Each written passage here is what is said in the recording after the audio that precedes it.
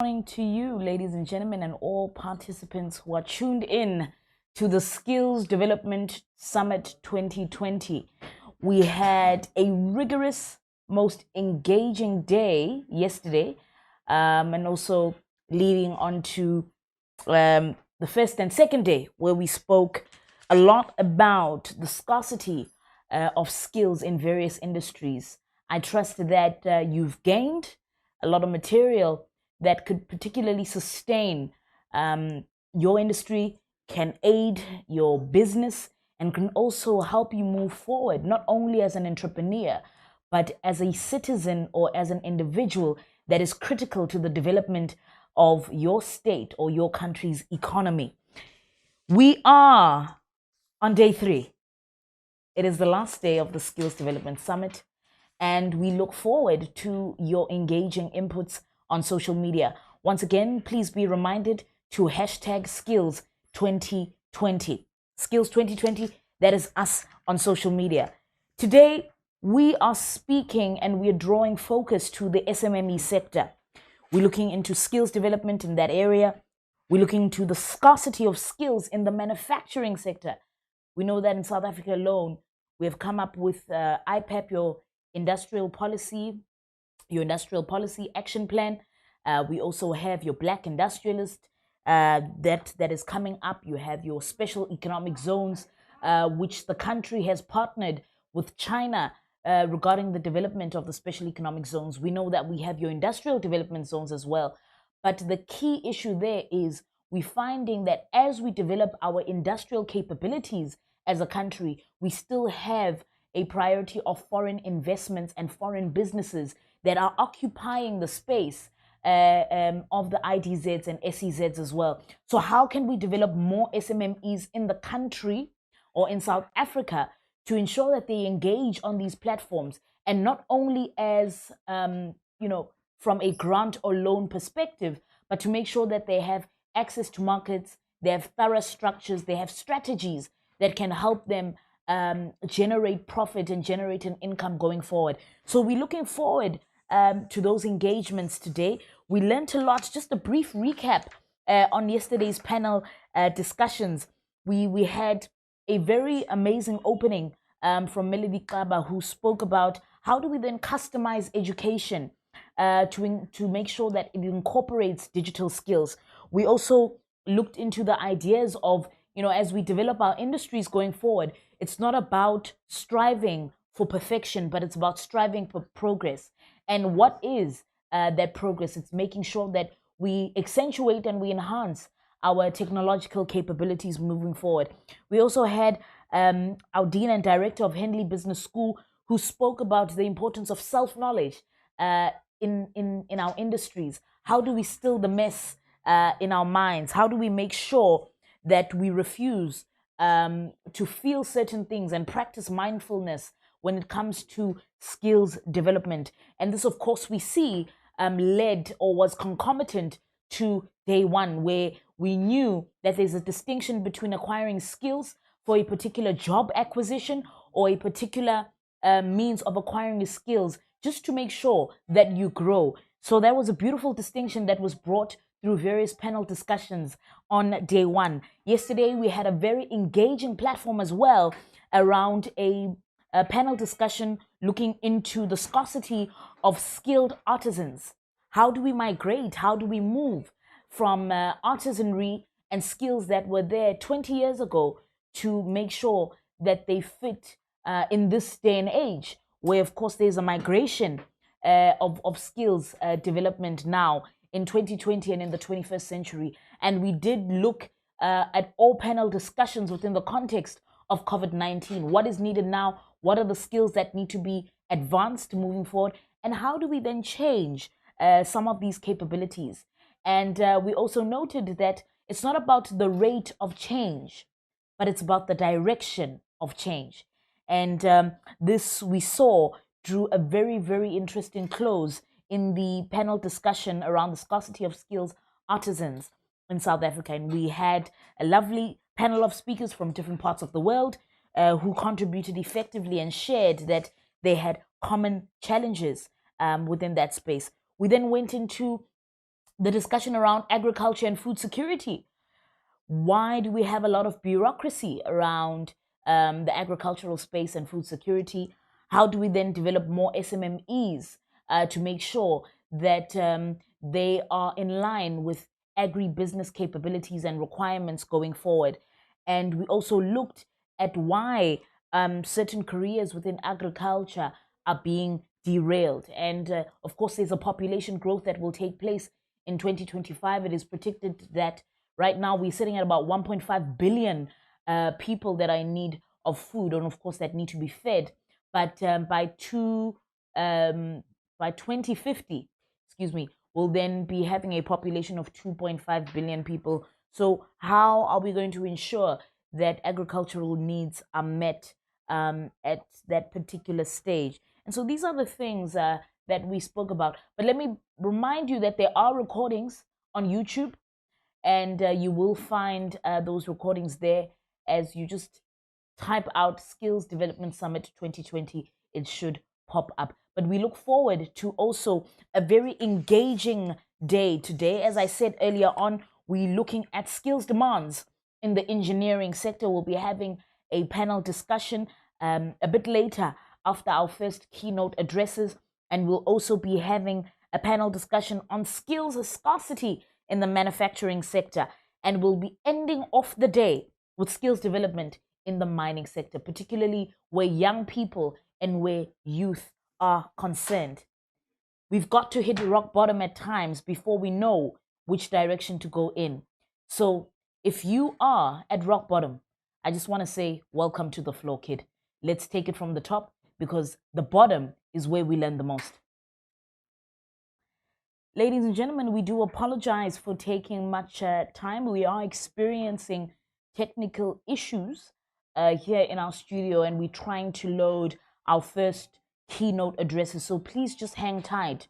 While you do hang tight, I then request of you to implore in your spaces a discussion around the Skills Development Act. Please add your comments on social media, the hashtag Skills 2020.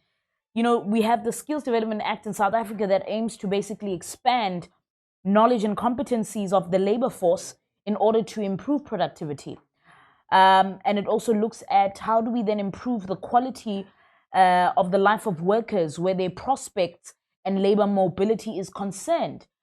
You know, it's all well and good to have, you know, policy efficiency when it comes to it being documented, but moving forward, do you think the Skills Development Act has been effective thus far in addressing labor issues in this country, and also in addressing our skills development moving forward? Also, moving on to that, and just parallel to that notion, is your Skills Levies Act, which was legislated in 1999. And basically, the aim of that was to fund skills development and to encourage a planned and structured approach to the developmental agenda when it comes to skills force. Do you think that the Levies Act is still continuing? Is it still effective? Maybe some of you can share your perspective, particularly from your organizations. What do you know about the 1% contribution that companies are supposed to make towards skills development, or the Skills Development Fund? So yeah, let's engage on that on social media. And then once we have loaded our first keynote addresses, we will kickstart that conversation. For now, we also looking into that approach and that question in the context of our SMMEs. We do know that we've been told that by 2021 or 22, 90% of our SMMEs will be in charge of employing close to 80% of our workforce. And it's very unfortunate with the COVID pandemic that a lot of SMMEs have had to close down. And the reality of the matter is more jobs have been lost. We just saw on the news that it's been reported that 2.5 million jobs have been lost alone in South Africa. And COSATU predicts that we will have more job losses in the country. So how are we going to curb that? By encouraging SMMEs to ensure that they continue to further develop, and to ensure that they have the capacity to employ people or individuals when it comes to sector development. So let's have that kind of dialogue. Please visit us on social media, hashtag Skills 2020. Add your comments about the Skills Development Act, your idea about the Skills Development Levy Act that was legislated in 1999. And also, if you are in SMME, please tell us about your struggles. Tell us about your challenges. If you have been affected by the COVID-19 pandemic, I know some SMMEs thrived within the COVID-19 pandemic. So let's have that discussion. And please hang tight, ladies and gentlemen. We are amending the current technical challenge. But for now, we want to give you a recap on our SMME Drive and SMME Summit that we had just about a year ago. And let's get from that video some ideas that we can use to facilitate and to also develop some of the conversations and engagements that we'll be having in the upcoming panel discussions. Hang tight and don't go anywhere.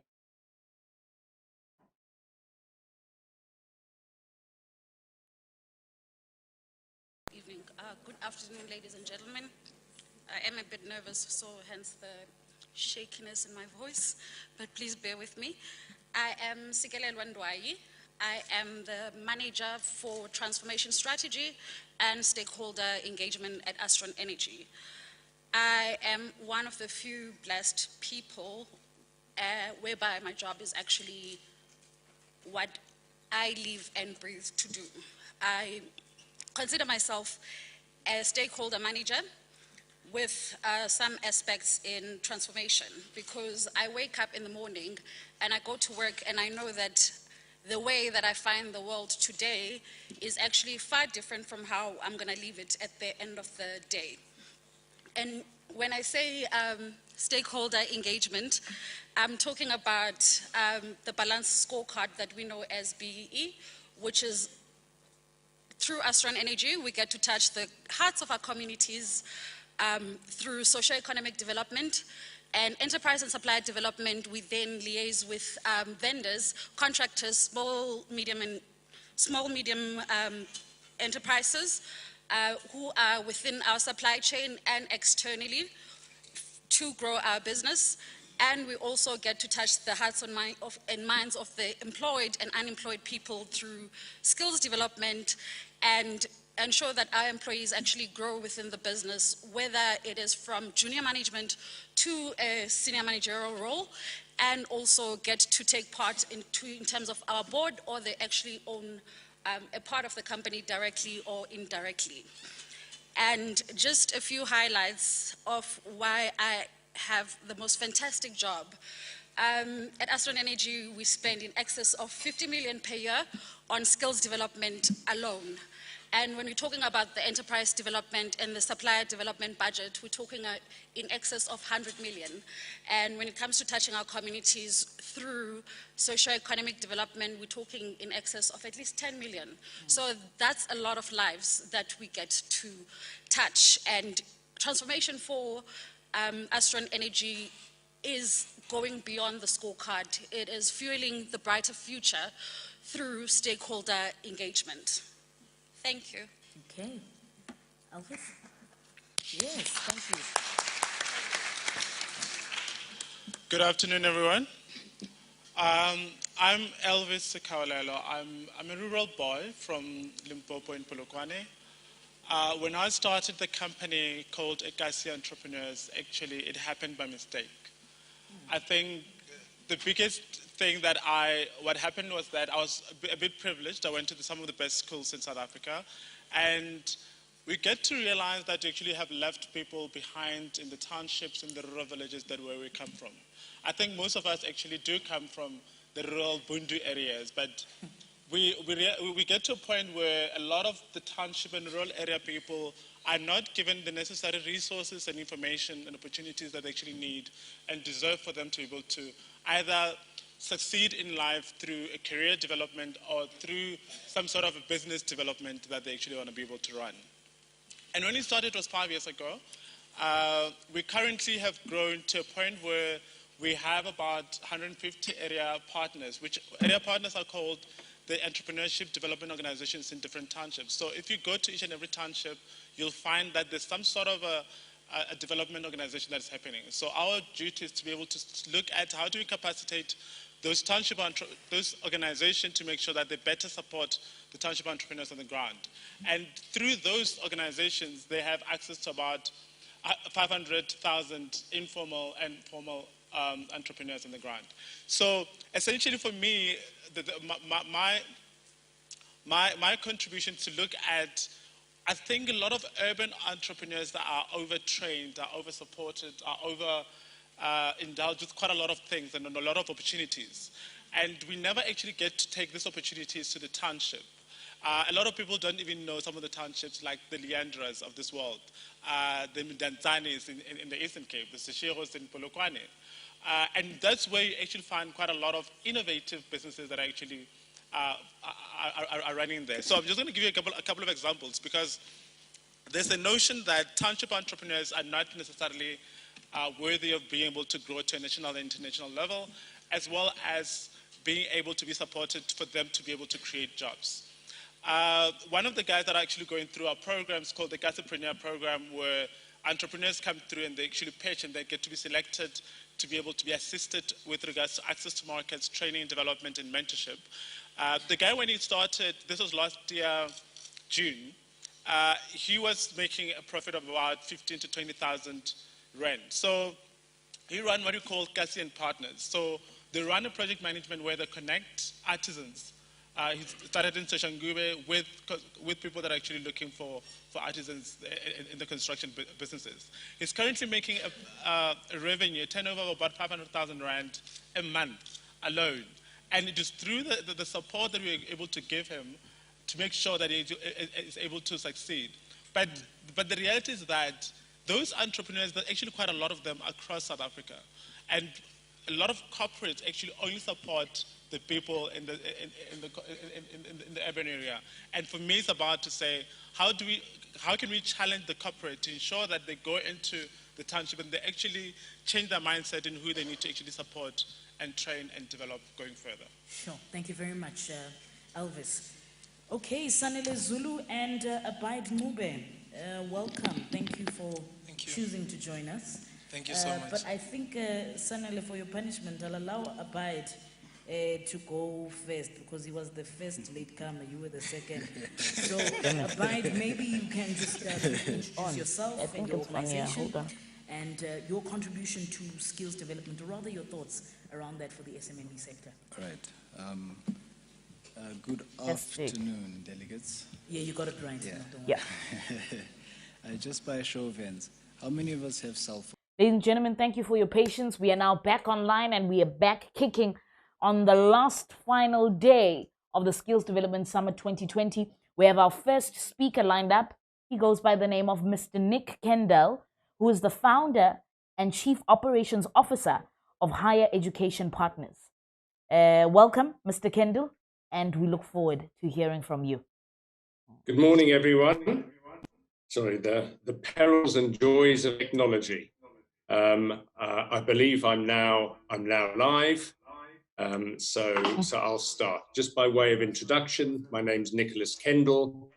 I'm the CEO of Higher Education Partners South Africa.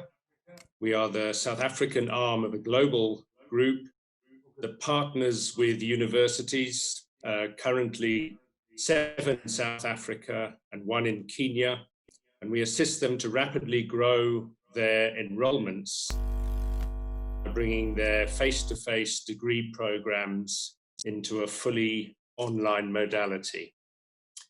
I'm going to share my screen. Just bear with me a second for some more technology. Hopefully you can see this, and also just for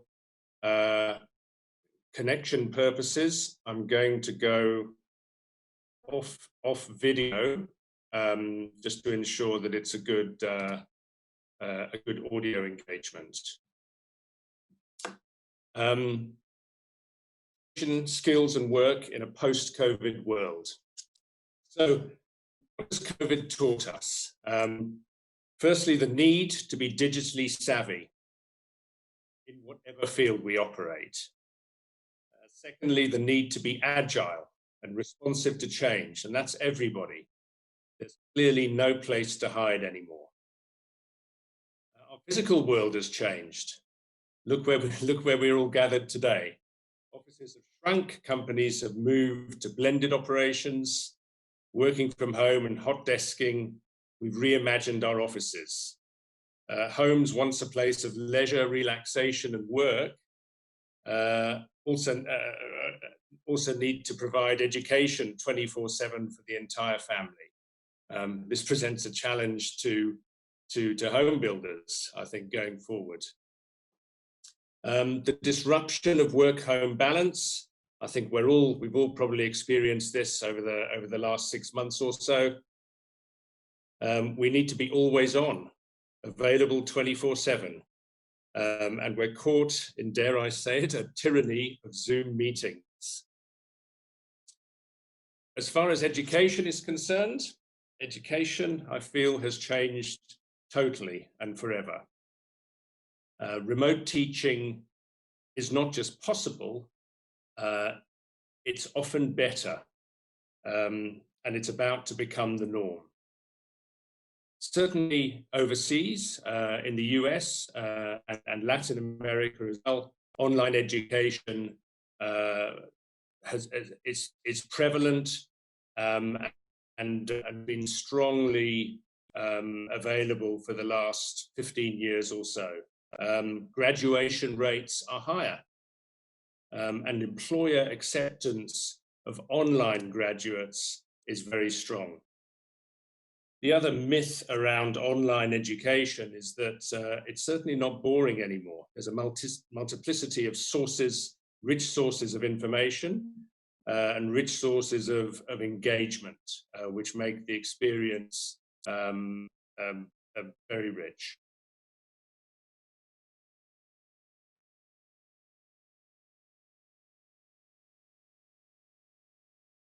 What does this mean right now? One-job careers are obsolete. The idea of working in a business for the next 40 years simply isn't going to happen.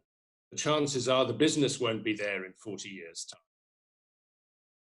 We have to be alive to the gig economy, the concept of having potentially as many as 8 different careers in our lifetimes.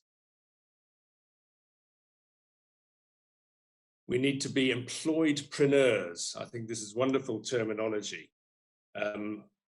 Whoever we work for, whether it's ourselves or a business, we need to be alive to the need of side hustling, doing different jobs simultaneously.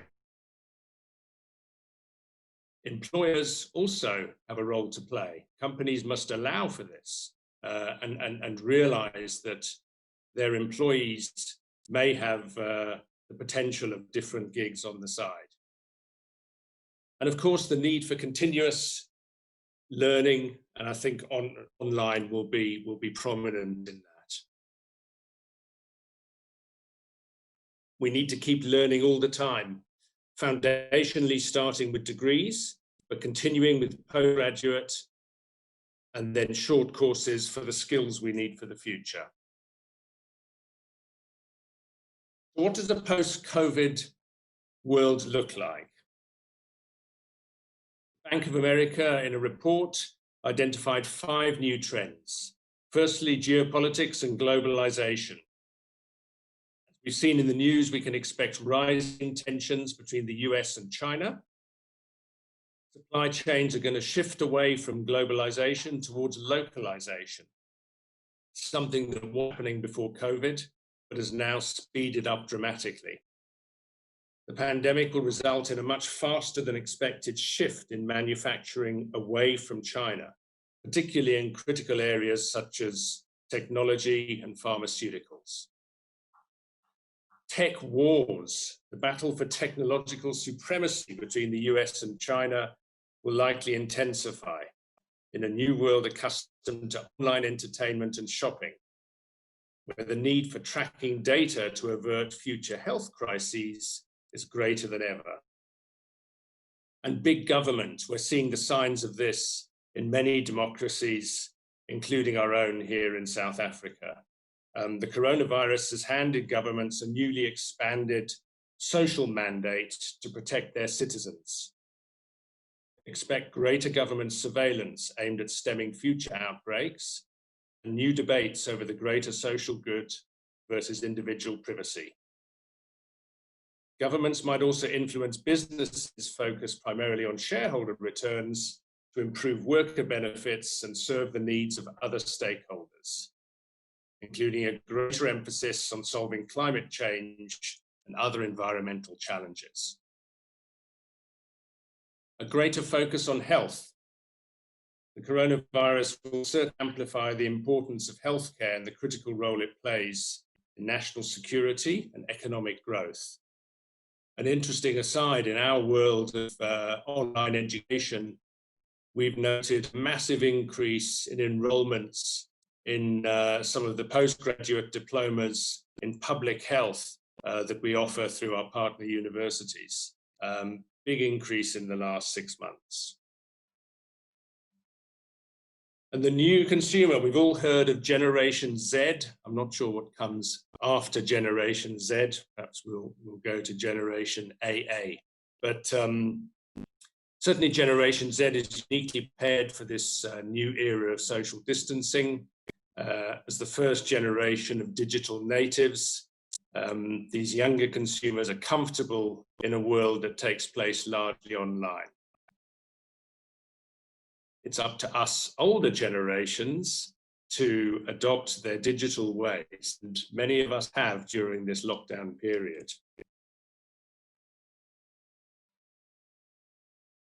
So how do we prepare ourselves? I think firstly, it's important to acknowledge that there will be other pandemics. The medical experts worldwide are clearly telling us this, and we need to prepare.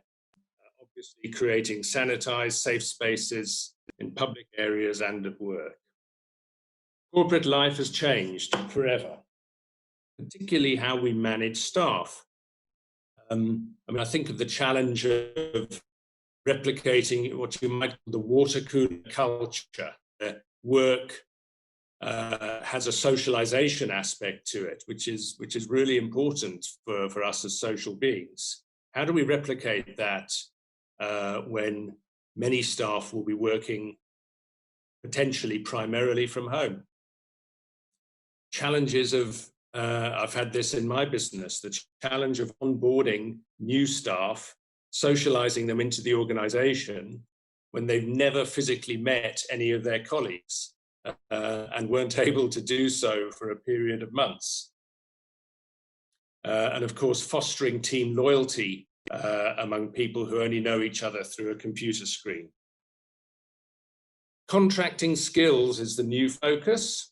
I think we're moving from a management culture of command and control to delegate and authenticate. And companies must create an enabling work environment. Clearly, access to data, to technology, to internet connectivity will be critical. But with all this, managing burnout becomes a reality, especially transitioning legacy staff to working from home systems. I'm sure all of us have or are experiencing Zoom fatigue, hopefully not during the course of this conference. What could the new normal look like? I think the transition to the fourth industrial revolution, the Internet of Things, big data, artificial intelligence, all those things we've been reading about over the last months and years will be speeded up tremendously. Most companies, particularly manufacturing and agriculture, will be facing a debate of automation over employees, a remote versus a low-touch working environment. And then the advent of A-commerce, automated commerce to replace e-commerce through artificial intelligence. Shop streaming, something I came across when researching this talk, a new Chinese trend blending e-commerce with live streaming. And of course, if we haven't already, we're going to develop virtual companions, our digital assistants, chatbots, and the like. Of course, the rise of the experience economy. Many will have read about this. For many of us, it may well have become a reality over the last 6 months. Physical travel, concerts, events will be replaced through immersive technology. In higher education, the demise of the university campus, I wouldn't go so far as to say the elimination of the university campus, but I think it is fair to say most universities are facing static growth in their enrollments, face-to-face programs. Universities are facing tremendous funding challenges, won't have the resources to further develop their physical infrastructure, which really points to the rise of online learning in the education space. Students that have never set foot on a university campus will be able to complete their degrees. And the pivot from emergency remote teaching, which is something most universities quickly had to adapt to during the COVID crisis. But emergency remote teaching is really defined as a lecturer delivering his lecture in front of a Zoom screen. That's quite distinct from a fully online, highly curated, rich, engaging, active learning experience. As I mentioned, the outcomes are better, the graduation rates are better from US experience over 15 years. And I think the key thing is that students will be more prepared for the world of work, not just around what they've learned, but around how they've learned it in a fully online learning experience. And finally, new skills for this brave new world.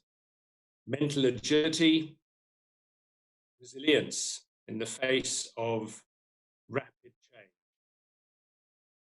Resourcefulness, our ability to find answers anywhere from a multiple of sources, to curate those answers into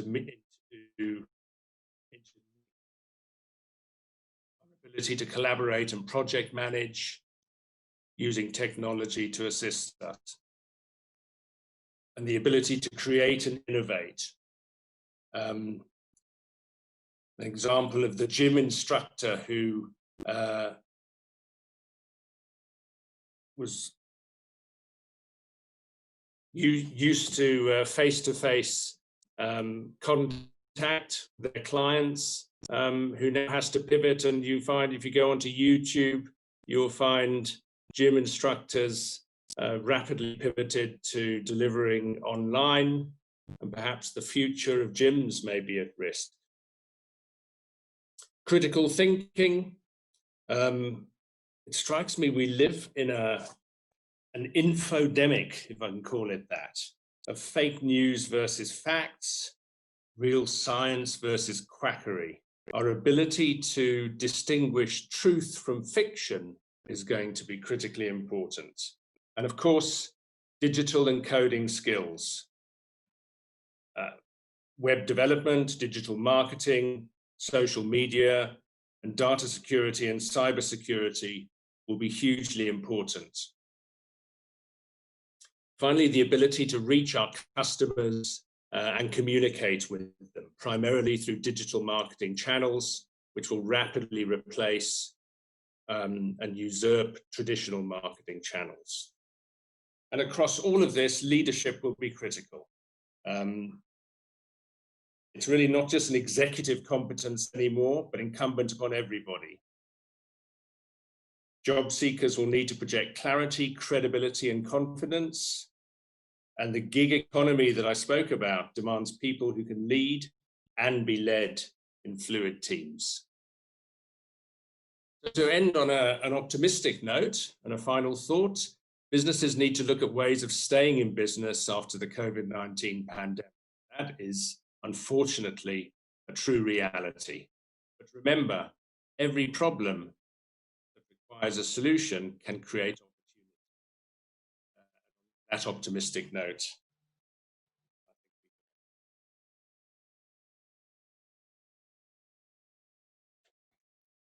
Ladies and gentlemen, that was Mr. Nick Kendall, founder and chief operating officer of Higher Education Partners. That was truly informative, Mr. Kendall.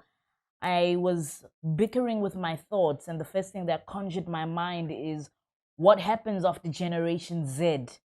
Who's coming up after Generation Z? And you provided clarity on that matter. So now we know that after Gen Z, we've got Gen AA. So we look forward to exploring what Gen AA is going to be all about. And thank you very much for then helping us really think deeply about COVID-19 in context to education and the SMME development, and what COVID-19 truly has taught us. One, to be digitally savvy. Two, the need to be agile. And three, how education has changed from a classroom context to now digital. So we're seeing that more graduations will occur because people will be tuned in online. I really, really admired your input on the gig economy because that's what it's all about. So when you're saying that now the side hustle has to be advanced in this day and age, we're now seeing that COVID-19 has taught us we can't rely on one income stream alone. We need to have multiple streams of income. And it's very unfortunate that of the world's population, we have the most educated of them.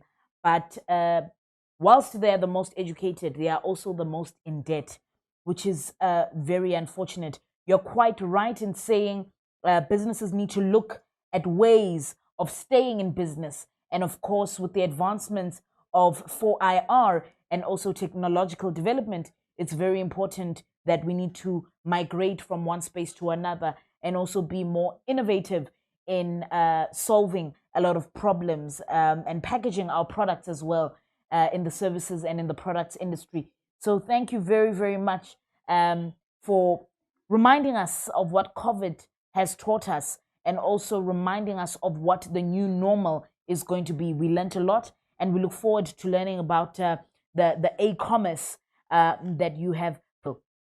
Just before we move on to the next speaker, I'm reminded about leadership, that growth and development of people is the highest calling of leadership. And thank you very much, Mr. Kendall, for reigniting and affirming those thoughts from Mr. Harvey Firestone. Without further ado, ladies and gentlemen, and as we try to save time because we have lost a bit of time with the technical areas that we had, we'd like to call Mr. Wynand Goosen, who is the CEO of Skills Book. So he will be joining us in a few minutes right after this.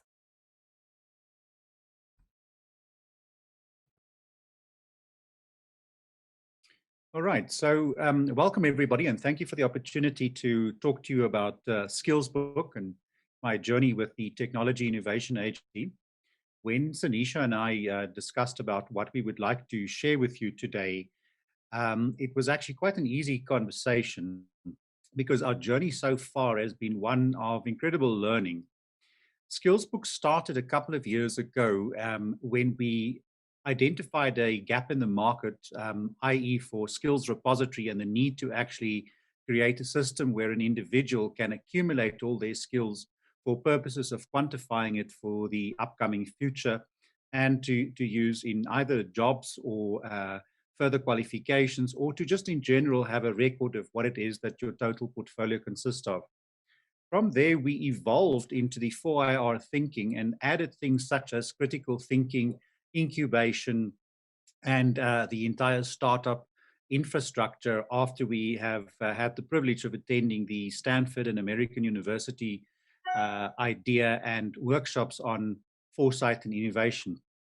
The idea of incubators were born shortly after.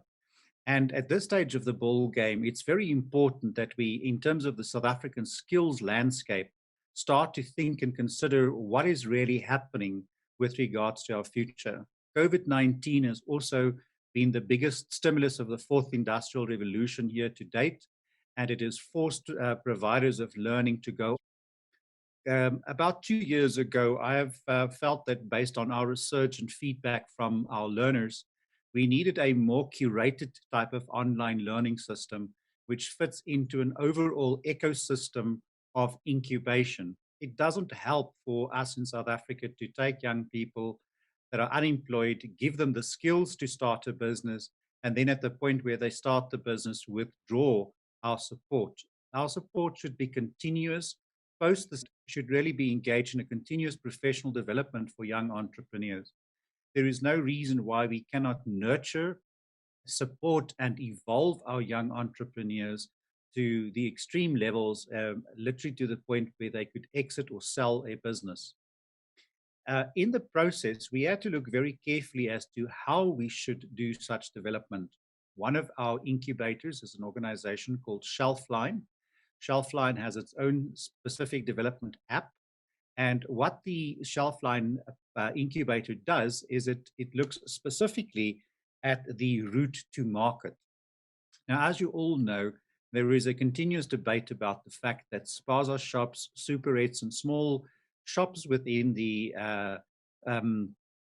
local neighborhoods and rural areas mostly belong to foreigners. And it is also true. Research will show and will prove, and we do have those numbers, that most of those shops actually do belong to foreigners.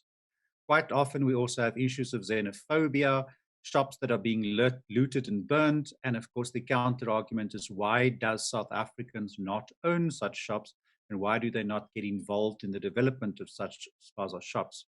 Well, with the introduction of the route to market, we have identified and disrupted a very specific, unexplored part of the small business environment that most people actually overlook. The route to market, as it suggests, is exactly that.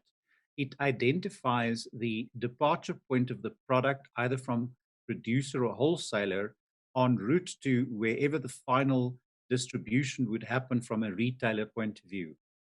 That route to market, as it stands in South Africa, is a situation whereby local people from their local villages, local towns, local neighborhoods can be capacitated to manage the flow of fast-moving consumables and goods from producers, wholesalers, to SMEs within such neighborhoods.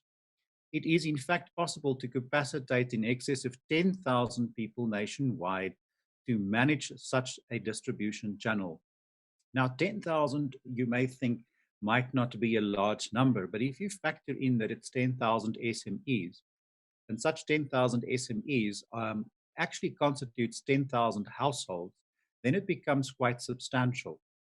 In this process, one can actually really look at perhaps a situation where at least 40,000 people's lives are touched from those families, not to mention the enhanced and improved value for the SMEs themselves, the retailers themselves, in terms of faster product, better quality product, and also in a lot of cases, better pricing for their products. The incubator process is very interesting. What we have in fact done, as we've said, in this route to market by what we call an FSR, or a field sales representative. The FSR is the person that eventually becomes the SME that owns his own route to market distribution organization. What we have proceeded to do next was to profile the role, the functionality, the requirements, and the competencies of the FSR, and came to the conclusion that what was needed was a portfolio of very specific skills. Again, back to the fourth industrial revolution, we introduced things such as critical thinking, which we have used before as well with the Technology Innovation Agency. In excess of 12,000 people has gone through our critical thinking, and our report back and absorption in the market has been extremely positive. In addition to critical thinking, we obviously also would need to have a strong dose of very specifically entrepreneurial skills. And for the entrepreneurial component, what we have decided to do is to use the new venture creation learnership to enable us to deliver the required skills. But that wasn't all. There are also a lot of other very specific problem-based skills that are being added. But the approach that we followed is to say, if we could manage to actually wrap the learnership around all these skills, as opposed to what happens normally the other way around, we could come up with a product which is not just an incubator, but also for the learner delivers an accredited qualification. This accredited qualification has the opportunity then for funders to come on board. And this is where I really would like to invite Corporate South Africa to come and join us in our quest to develop and grow the route to market business. It is very much possible for corporates to join this process and sponsor a learner, and also at the end of the day, have a positive return on investment. With the current situation of tax rebates, ETI benefits, etc., a corporate participating in the process of route to market can invest as little as 78,000 Rand per person and have a return on investment of around about 92,000 Rand per person. In addition, all of this spend qualifies under skills development as BEE spend, and in certain cases, also very specifically under SED and ED spend within the BEE framework. So all in all, it is a situation which really benefits all the participants on board. Another thing that deserves to be mentioned about the route to market incubator is that it isn't just simply a one-year process. The first year is simply the capacitation to get the individual to the SME level of FSR. And in the second and third years, there are further programs that further capacitate the learner on a combination of CPD skills as well as further accredited programs, depending on the specific needs and the streams that the SME is on. Either way, in total, we present an opportunity which is a long-term solution, and as mentioned, could supply SME positions for at least 40,000 people or more. The most important thing to remember in terms of what we do is that our deeds should lead to what I would call economic emancipation. And by economic emancipation, I'm saying it doesn't really matter whether the person works for themselves or works for somebody else. At the end of the day, what matters is whether their deeds could lead to a reasonable, effective, and a respectable income to support both themselves as well as their families. Ladies and gentlemen, and I think that's round about my 10 minutes done. I thank you very much for your time and for listening to me, and I hope that we could count on your support and participation in the Route to Market Incubator in delivering an ecosystem that serves our country. Thank you very much. Gentlemen, those were sentiments and thoughts from Mr. Wynand Goosen, CEO of Skills Book.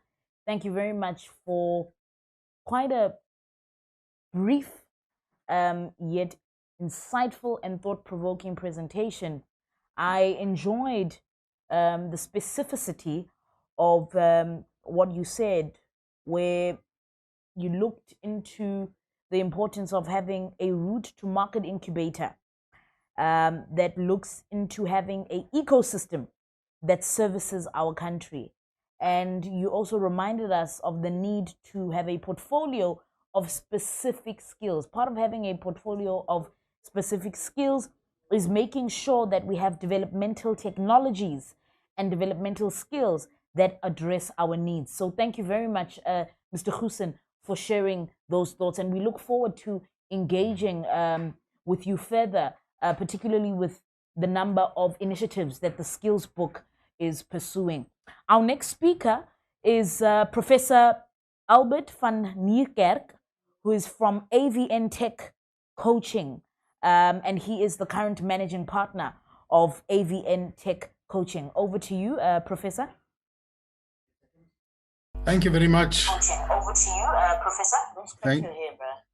Thank you very, very much for the opportunity, and I would just like thank you very much to say that we are very happy to be with you guys, and I think I'm going to talk about the most important skill that entrepreneurs need, which actually gets the most less attention, and that is what we called money.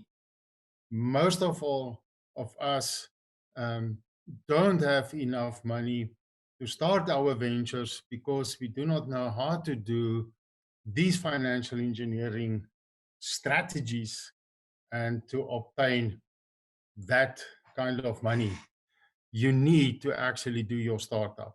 So I would like actually to share a screenshot with you now. And the first thing I need to say to you that it's not your product or your market or your technology that's important. It's essential business processes and your ability to transform that process into a strategic capability. So it means we must do it. So there's a new value chain which is caused by technology, global markets, and the sheer speed of communications. We need to do something differently. And I would like to actually look at something that we say you need to build your business opportunity. So it's not always your technology that is important. So if we look at the opportunity, how to build that opportunity, it consists of your business case. So we need to build a business case. We need to do our intellectual property portfolio. That's very important. And then something that we really lack the skills is our financial engineering strategies. You need a financial model. You can't build it just on financial statements, and you need a good financial strategy. The problem we have is because we don't do this, we have a nice thing which we call the valley of death. And this is where our projects die. Even though we have very, very good technologies, and we've got very good business cases, we don't actually have the money and the resources to fund the startup financial requirements. And one of the most important things is that we don't have enough finances. So most of us start bankrupt, and it's because we lent a little bit here, we lent a bit there. We make use of grants. And in the financial strategy, grants are good for us, but from the financial market point of view, they will call us grantrepreneurs. So we need to build good financial instruments. And if you look at the project Research to Industrialization, you will find there's a process, and here we work, and here we will find the value of death. It's in that startup processes to get our projects from the ground. So the question is, who finance what when? And this is the first thing that we need to understand. It's in our cluster of skills that we build, we need to understand who is really financing where and what. And I made a little chart for us, saying more or less how much money you're going to need. So you need your market research done, and or there we say it's own capital. We call it the fools, the friends, and the family. But it goes in as own capital, and nobody will finance that. Your second one is to identify your feasible idea that's going to support your technology. So there you're going to need around about 20,000 rands, and that is your own capital too, or as I said, from the fools, the friends, and the family. Then we go into a formal business planning process to compile a bankable business plan. Now, let's just say, very important, it's a bankable business plan. It's not a generic business plan. And here you're going to need around about 850,000 rands, and that can be financed from own capital, parastatals, business angels, but your formal capital markets will not be there. And this is not where you're going to see venture capital. They don't finance there. Also your banks, your debt financing. This is not where they finance at all. So we need to build financial models that will actually help us to have the right amount of money to start the business. Good. And that is also a part of which proves the viability of your project. So the viability means, can we manage this project over time and at sustainable profits?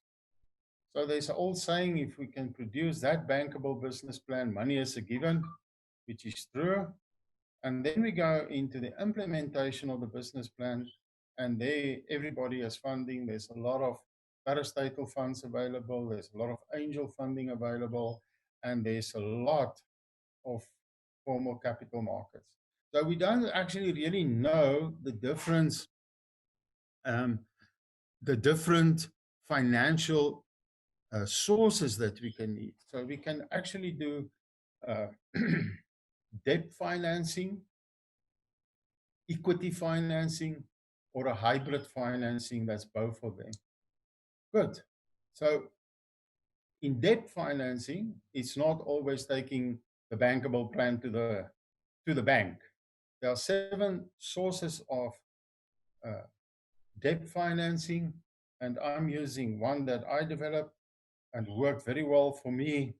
It's called a bond, a debt security finance.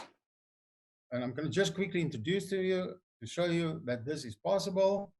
And we've done already up to 500 million rands of investment since March up till September now. And this is where we say we build our opportunity and we are lying in the technology business opportunities. Then we buy the build the financial instruments. This is your PTY Limited. And we can do an IP asset-backed securitization on that. And then we build a debt security bond.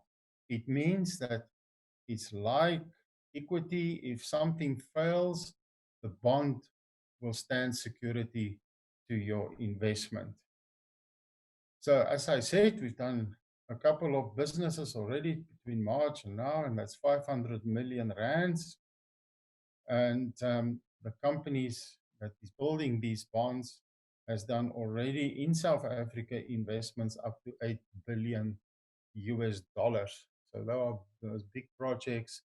So what I want to say is that if you really know how to do something, how to build a financial instrument and a financial model, not financial statements, but financial models and financial instruments, you can gain access to formal capital markets. So here again is our new value chain approach, and it's in this build the feasible business opportunity that we actually build the business case, the IP portfolios, and the financial models to secure for us the capital that we need to establish the business and manage it. Now, where can we do this skills development? That is with the TIA Academy, with Senisha and Wynand, Dr. Wynand that just spoke, to take you guys really through this process and capacitate you to build feasible business opportunities, obtain your financial requirements that you need for the startup, and joining up with the skills book from Dr. Wynand to assist you guys to manage these opportunities over time and at sustainable profits. So if you are interested in this line, feel free to contact our Senisha there at the TIA, and we can introduce you to the TIA Academy. It's a 4-house system that will take you through the dynamic processes of formal business planning, facilitate your finances, and start your business and make it work. Thank you very much. That was Professor Albert van Niekerk.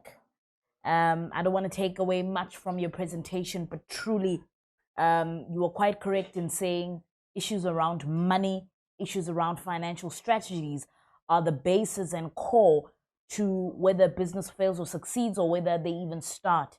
So we look forward to engaging with your notes and your presentation there, Professor. I'm really enjoying what you and Dr. Vainand had shared, just new terms that I think we are using now currently as food for thoughts. You told us about the generation that is coming up around grant entrepreneurs and grant entrepreneurs that are now depending on either grant loans or loans or even from an NPO, NPC or NGO space, how grants are being now used as a basis to fund businesses. So thank you very much for then sharing what are the new value chains that we should be approaching. And you actually reminded me of a simple arithmetic that says that your income will or can only grow to the extent that you do. And those are sentiments shared by T. Harv Eker. So thank you very much, Professor, for sharing that. We'll now have our last keynote address for this particular segment, and he goes by the name of Mr. Sonwabe Fuma, who is an associate director at ACI SA. He is a regular feature on the Skills Development Summit and also the SMME as a speaker. And I mean, his contributions are great and phenomenal. Please don't forget to sanitize or wear your mask if you are in a public space. Mr. Fuma, we're looking forward to hearing from you. Over to you. Thank you so much. So firstly, before I commence, I think I want to take this opportunity firstly just to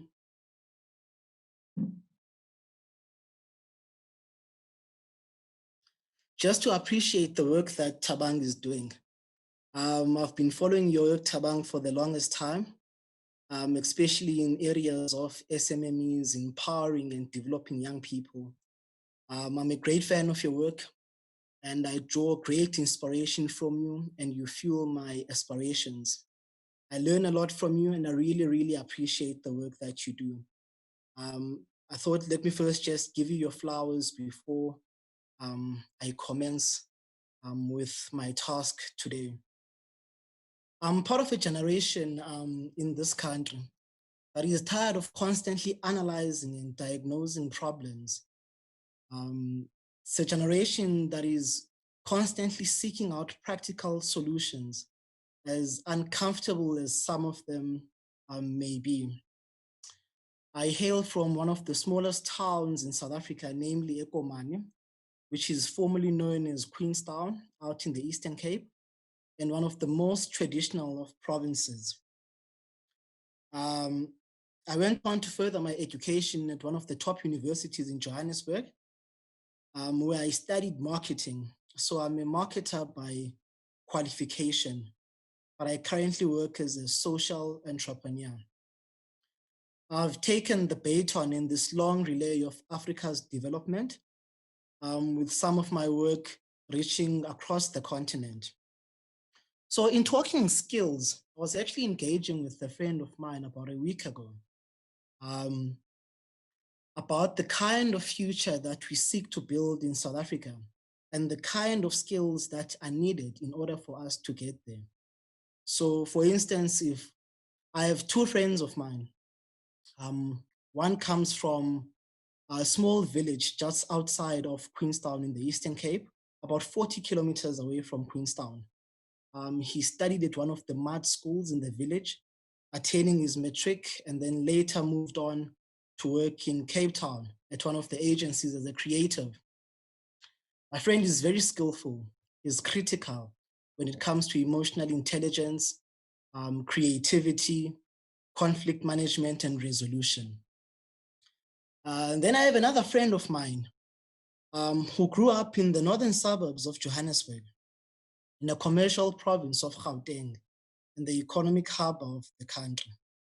Attained his education at one of the top schools in the country, and later advanced his education at also one of the best universities in the country.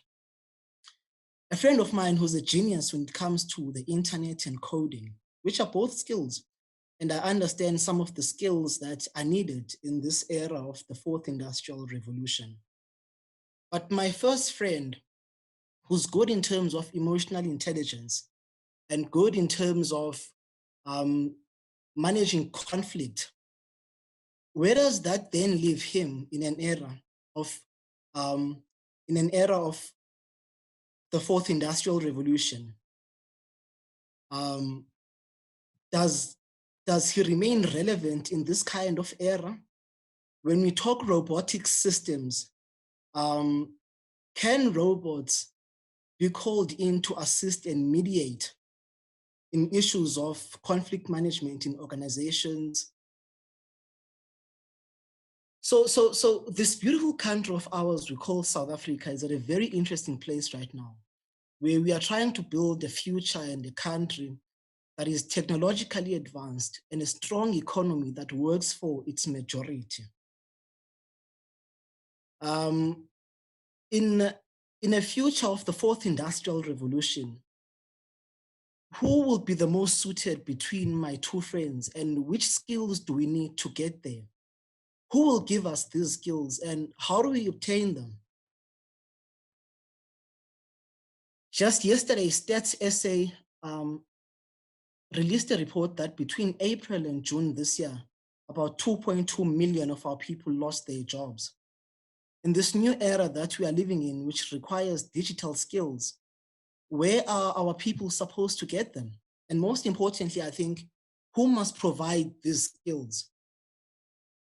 We've also learned that the Department of Basic Education has introduced a grade 9 exit certificate as part of their global strategy for those young people who may want to go to SETAs and pursue other skills and careers such as plumbing. But in a country such as ours, where our literacy and numeracy standards are low at the lower grades, could this maybe be a practical solution? I think our basic education is one that has been for the longest time encouraging and producing young people whom I don't think will be effective and productive in bringing us this new society and future that we are trying to imagine and build. Coupled with the various government agencies that are aimed at encouraging business acumen and entrepreneurial mindsets, I don't think with the current methodologies and strategies, we'll be able to realize that future. So how do we begin to create young people whom are problem solvers to the core and who understand that education is meant to empower us and in turn empower our communities and service the African continent? I think we've got to rethink our education as a whole and should be aimed at encouraging behavioral change and producing young people whom are problem solvers. Our education must speak to achieving systematic change and encouraging social urgency, mobility, and encourage young people to different forms of incomes that assist and support them progress in their livelihoods. I think we've got to create young people that have strong entrepreneurial mindset, starting at a basic education level. Our young people must understand that entrepreneurship, or rather our young people must understand entrepreneurship beyond economic management sciences, which is the subject of EMS in high schools. We've got to conscientize young people about our communities, how we access our goods and services, and the mastering of that understanding at an early age so that they can create new supply chains for themselves. Whilst we appreciate the work and informal education done by one of the foundations out in Rwanda with young people and introducing them to entrepreneurship, I think there are many lessons and teachings that we may want to draw there. And one of those would be the bottom of the pyramid theories. Studies show that many poor people, youths and women, are mainly the base in which big businesses thrive. For instance, if you give young people some of your products to sell, they'll definitely do, but such strategies don't have the multiplier effect.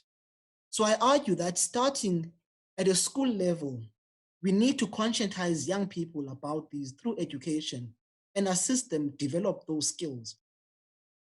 The National Youth Policy of South Africa which is coming to an end at the end of this year, and a new draft will be in effect from next year, is also not in par with some of the challenges that many of our young people face.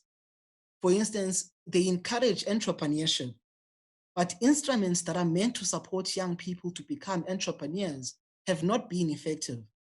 For instance, recently the 1,000 Entrepreneurs campaign by the National Youth Development Agency was oversubscribed in just weeks, and 1,000 of other applications were pushed aside. This is just one example of a failed government intervention, which, if it was well funded and structured, it would have seen many young people with already existing businesses benefiting from those resources. I further argue that we've got to have programs that are aimed at uplifting small businesses, and they should have a specific focus on youth-run enterprises to thrive. So how do we begin to create skills development in a more formal education? In high schools, we have the subject of life orientation and economic management sciences, essentially EMS, which is not responsive to the many challenges that are faced by young people when they leave school and transition towards higher education and training, and then later towards employment. I think the two subjects arm us with some of the needed knowledge, but need to be tailor-made to address some of life's most pressing challenges of young people, such as financial literacy, savings, and investments, which I think are also skills needed to thrive in this kind of future that we are building. As much as we are taught in the subject of life orientation, Bible studies, and healthcare, I think we've got to include a component of entrepreneurship, where our young people are encouraged to be problem solvers and in turn develop businesses aimed at addressing society's challenges and in turn make profits for marks, which then determine whether you advance to the next grade or not. Such programs also then infuse an entrepreneurial spirit amongst our learners and encourage young people to play a more active and bigger role in addressing some of the socio-economic challenges that our country is confronted with, and can also be job creators. This then also speaks to government also supporting such by developing business policies where our young people can get a payout at the end of their basic education to start businesses from an early age. Businesses should also invest in such programs by funding some of the entrepreneurial initiatives commenced by young people, and also invest their time in the mentoring and coaching of these initiatives. Just imagine how beautiful it would be, for instance, if we were to include entrepreneurship as one of the components of life orientation, creating young people who are financially savvy, who understand investments, and with a problem-solving mindset, and who view challenges as opportunities, develop businesses aimed at addressing society's challenges with support such as business policies that their parents would have then invested in for the longest time and can claim their rewards and payouts at the end of their basic education journey, and start these things we call economic instruments. Big businesses also come in and assist in the coaching and mentoring of these young people and their businesses, because nowhere in the history of this world have we seen countries come out of the quagmire without the assistance of big business. I often say that when I graduated with 2 years experience from university and created more than 1,000 employment opportunities within those 2 years, whilst I was still a student. I was part of an entrepreneurial organization that's aimed at curbing socio-economic disparities that are faced by poor and underprivileged communities. So when we say all shoulders to the wheel, it should be all shoulders to the wheel.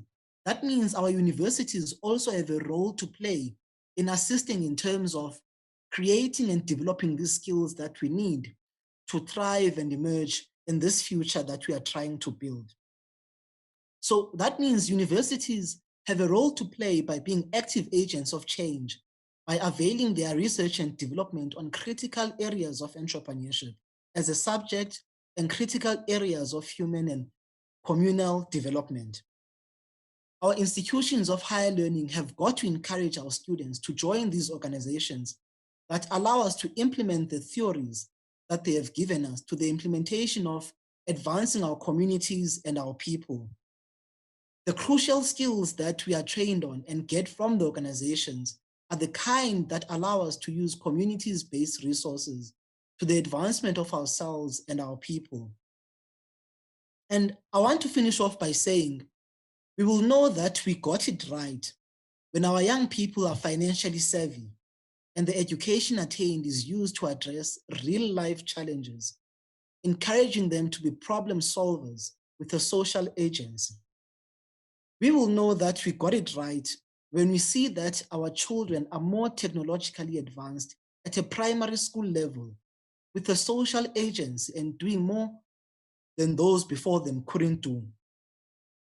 We will know that we got it right when coding and equally the ability to communicate well and have emotional intelligence are the conversations around our dinner tables at home.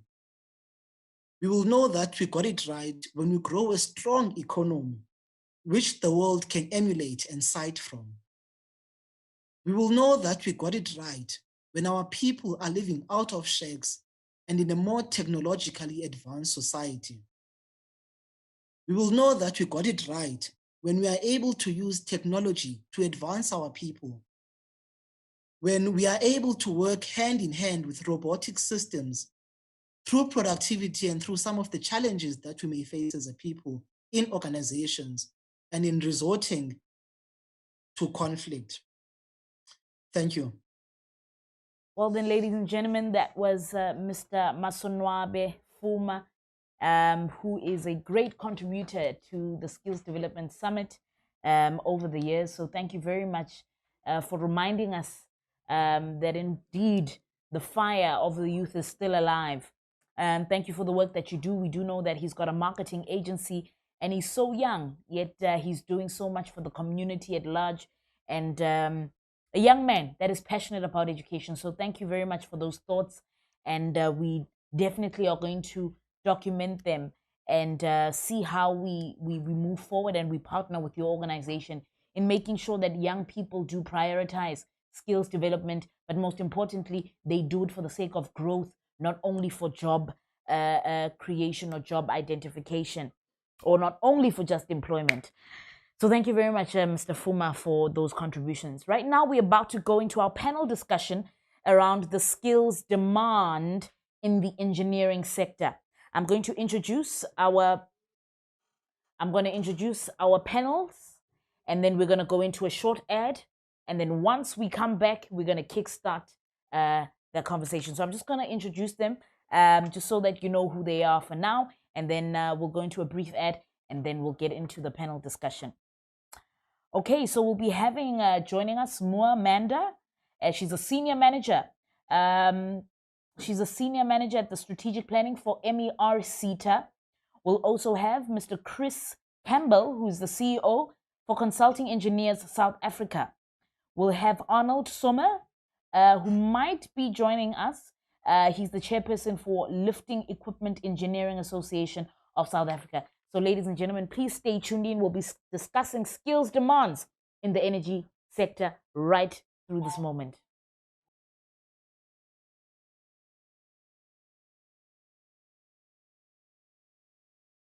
Back to the Skills Development Summit 2020. We are now on our panel discussion regarding skills demands in the engineering sector. It's very unfortunate that we ran over time. So our other panelists are stuck in meetings and so forth, so they will be joining us. But Mr. Muamanda, we have you. I think maybe we can just have a chat just on the subject matter. Please tell us more about the MER CETA, what they do, the strategic objectives, how you're helping to develop skills demands in the engineering sector, and also what are the current initiatives and projects that MER CETA is doing to answer this question around the demands in the engineering sector. But please introduce yourself, your role as well at MER CETA, and yeah, we'll engage going further. Yes, thank you so much, Tabang, for having me this morning. It's still morning, I see. Yes. As Tabang has already introduced me, my name is Dr. Momanda. I'm the Senior Manager for Strategic Planning at the Manufacturing, Engineering and Related Services Sector Education and Training Authority. It's one of the 21 Sector Education and Training Authority, which specializes, or our focus in the manufacturing and engineering sector is basically on 5 subsectors in the manufacturing and engineering industries, basically, metals and engineering, plastics manufacturing, automotive manufacturing. We have now developed a 6-chamber, the motor retail is now a separate, subsector on its own. We've also now developed what we call the motor retail, component manufacturing, subsector, which is basically to support the automotive, the automotive sector. As some of you might be aware, there is an automotive master plan. So we try to align, our operations, to some of the strategic, or national priorities that are set by government. So what we basically do is to facilitate skills development, like I've mentioned, in those 6 subsectors. It used to be 5, right now it's 6. By working with, we work with higher education institutions, we work with TVET colleges, we partner with government, we partner with both at a national level as well as at the provincial level. We also work with employers as well, our different industries, our industry bodies, as well as labor, in terms of trying to address, the skills development challenges in those subsectors that I've mentioned. And as some of you are aware, the manufacturing and engineering sector is one of the sectors that is being, disrupted by the advent of the 4th Industrial Revolution. And as a result, our key focus areas is really to assist, South Africa better prepare for the 4th Industrial Revolution, from a skills development perspective. We've got quite a number of challenges, especially looking at the labor side of things, where more than 30%, if not more, of our labor market, especially in the manufacturing and engineering related, services, is mostly unskilled as well as semi-skilled, labor. And with where we are going, it's clear that we will require, highly skilled labor as a result of the, the rapid advances in technology, as well as the innovations that are brought by the 4th Industrial Revolution. So it's quite important that us as a SETA, we help, industry as well as better prepare, labor to fully take advantage or leverage, the benefits brought by the 4th Industrial Revolution. Because if, as South Africa, we don't take advantage of this revolution, we will be left behind, like we've been left behind, especially looking at the continent of Africa. When it comes to issues of industrial development, we're left behind in the first, with Industry 1.0, Industry 2.0, Industry 3.0. So we can't afford, to lose that boat. And so it is really incumbent upon us, over and above some of these factors such as policy, investment, to ensure that we have the right adequate of skills, to support, our ability as South Africa to take fully advantage of the 4th Industrial Revolution. 100%. Thank you very much for those inputs. I just want to check if we have more of the speakers that have joined us. I think 1 or 2 have registered. I'm just going to confirm quickly, Mr. Moore. But just on that note, how do you think we can sort of improve issues of production and extraction and beneficiation as well? I know that currently we have issues around beneficiation. It's happening at a minimum. So for example, turning iron ore into usable items like tractors and so forth. How do you think we can develop that segment of engineering or industrial capabilities more? Yes, I think for me, it's about how do we improve, our innovation, research and development capability. Yeah. And obviously beneficiation is really looking at, looking at skills at a higher level, skills in the STEM, basically in the STEM side of things. How do we improve our innovation, research, and development capacity? If you compare South Africa to other BRICS countries, such as the likes of Russia, such as the likes of India, such as the likes of China, innovation, research, and development capability is very low. So that's one area that we really need to focus on. There's been initiatives, obviously, by government in terms of one of the initiatives has been, supporting, PhDs, the throughput of PhDs in South Africa. But I think more efforts, need to be done in terms of, especially within the STEM, within the science, technology, engineering, and mathematics side of things, because unfortunately, because of some of the challenges that we face in South Africa in terms of our education system, we haven't really been able to produce enough STEM graduates, because even at an undergraduate level, because in order for you to produce that kind of skills, you need to at least have a good basis in terms of at an undergraduate level that will eventually, feed into in terms of higher education, as well as, research institutions. We have one of the biggest research institutions here in South Africa, which is the Council for Scientific and Industrial Research, as well as other, the geological institutions and stuff like that. So I think we really need to invest a lot as a country, not just government, but industry as well. Because when it comes to innovation, research, and development, it's not only the responsibility of government. It's how does government, partner with industry, as well as, higher education institutions, in ensuring that we produce the kind of skills and the kind of capabilities that are required, to support initiations such as beneficiation. Because if you look at beneficiation, quite key as part of the localization, as well as the reindustrialization strategy that government is trying to push as part of the economic growth and development agenda. Okay. Thank you very much, Mo, for those contributions. I'm just going to welcome Mr. Chris Campbell, who's the CEO of Consulting Engineers South Africa.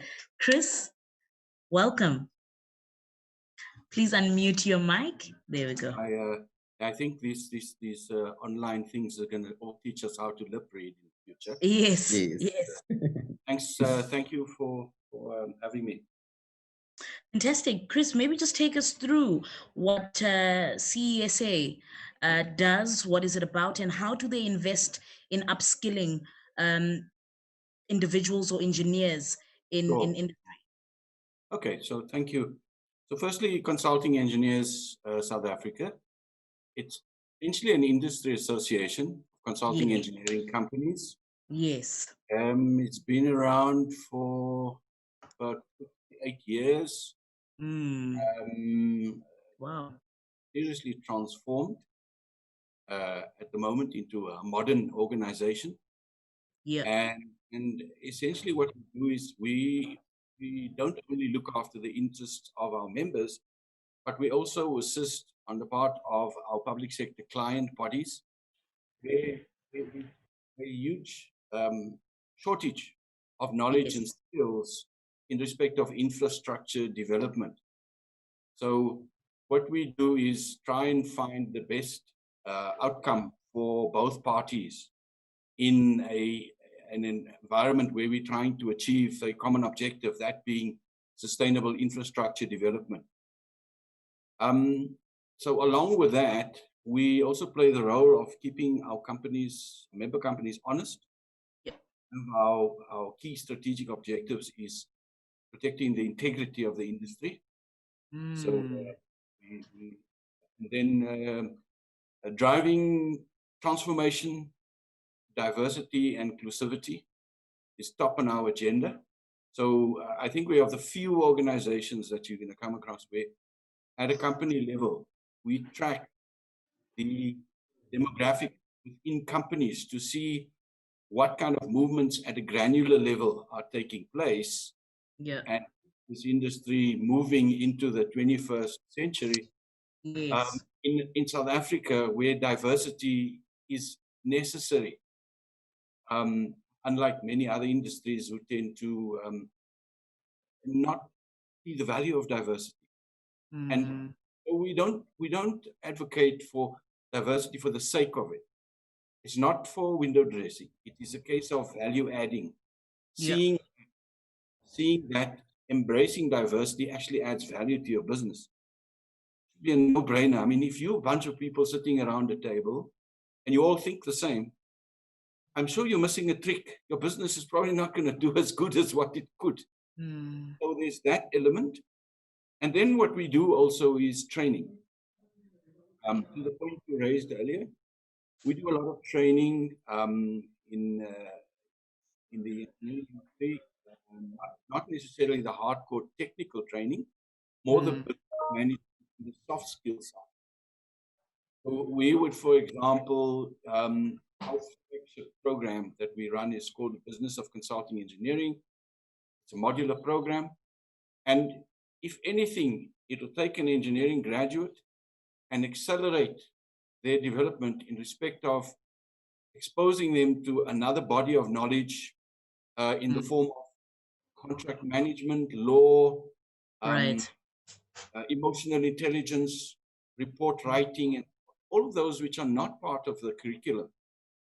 So essentially what we do is we're looking at how do we develop leaders in our industry. I mean, you don't expect somebody to have graduated tomorrow and then they become a board member the following day. I mean, they need to own their space. They mustn't be placed there and wonder, what am I doing there?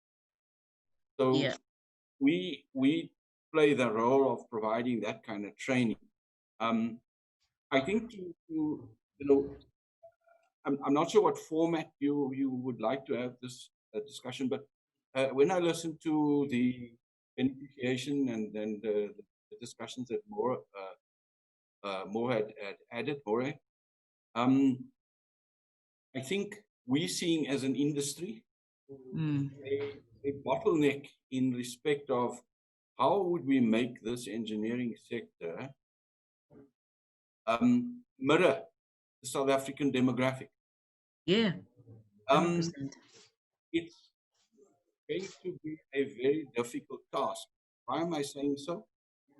I have in front of me a sheet of paper with stats been gathered from the Human Resource Development Council. This is an entity by government. And somehow we seem not to be perturbed by the fact that we're trying to drive STEM as one of their main objectives.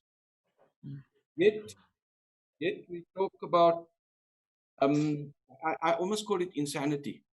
So the definition of insanity is what? Yes. Hitting your head against the wall repeatedly and then expecting a different outcome, right? Yeah. The stats show me that from 2010 to 2018, matric students average is about 500,000, 500,000 matric students, right? Over 8 years, I haven't got it 2009 and 2010, the number of students who wrote maths, not maths lit, maths literacy, unfortunately a failed exercise in my honest opinion. So the number of students who wrote maths it's almost 50% of that. So you've gone from 500,000 to 250,000 who just wrote maths. Okay. Then when we look at, in fact, it's 43% to be precise. Then when we look at the number of students that achieved more than 60%, because if you are with a national senior certificate, maths, going to hope to make it through a tertiary education program, then you're going to need at least more than 60%, because they're all not equivalent. I mean, I think some schools have done well, where it's credible, other schools haven't done well, and so on. The percentage that achieved more than 60% averages 12%. So your feedstock into tertiary education is extremely limited. So we need to go back to the basics. We need to fix up what's the problem in the building blocks. And I'm going to be controversial if I can, but fortunately I can quote a senior politician. You know, I was at a forum earlier this year where Minister Nzimande, Minister of Higher Education, in person, he actually said, we must dispel this myth that mathematics is for special people. It's an old construct. In fact, it's an apartheid construct. And we need to get it out of our minds. But we also need to get the building blocks in terms of teachers, the willingness of teachers. You can't take somebody who can just teach and say, go and teach mathematics, because you make it difficult for students to be interested. So, you know, there's a lot of work to be done. So maybe I'll stop there and see if you have further questions for me. Oh, certainly. I can ramble on and on, but I don't think certainly I do. The listeners will get bored to tears. No, not at all. It's a very intriguing topic there, Mr. Campbell. So what we'll do, I think I'll continue just to ask questions because we do have about 10 minutes left. We were running over time. So I'm just going to ask 1 or 2 questions that we can engage on so that we can wrap up with the closing remarks. But just on that note, maybe I should go to Mr. Manda Moore. What production approaches can we develop to respond to our needs, you know, particularly in the context of South Africa or Africa at large? We've got a lot of, you know, infrastructure and industrial needs, you know, going forward. So what production approaches do you think we can invest in or that we can develop to respond to these needs? No, thank you so much for that question. I think maybe before I even respond to this question, I'll go back to the issue that I highlighted when I gave my opening remarks. The issue of really investing in our ability as South Africa to increase our capability, especially from a localization, side of things, because we know that South Africa is one of the leading economies, including our engineering as well as the manufacturing capability. So for me, I'll say that that is really an area that we really need to look at in terms of how do we increase local production in South Africa by really focusing on those key, what we can call key growth sectors. I think both industry working with government, we've really come up with quite clear roadmaps in terms of what are some of the areas. I've mentioned the automotive side of things, automotive components manufacturing and things like that. If you look at South Africa's contribution, even if you look at the global manufacturing value chain, even in the automotive sector, it's still insignificant. But if you look at where South Africa is positioned in Africa, it's really the gateway to the rest of Africa. So I strongly believe that if we can, increase our local manufacturing, production, that's one key area that can help in terms of, stimulating economic growth, as well as, obviously the role of skills at this point in time cannot be overemphasized. It's quite key that in our bid to stimulate, local production, or what we call localization and industrialization, particularly looking at these key sectors, it's quite important that we look at that. I'll also look, I'm not so sure if maybe some of the audience might be familiar, with the concept of economic complexity, where as South Africa, it's really high time that we try and thrive towards moving towards, being a complex economy. With economics complexity, we are basically looking at the key economic areas, be it in agriculture, be it in mining. If we look at the goods and products that we are producing in agriculture, what are the next available products that we can produce within the agriculture or within mining, for example? At this point in time, in terms of mining, it's just the raw materials. Of course, there's beneficiation to a lesser extent, but what other products within that are close to the mining side of things that we can produce, so that we can try and diversify as well as make our economy more complex, instead of just relying on a few products, especially from the manufacturing as well as the engineering side of things. I think that is quite key. And obviously to produce an economy that is complex, diversifying, it's quite key that you also invest in the relevant, in the relevant skills, and engineering skills are quite key when it comes to Hey, thank you very much, Mr. Moore. Chris, just last question to you, Mr. Campbell, and perhaps you can even extend to what Mr. Manda said about, increasing local production and also creating a more, or having a more economic complexity kind of model. How can we improve research and development for the purpose of, backward integration, where we enable development solutions to our challenges that we're currently going through? So in terms of R&D, Chris, and particularly you in an institution where you are in training and it's all about learning and so forth, I think we need more investment in R&D. But how can we do that? Because in my mind, we already should be having a innovation hub that focuses on engineering, a particular industrial development zone that focuses particularly on engineering projects in our country. But for us to even get there, we need to get our R&D right, So how do you think we can improve in that area, if you think we should improve?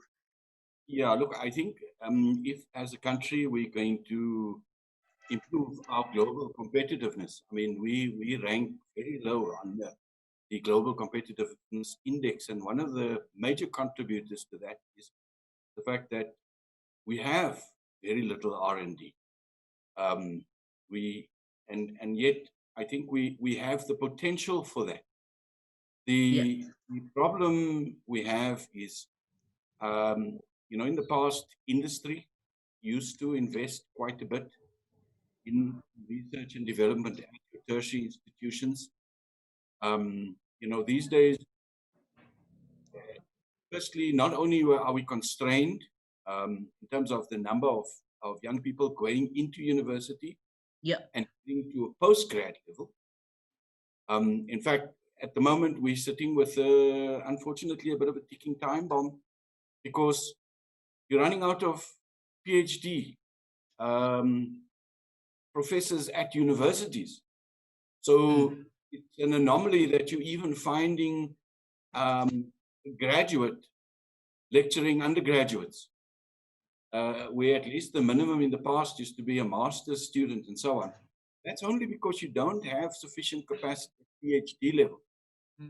And so with the limited funding, the limited number of PhDs and even the attractiveness for people to want to pursue a PhD. I mean, everybody wants to go and get a degree and get a job. Yeah. And people need to start seeing that this is a job. This is somewhere where you can earn a decent living, and it adds to the economic growth of your country, where we can up our game in R&D, because as Mr. Manda said there, we have to, as part of our economy, if mining itself is no longer going to be the number one driver of our economy, then at best we should start looking at how do we beneficiate what we're getting out of the ground for the new technology stuff. Your batteries for renewable energy, the lithium ion, we probably have the best platinum types that can be mined in South Africa. And if the world may be moving away from catalytic converters to electric cars, we should be looking at what are the other uses of the platinum group metals that we are probably the richest country in the world of. So, without the research capability, we're going to continue doing what was, I think, also an old world construct, put to port. Dig it out of the hole, take it to the port, and then you buy it back at 3 times the cost. We are able, if we start looking at renewables, we should be starting to be doing our own solar PV panels. and many of the others, because a lot of the constituents Yeah. of that kind of equipment comes out of the ground in this part of the world. But it starts with funding and a stronger focus on the research capability and making it, more students wanting to remain in academia and do the research and be those researchers. Yeah. We shouldn't, unfortunately, we've become a society, and maybe some of the role models are wrong. You want to walk out of university and go drive a Ferrari tomorrow. Yeah. And we need a different conversation in our society around what's real value. Sure. So, maybe I'll stop there. Thank you, Chris. As your closing remarks, perhaps just if you both wouldn't mind providing some kind of guidance and enlightenment amidst the COVID pandemic.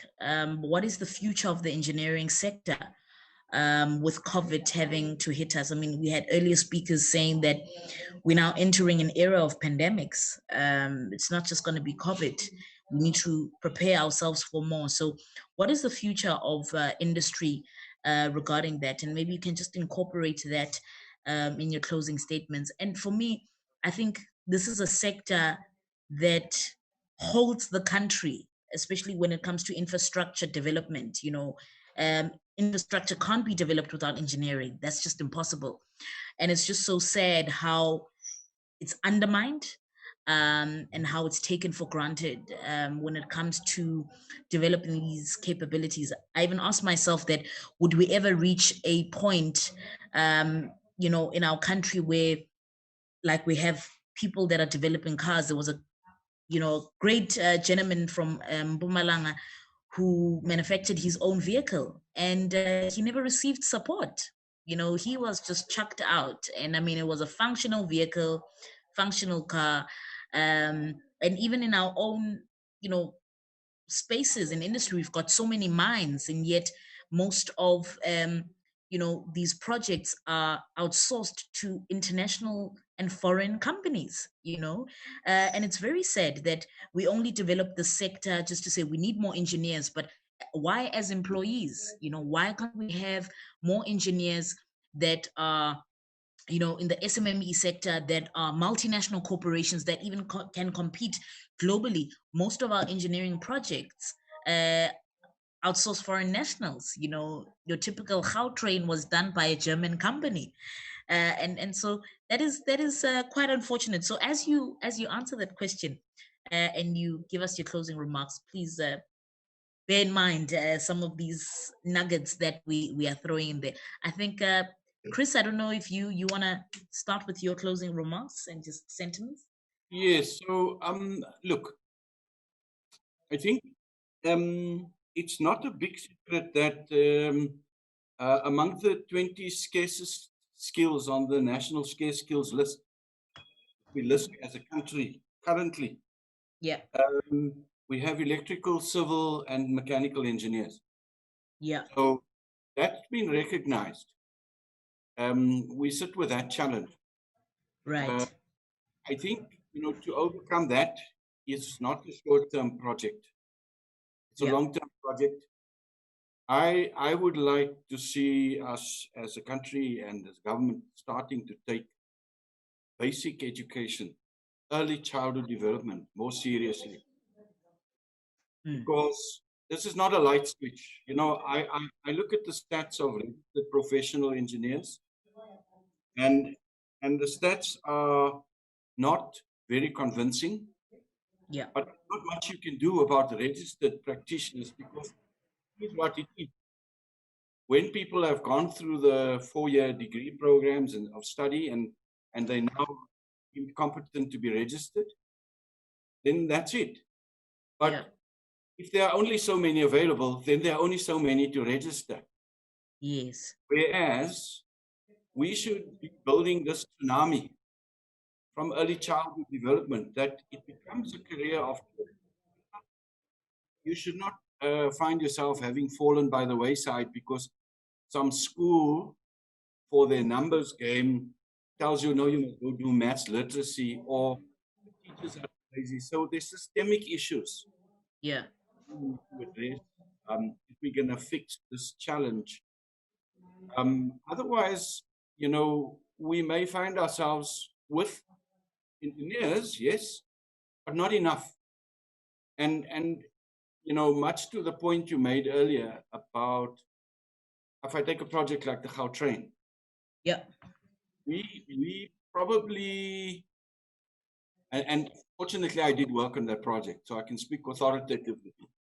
okay. I did find the process flawed in that, firstly, we understand we had not built railway lines in this country from scratch for the last 30, 40 years, if not more. Okay, I came from a railway background, from old Transnet Freight Rail, and I found myself there in this project with a lot of multinationals, French and so on.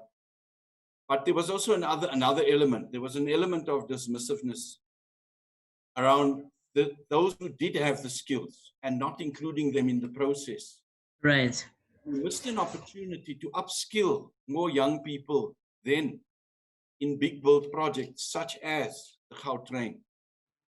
And if we embark on this next journey around the SITS process, and we do build on roads, on energy, on water and sanitation, then what we need to do as a government and as private sector is join hands, look at what your local capacities, and maximize the utilization of local capacity.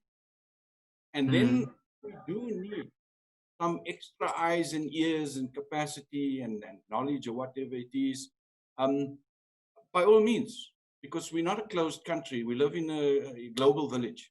Right. But not be at the expense of your local capacity building. You know, one of the things that irks me most is, for example, in our neighboring countries on the continent, all too often a multinational or a foreign company will bring the funds for the project, and then they'll bring their consultants, they'll bring their contractors, and the local industry hardly benefits. In fact, if you take manufacturing, they bring the goods from their countries as well. So we lose on all fronts, and we need to make sure that when we get into this process now, we maximize the utilization and capacity building of our engineering capacity locally in all the sectors: consulting, manufacturing, and construction. Yeah. So we build that capacity for the future, because this infrastructure that we build, it's not like we build it and we walk away. It needs to be maintained. Okay.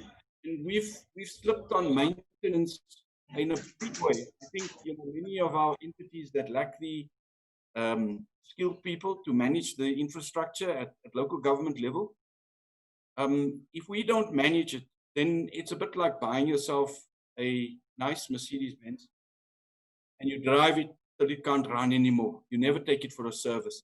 Infrastructure is no different. It has to be maintained so you prolong the life. Right. 30 years. So I think we've got to look at this picture holistically, and I think we're all committed to the same thing. So thank you. Thank you very much, Mr. Campbell, for those contributions. Thank you very much. Yes, Mr. Manda, your closing remarks? Yes, I'll be very short. I think Chris has already covered the majority of the points. I think for me, to summarize it, it's how do we strengthen collaboration for creation and you know, support and stimulate innovation in the engineering and related, you know, sectors. And among that is that how do we accelerate the implementation of policy? Because I think in South Africa, we pride ourselves for having, you know, some of the best policies, including issues that some of the issues that Chris, you know, spoke about earlier, you know, issues of transformation, issues of, you know, accelerating, you know, localization, you know, stimulating local demand and stuff like that. But I think when it comes to the implementation of policy, we always stagger.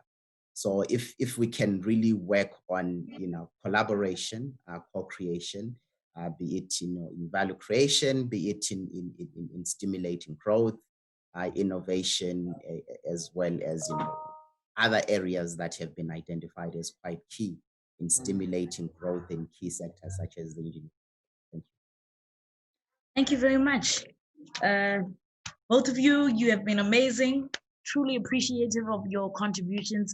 And indeed, we're going to take these thoughts and see how we can add them to our documentum to ensure that, the powers that be must hear them and must implement them. We're going to keep them accountable. But all the best in the industries that you're in. And thank you very much for ensuring that the demands of the industry and the sector are met. All the best to both of you.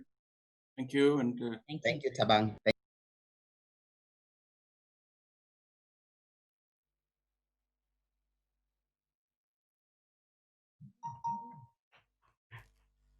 Okay, welcome everybody to this panel that is going to be discussing SMME sector in as far as skills development is concerned.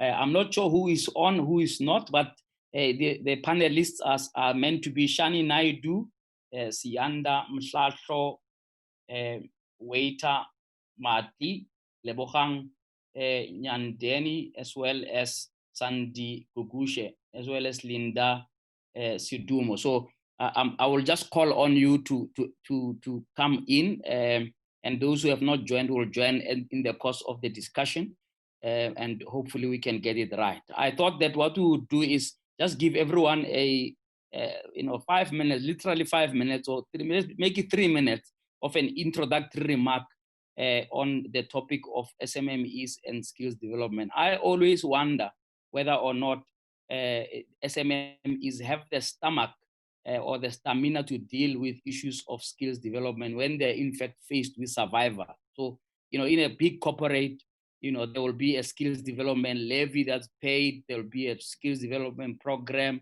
People will have, a timetable of when to go to training and so on. But with SMMEs, they may not care about that. What has been your own experiences? I mean, obviously there's a need to sharpen skills in the SMME sector. There's no doubt about it.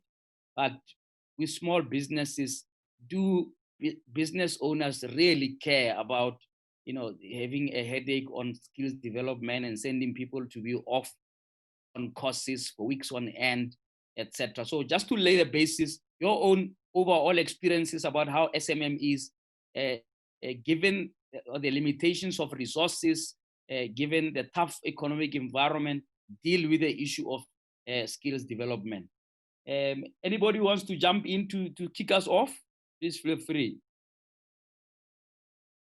I'll jump in, JJ. Go ahead. Hi, thank you for this opportunity. I'm Sandy Gugushe, founder and chief bookworm for a PR and communications agency called The Library Comms. I'll get into introductions about who I am a bit later, but in terms of SMMEs and skills development, I think, yes, it is definitely something that we as small business owners need to be offering and making it a core of our service, because for our own survival, we kind of have to make sure that we do share and we do empower, whether it's people that we already employ or it's in industries that we play in. So I am all for skills development. I think what's key is we just need to be creative about it. And as we know by nature, SMMEs are about creativity and innovation. So it's a matter of, let's not do it how it's already done. Let's find new and different ways of doing that skills development. And especially with COVID-19, there have been so many ways that we could have done, but we'll chat about that later. So I am But realistically, is it happening? I mean, SMM is really seized with, developing the skills of their people, or they are just saying, listen, you deliver, that line needs this. I'm not interested in soft issues, so to speak. These are soft issues to make sure that the people are empowered. They can even outgrow that operation once you empower them enough, etc. are SMMEs really seized with it? I mean, in your experience right now, I mean, I understand my the theory experience, of wanting it to happen, but is it happening? I think realistically, it's not happening enough. And let's also consider the fact that we might not be hearing enough of those situations where they do happen. However, with what's happening right now and where we are in the world, it's quite key that we start reimagining our own reality. So for the ones that are doing it, let's see how we can utilize each other. I mean, for me, one of the reasons why I am on this panel is to kind of look at how publicity and PR and comms can start playing a role within how do we shine and put a spotlight with different stories. But yeah, I mean, I do agree, JJ. It's realistically, it's not happening enough, and we are not seeing enough of it. And I'm open to hearing what the others have to say. Okay, can we have another contributor just to kick us off? Thank you, Sandy. Okay, hi, JJ. This is Shani from Nemesis Accounting and SME Warrior.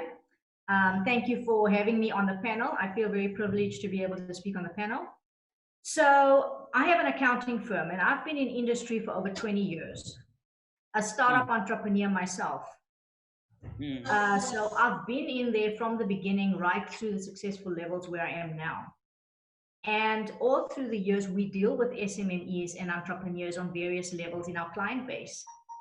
So we have direct access to see what is going on, how they are dealing with their businesses, all the faults they're making, all the lack of resources they're exposed to, all the lack of skills development and personal transformation that they lack, that is so desperately required to factor in entrepreneurship. I mean, we're not born to be entrepreneurs. Entrepreneurship is something you learn and you develop. There are skills and attributes that you need to hone in to and carve out this entrepreneur that you want to be. And that is part of the resources that are so deeply lacking in the SMME sector, that we can't fault entrepreneurs for failing on their journey because they are not given all the resources that they require. They are given the external resources, but you cannot have the external without the internal because it's a holistic approach that's missing. That's my take on it. Is your experience that SMMEs are reluctant to sort of have a full-on program on skills development like big corporates? Absolutely. Purely because of the limitations of resources and time and focus. Absolutely. And I'll tell you why I agree with that. My other company, SME Warrior, is a training and development company specifically geared for SME development and transformation. And in that company, I also put out mentorship programs to some of our clients and say, look, you need to look at this as part of self-development and transformation on your business journey. And a lot of them are not interested to consider it because, again, they're looking at cash flow, operational needs, they're functioning in survival mode. Absolutely. JJ. I would like to, thank you. I would like to hear what others have to say about this, whether or not we think this can change, and why would it change now when the situation economically is getting worse? People are being retrenched, companies are falling into hard times, COVID is upon us, and people can't operate optimally. Why would people prioritize skill development? Please don't tell me the theory of it. We all know it's a nice theory to say we must send people to training and so on. But can they afford it right now, as something to prioritize? Anybody else there who hasn't spoken? Lebogang, are you there? Can I?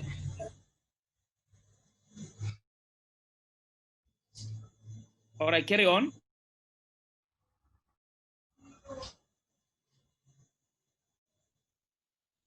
I'm not hearing anybody speaking. Can I jump in, JJ? Yes, please, go ahead. Okay, so my name is Linda Sidumo. I am from a company called, an SME called Surge Water, and also an NPO called the Education Access Campaign.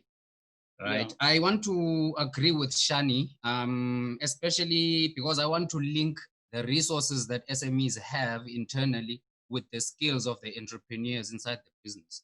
So for instance, if an SME does not have money as a resource inside the business, it can be linked to the fact that they do not have the skills to source that funding or financing. I remember when I was searching or sourcing for funding from the National Empowerment Fund website, and I saw that it requires that SMEs complete cash flow projections for about 5 years and then discount that into net present value method. Right? So those are skills that an ordinary person doesn't have. I mean, I had to go to business school to get those skills. So I feel that there is a gap, and the resources that SMEs have to move forward are linked, in my view, to the skills of the entrepreneurs. So definitely it's quite important that SMEs upskill and equip themselves, but not only themselves, the government of the day must also assist them and equip them. Because if we agree that SMEs are the backbone of the economy, JJ, but we're not sincere and resolute about equipping and upskilling them, then we're not serious about growing and sustaining the economy. So that is my view on the whole thing. In terms of moving forward and the skills that are going to be needed, are they important? Definitely, especially in a time of crisis, JJ, because it is in a time of crisis that we need now to be creative about how we move forward. For instance, during COVID-19, we saw that the world of work is changing somewhat.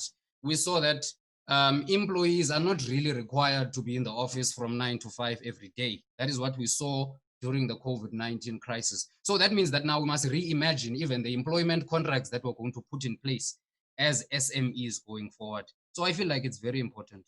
That's my view.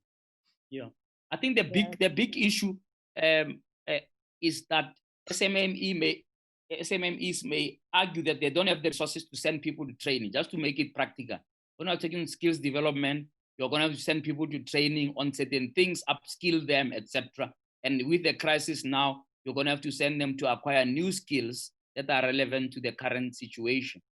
Given that they would argue simply that they don't have the resources, you raised an important issue about government and what it can do. Do you think that something like the Ministry of Small Development must become useful in that they need to set up skills development programs that don't require SMEs to pay necessarily, but that becomes a value add that ministry can give? Or if we do that, we're going to make sure that, or may we have an unintended consequence where SMEs don't take those costs seriously because they don't have to pay for them? Linda? Okay, so I definitely, I'm JJ. For instance, the softer skills that don't need paying for, right? In terms of marketing skills, for instance, knowing your customer and your target market, it is no use for entrepreneurs to just post on social media. The posting has to be targeted. And to be able to target the posting on social media, there's certain social media advertising and marketing skills that are needed. Now, the Department of Small Business can come, to the table with programs that can be able to impart those skills to entrepreneurs in small businesses so that they are able to reach their customers. For instance, the Buy Black movement that is happening, we need proper marketing skills to be able to reach, our customers as Black businesses so that we can also stir up the Buy Black movement. I mean, in 2016, the Black middle class alone had a purchasing power of about 400 billion rands. But why do you say people don't need to pay for that? Who's going to train them for free from that industry? No, exactly. JJ, can I just jump in there? Okay. Wait, Sandy. Linda, just round off that point. Yes. Okay. I'm interested. How is this free? How is this marketing skills? Okay. So what I was saying, JJ, I was not saying that it is free. I was saying that this is where now the Department of Small Business must come in with programs that address such issues, such as the softer marketing skills. Yes. Yeah. Yes. All right, Sandy. So quickly before I go to, I think it's Walter who is just joined. No, for me, it's just about, I think I agree with Linda, and I love where he's coming from, but it's also us, again, reimagining or just kind of redefining, not reimagining, let's redefine the role of ministries such as the Ministry of SME, where we are not relying on them to come to us to give us skills. It's me going to them and saying, I want to turn this into a certified skill. I mean, we see, especially now with COVID-19, with everyone talking about digital and going online, there are so many remote and out of office skills, and even basic admin skills that now need to be certified. So it does open up a whole new world for us in terms of, are there certain skills that we really need and there's certain ones that we don't need. So us going by the book and saying, let's keep everything traditional as is, and all we're doing is just converting it into online, I think that's a bit unfair, and that kind of closes out a lot of people who come up with something that's new, or at least not even new, but just readapting and tweaking it. But we'll get into that a bit later.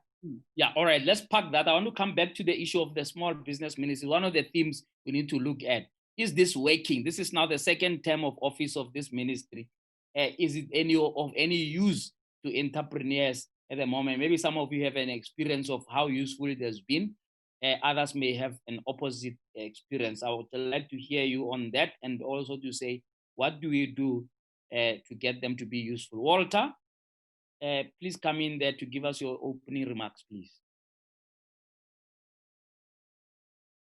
Thanks, Chair. I think on the issue that you've been just touching on regarding the skills, I think we need to look at what is the role of government in terms of providing resources for people to get or to equip themselves with the skills. You'll understand that some will do trial and test until they are skilled in whatever field that they want to. Sometimes we don't need government to have initiative for us to go to specific centers. But if we have resources that will enable people to gather the skills that you've just been talking about, the soft skills, which are quite imperative, particularly if you want to run a business in this fourth industrial revolution.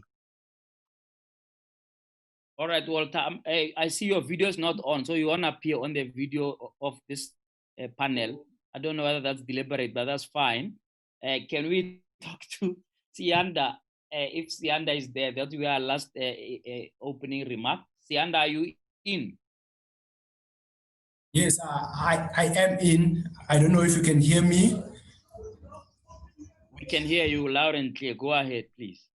Okay, so my take on the role of the Ministry of Small Business, because I have experienced it myself in 2018, and at the time I was introduced to the small ministry by the DG, Ndondo Mukhejane, and trying to source in funding for our production to go to for the UK contract that we had at the time.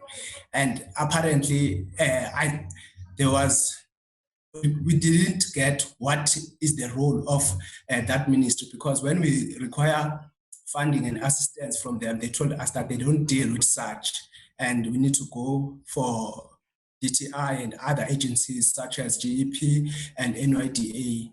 And when I asked, what do you deal with, we were told that they do programs for entrepreneurs.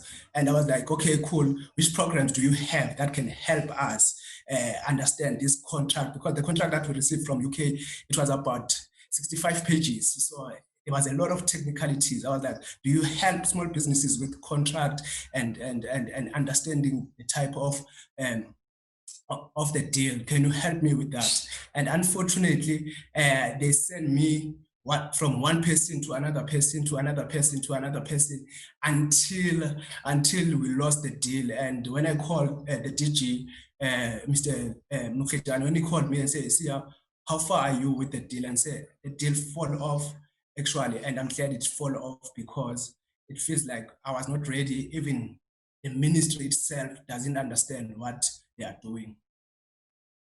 Yeah, that's quite a sad story, and I hope it's not recent, because this is a new minister who's been in office for a year and a half. This soapy story must be Lindiwe Zulu, isn't it? Yeah. Can possibly be the new energetic young minister now, isn't it? My network. Yes, Yanda. How long ago is this story?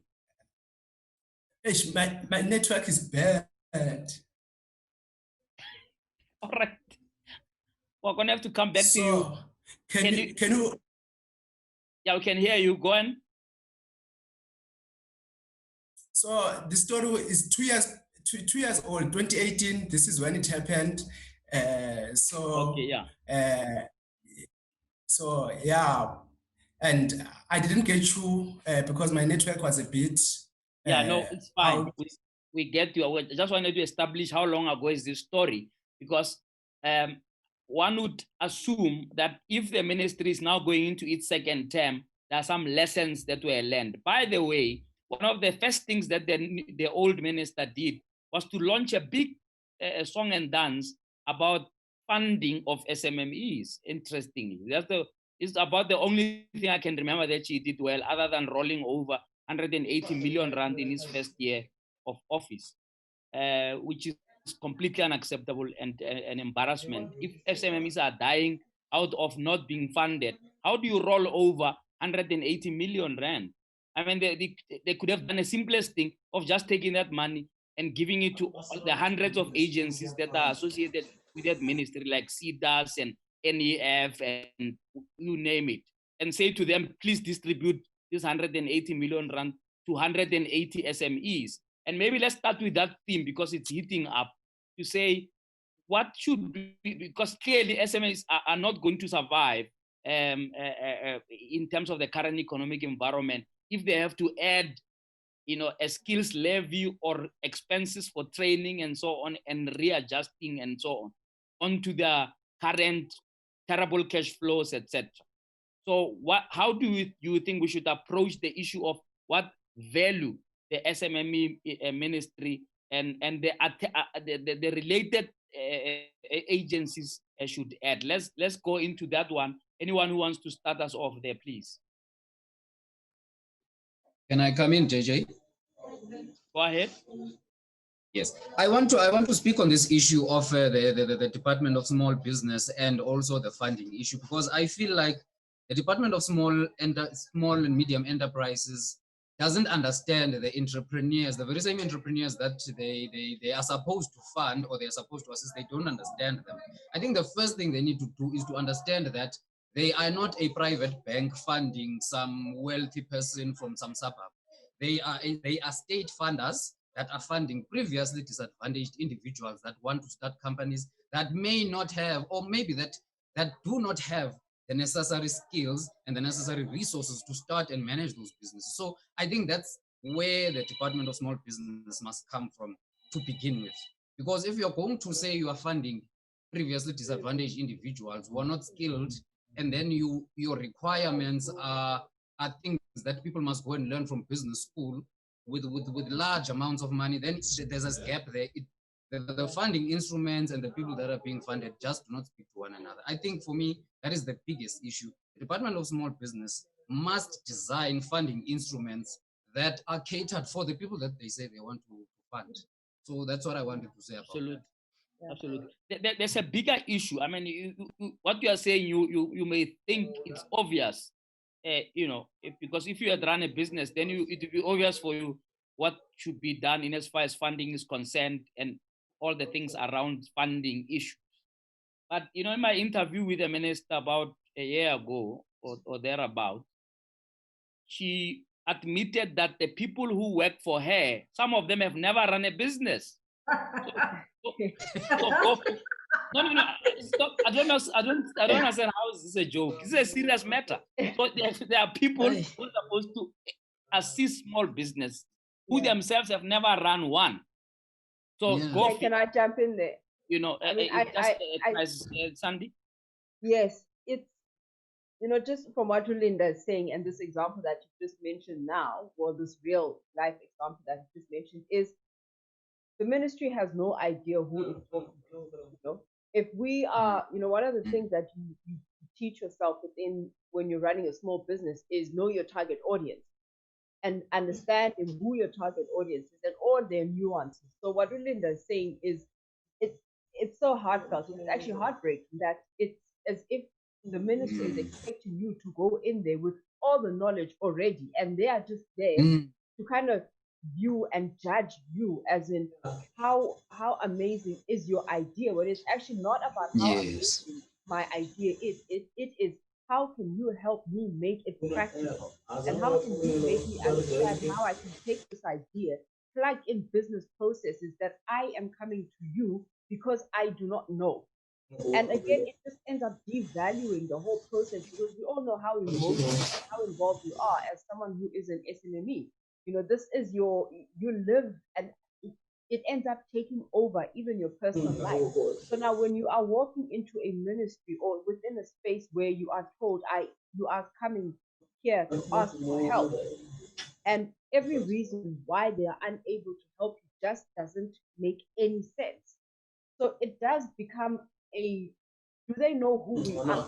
You know, and we're not saying yet again embark on another stakeholder engagement and another community initiative, but just a typical standard. Do your research, ask the people that work within that ministry to say, do I know who I am speaking to? Do I understand that when I receive a form from a Linda Sudumo who is applying for e-financing, what does this mean? You know, so it's again, you know, Business 101, know your target audience, because that is what keeps us awake at night.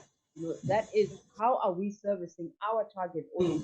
Know them. And we're even afraid to go to market because we're not sure what the target audience is. So it's laughable for a ministry to say the people that work for me have never even been in your shoes. It's completely impractical. And those are one of the things that we, I suppose, in 101, in all of the aspects we have to come up with is how do we get them to know us? You know, because they exist, they're there. The money has been given to them. We can't now say let's ignore them and completely do without, because we do need them building our new business. I mean, as opposed to address the challenges of SMMEs, we need to have a multi-pronged strategy. Government intervention is only one. That's what we're dealing with now. I'm going to come to what can we do, you know, ourselves as a sector, even if government may happen to be inefficient. Please kindly mute yourself if you are not speaking, because there's some interference, and I'm not quite sure whose mic is on. I'm not able to tell from where I'm sitting. Whoever is hosting may also look at who is causing the interference, because that will make the final video look terrible if we have all this interference. Now, anybody else who jump in there, I want us to move to another topic of, you know, how do we reinvent ourselves as a sector given the COVID-19? But any more comments on, you know, small business ministry? By the way, there are other agencies that existed before this ministry. The ministry is only a year, only second term, but before that you had all kinds of agencies, CEDA, NEF, etc. Are we finding that there are bottlenecks in these industries? Are there good practices somewhere? Because I'm sure not everything is doom and gloom, of agencies that in fact have stepped up to the plate in assisting SMMEs. Can I comment, JJ? Go in. Okay. Just to touch on what Sandy has said, I must agree with her though. And the thing is, with all of this business funding available, it is there to serve the economic drive, which comes from entrepreneurship and business. So we must not forget that that is the ultimate objective of business funding. The problem with that is these funding houses, not just the business of small ministry, but also the CEDAs and all of these funding houses, they don't meet the entrepreneurs at the level that they're at. And that is a very integral part of understanding what the entrepreneur's requirements are. It's the same with the banking industry. Loans, grants, they operate on the same fundamentals. They have this long list of criteria, and they don't take into account where's the entrepreneur at, what are they looking for, what do they need to take their business forward.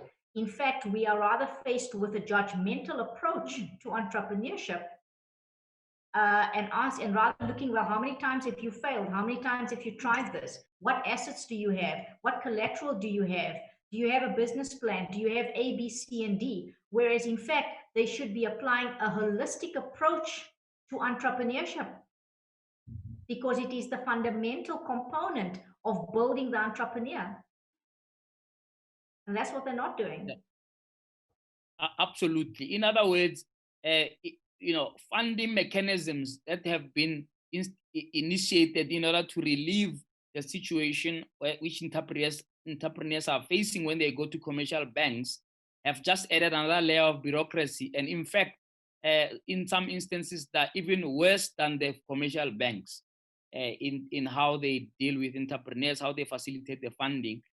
I thought, as I was saying earlier, that one of the first priorities of the new small business ministry was to sort out the issue of funding, to create a funding stream that is reasonable, that is empathetic, that could be seen to be developmental. And clearly, from what all of you are saying now, it looks like it's a failure, or a failure to launch, so to speak, in terms of the purpose of this small business ministry. Any other comment on this? I want to really move on to innovations and what do we do, as a sector to try and adapt. Any other comments on the government side of things? This small business minister, I think maybe we should have a face-to-face meeting with that minister. If you guys are available, we can invite her to a webinar where we come and engage her so she can answer these things. Yes, I have a comment on the ministry, and one thing that I would like to say, they need also to adopt, which is not entirely a perfect system. The first thing is also, for me, I feel like they need to make the information and the checklist available. Firstly, like NYDA will do this very much when they assist you with the funding. They will give you a checklist of all things that you need to have first for you to qualify. So with the small business, it's not clear what is the checklist, where are they finding? Are they finding micro businesses? Are they finding medium businesses, or are they finding businesses that are on scale? So there's no line there. We don't understand what's happening with regard to that. Whereas where it comes to NYDA, you know that anything that is a startup from an idea phase, from 10,000 to 200K, you're gonna get funding in that structure. So you know, in terms of the terms and conditions of that money, what are the terms of and conditions? So I feel like the small ministry also needs to understand itself and understand the people that they are trying to serve, especially small entrepreneurs, because really a guy from Katlehong doesn't have access to internet. Where are the offices for, or even not offices, like branches for SMEs where we can access, where to go, how they can partner up with people who have the infrastructure and value chain. They can partner up with private sector, for instance, because they have the access points. But now I don't have data. I'm from Katlehong. I don't have money to even take a taxi there, but I really need this funding. I don't even have information for that matter. But if there was a desk at FNB, for instance, where I can access small business, I will easily walk. At Katlehong, there's a lot of FNB branches there. I could easily go there. So I think also they need to rethink around the access. How then do we reach them as entrepreneurs for us to move forward? You are 100% right. I think that I don't think it's an exaggeration to say the ministry seems to be missing in action in as far as the information superhighway is concerned. So there are lots of people who are communicating all kinds of things from different government agencies, and the kind of category of people you are referring to who don't even have data and so on. I'm not sure whether we'll be able to resolve that, because they also will have to get their act together. Because if you don't have data in these times, you must just go and get a job somewhere, because you are not going to be able to run any business without that. But anyway, without disparaging the people who are suffering, the issue is, if you listen to a community radio station, and there's over 300 of these, right? Good luck finding a ministry official speaking on those channels. I'm talking basic radio, just be there to say the criteria I'm talking about. One of the fascinating things that was happening during COVID, if you remember, they created a fund that they said people can apply and so on. And then they created a form, and it was interesting. They themselves said, we're going to simplify the form.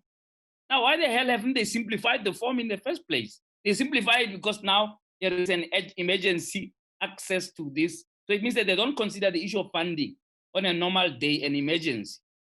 So now, because it was COVID, they simplify the form. So why can't they keep that form simple beyond COVID? You know, so I think that there's a lot of things there that maybe it's because we don't understand or they communicate poorly. But I really think we need to, because we also just can't talk amongst ourselves and hope for the best. We need to say, as a follow-up to this session, let's invite the minister and or the DG of that department, if there is one. I don't even know who that is, right? Who must come and just talk us through the purpose of the ministry as we speak now, and how SMMEs can access it, and what they are doing to get to SMMEs to know what to access, what they can access in as far as or through this particular ministry. I think let's move on, unless there's a burning comment on this. I would like us to move on to, all right, now we are at a situation I don't want to say we write off government. We have to attend to it at some point. But what are the things that you believe SMMEs must do to cope with the current times in as far as reskilling, innovation, reinventing the sector? Any comments? Anybody who wants to start, please go on. Can I go in, JJ? Okay. Go ahead, I'll please. go after Linda. Okay, so I wanted to just impart some idea that I have with me. I will call it collaboration skills, right? So in the normal course of businesses usually compete against one another, right? But I want to put forward that we could be more profitable as small businesses if we collaborate instead of competing. An example, similar SMEs with similar overhead expenses, for instance, can pursue some sort of cost-sharing business model where they now come together and share those pool their resources and share the overhead expenses, because overheads are one of the critical challenges in the survival of SMEs. So they can pursue some cost-sharing model so that they can share the overhead expenses and thereby remain more profitable, you know. So I think we must pursue ideas where we can collaborate more instead of competing more, so that we can all be a bit more profitable and drive this economic growth through SMEs a bit better. That's my thinking. Well, I won't stay long because it's exactly the same thinking as Ulinda, where, you know, it's again another way of how we can rethink this whole skills development thing, where I offer my skills to, you know, where we collaboration through offering a skill that I see your business needs, and I can offer it to you. Because yeah, Linda went into a whole math accountancy 101 space thing, and I know that I might be not so strong in that space, but I love the fact that he said collaboration. So if I know that, Linda, I'm looking at you and your business with you with some brilliant thought leadership series, and I know how to package and offer that, you know, and teach that, and that's also the collaboration that we kind of need to be, you know, reinventive and redefine it, because it's, I think now more so than ever, is we need to start doing things that work for us, by us, and not sit back and expect other people to give to us, because we've been struggling this whole time, and all of a sudden there's COVID-19, and every issue that we have been dealing with as SMME owners is under the magnifying glass just because of COVID-19. It speaks to what you were saying earlier, JJ, but funding has always been an emergency, COVID-19 or no COVID-19. And these are our daily experiences. So for all of these things now to be under the magnifying glass, it kind of, you sit back and you say, but this is what I've been going through for the past year. And COVID-19 is only a couple of months in, and already the whole world is kind of feeling what I have been feeling for the last couple of years. So collaboration within SMMEs on whatever level is key to our own survival. And it's about, if we see that some people are not helping or coming to our aid in the timely manner that we need it, then let's jump in and do it ourselves, because it is possible. We can do it. Absolutely. Are there enough platforms where such collaboration is happening? Because I know there's, you know, every day there is a new organization that says we are focusing on SMME development and what have you. What is your own experiences? I mean, are we having enough platforms? It's just a question maybe of more coordination. What can be done to come to the aid of SMMEs by the SMMEs themselves? Anybody else? Okay, can I comment on that? Okay, yes. I think what JJ raises is a very, very valid point, because for the time that we're in, considering we've got COVID and we're in 4IR, we have to rethink this concept called entrepreneurship. We have to reevaluate the belief systems and the value systems that we were taught about going into business and being entrepreneurs. Because those rules and methodologies are going to be the failures that we will experience if we don't stop and relook at who we are as entrepreneurs, reevaluate our business strategies and goals, look at what we've achieved and why we have to change course. Taking globalization into account, if we intend to be entrepreneurs that want to cross borders, then we need to reevaluate how we do things, what we do, the way in which we do it, and we need to relook at ourselves as entrepreneurs and say, I need to redevelop me.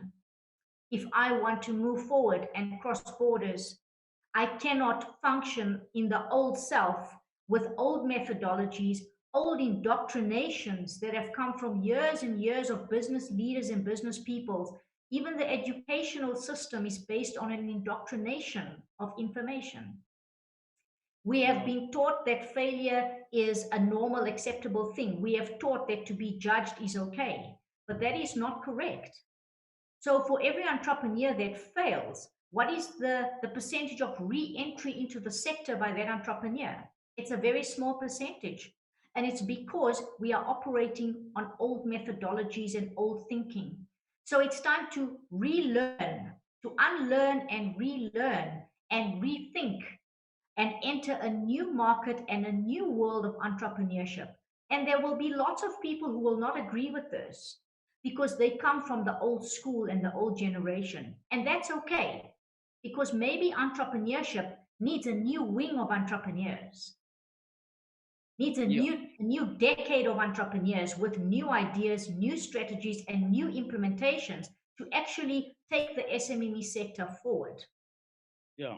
Look, that's quite interesting, but I don't know what you think, but the SMME sector seems to be one of the most workshop sectors that I know. I've been involved in many other sectors. There's so many workshops. I'm sure if you Google now SMME workshop, you'll find 10 workshops happening parallel to this one that we're having right now.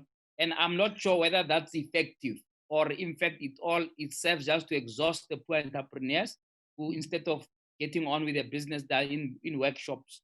What do you think should practically be done? Can you give us, in the remaining time, we've got 10 minutes left, and unless you want to continue beyond 1 o'clock. Can I just hijack that coordination? Yeah. And I'm not going to say anymore. Coordination. I'm muting and listening. Yeah, but where do you begin? Can I get other people to say, if you have to say coordination, where on earth do you begin? I mean, there is, literally at the top of my head, I can give you 10 different organizations that claim to be dealing with small business.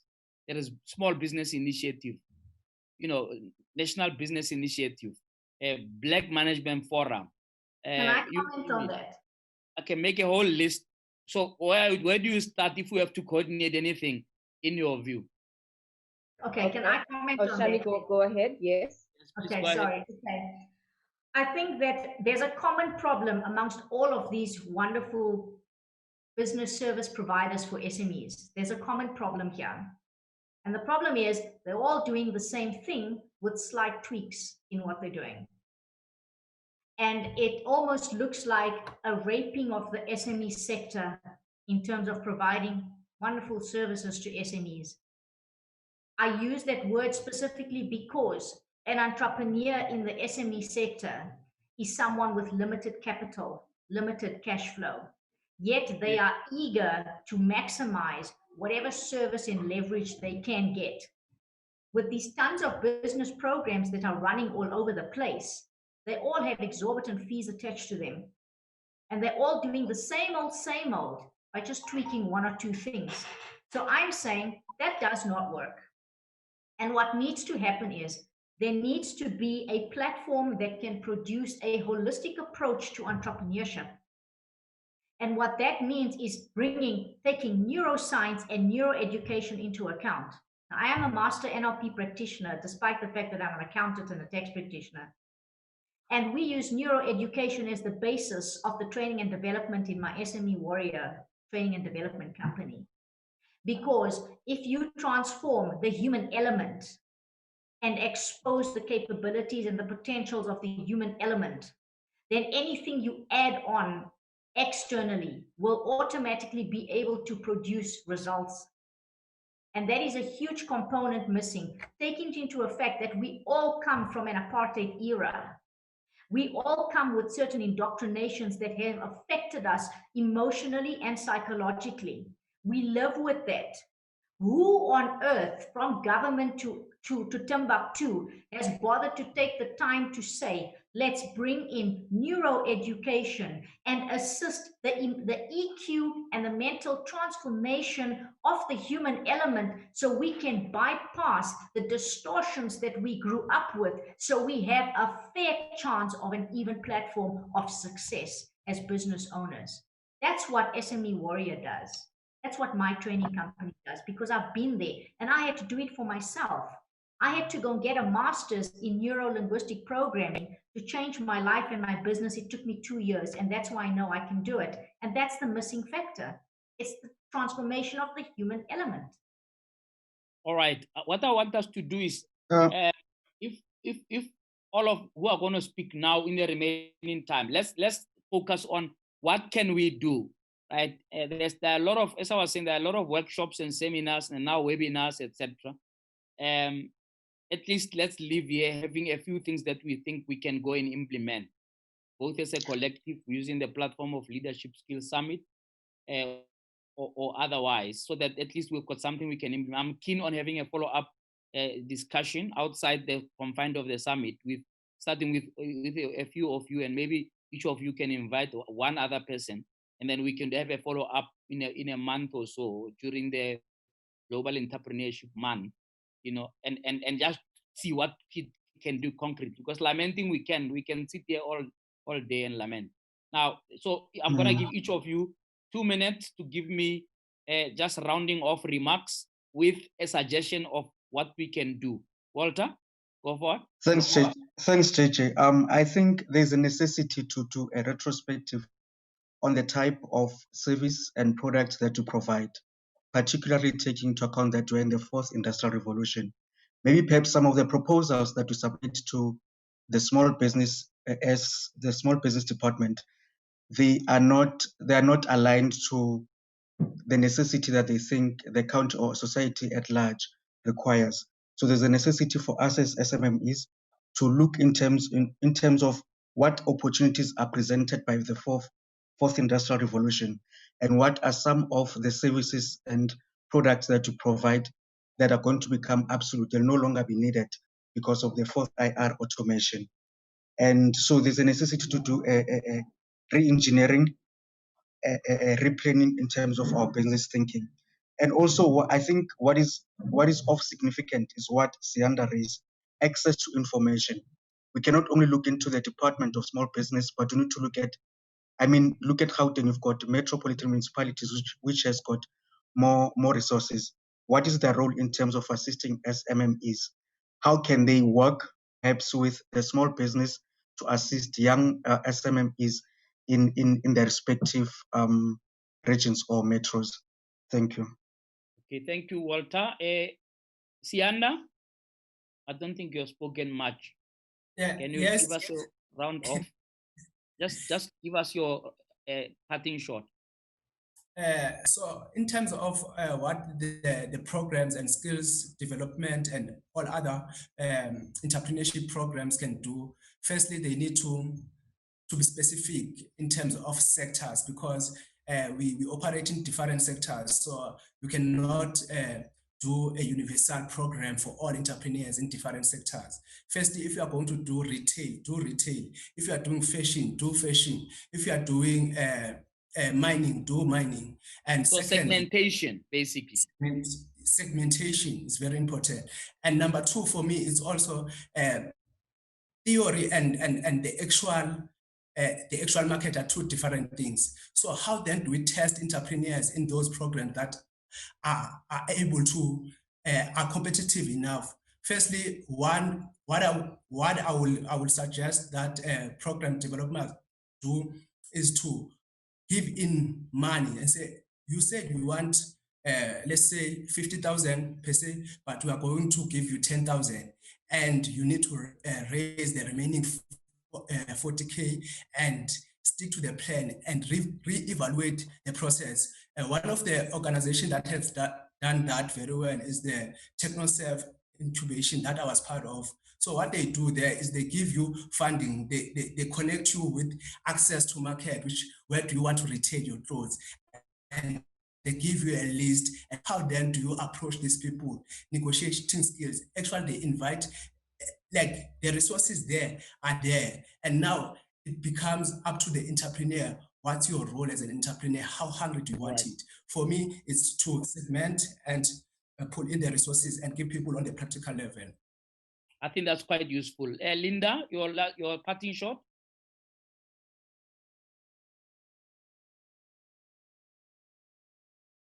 Linda is not there. Lebohang? Lebohang, are you there? I can come in. All right, please give me your parting shot. Okay, so I just wanted to impart some knowledge in terms of information. When you're a business, you have to know, you have to have information, intelligence on your competitors, intelligence on the industry. So I just wanted to inform my fellow SME owners that you can get information from a database called EBSCO. I'm lucky because I'm an MBA student, so I still have it for free for now, but I have to pay for it once I stop being an MBA student. There's also a website called hoovers.com where you can get competitor intelligence and all other information on industry and trends. What is the website again? It's hoovers.com, but I'll write it on the text also, hoovers.com. Hoovers.com, all right. Yes, and also EBSCO. And as a parting shot, I just wanted to say what I said in the beginning. If we say that SMEs are the backbone of the economy, and we are not sincere and resolute about equipping them and upskilling them, then we are just not serious about growing and sustaining the economy. That's my view. Absolutely. In fact, that should be the most important reason why that ministry must get its act together, because you know they will be true to making sure that they prioritize SMMEs. Shami, your parting shot? Okay. I think what's critical for me is that considering that we are in rapid change environments, constant change, it is important for us to understand that rapid change means our goals will change. Yeah. All of our goals will change. Absolutely. And it is important for us to keep in mind that the type of entrepreneurs we want to see out there building our economic sector are agile entrepreneurs, conscious entrepreneurs, entrepreneurs who have the adaptability to swing with the tide and still maintain sustainability. That should be our goal. All right. Sandy, you've got the last word. For me, it is about let's collaborate internally as SMEs. You know, we now are kind of like the power of 9. So if there's any kind of resource that I'm aware of that you need, you know, we are here. But then also let's see how we can start thinking differently about ourselves. I mean, I love what Shani and Linda is about, because it is about how we present ourselves to the world or to the rest of South Africa. I am all for and raising my hand to the Meet the Ministry, and I'd love to be part of that, where we showcase who we really, you know, the SMMEs tell the minister that this is who we are and this is how we would like to be dealt with. And then just in keeping with the knowledge sharing, also there is a beautiful platform called Remote How to learn and certify yourself with any kind of out of office work. So it's remote.how and moz SEMEME.com for any competitor intelligence. I'll also type it out, but guys, if we could just share contact details, etc., and we can do this. We're already doing it. Wonderful. I think we're going to have to end it there. It's 1:02. And thank you for indulging the extra 2 minutes. But thank you so much for your collaboration. Obviously, there'll never be enough time to dissect these issues. But I hope that you'll be available for a follow-up session during the Global Entrepreneurship Week. And if each of you could recommend on the group an additional person you think we should invite, I will try and get hold of the minister and we get her into that session. We don't have to be many, just do you plus one each with the minister, and then let's see whether we can get anything out of there. But thank you so much for your participation, much appreciated. I'll hand back to the moderator of the conference. Thank you so much. Thank you very much to the moderator of the Skills Development for SMME sector. That was quite a interesting panel discussion that offered equitable solutions to the SMME sector and what we need to do. What I did get from that particular panel discussion is the importance of collaboration, especially where SMMEs are concerned. How do we share costs and ensure that even as we share costs, we grow together and we are able to survive together, because that's the most important thing. And through collaboration, we are then able to reinvent the wheel. Also, another thing is the importance of rethinking and reevaluating entrepreneurship. How do we then change the course to ensure that we don't operate from obsolete methodologies and start looking at new, innovative solutions to move the SMME sector forward, and also the importance of government intervention, but to say if a ministry does exist, what is the role of the ministry to ensure the survival of the SMME sector. So thank you very much to the moderator and the panels, or the panelists rather, that were presenting. We're now moving forward to the next panel discussion, which is our second last for the day. Please bear in mind that we are still running a competition. We do have some winners that we've already identified, but we will identify them towards the end of the summit. Please be reminded to visit our virtual exhibition, engage with the exhibitors so that you still have a chance to win.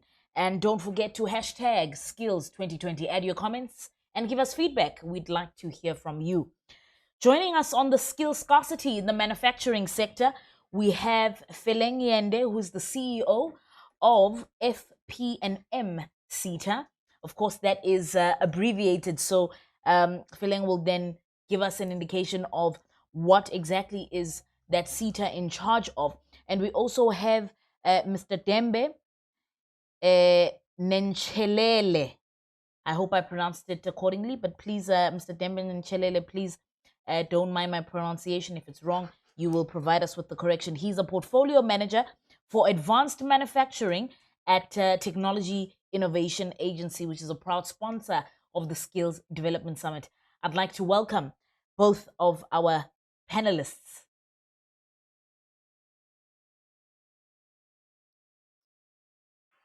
Thank you very much, Dembe and Feleng, for joining us. I think what we can start with is your opening remarks, just around the organization, what you both do, what the organization has done, and also your opinion on the subject matter, being skill scarcity in the manufacturing sector. I think this is going to be a very, very interesting discussion for me, and I look forward to engaging with you. Feleng?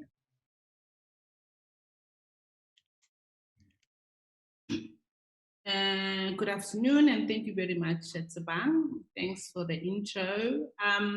My name is Feleng Yende.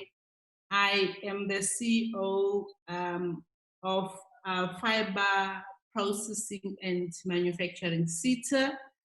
Well, SETA, my SETA is one of the 21 SETAs, and we are responsible for the facilitation of skills development across 13 subsectors, just at high level: clothing, footwear, leatherware, printing, print media, forestry, publishing,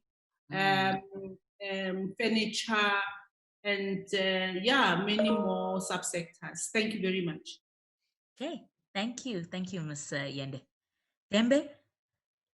Hi, can you hear me? Yes, 100%. Perfect. My name is Dembe Ninjerere, Ninjerere. and I am Ninjerere. I'm a portfolio manager for Advanced Manufacturing here at Technology Innovation Agency. Right. What I do is to fund technology development within the NSI, so that we bridge the gap between technology developers and taking their products to market or to the business side of things. So that's what I do. Okay, thank you very much, Dembe. I think we'll start with you, Ms. Yende. Across the 13 subsectors that SETA is investing in, I just wanted to find out, do you think, and it's a rhetorical question, but I would like us to just delve deeper into it. Do you think that manufacturing is necessary to disrupt the economy? Thank you. I think very, very important. Completely. Remember, you cannot look at manufacturing in isolation. Sure. So the digital technological disruptions are fully aligned to manufacturing. And that is why, when I was asked to participate here, I thought, look, we are going to be talking, or the argument that we're going to be putting forward is a completely different argument. It is no longer the argument that says, we are a newly transformed country, we have got shortage of skills. We are now talking about shortage of skills at a completely different level now.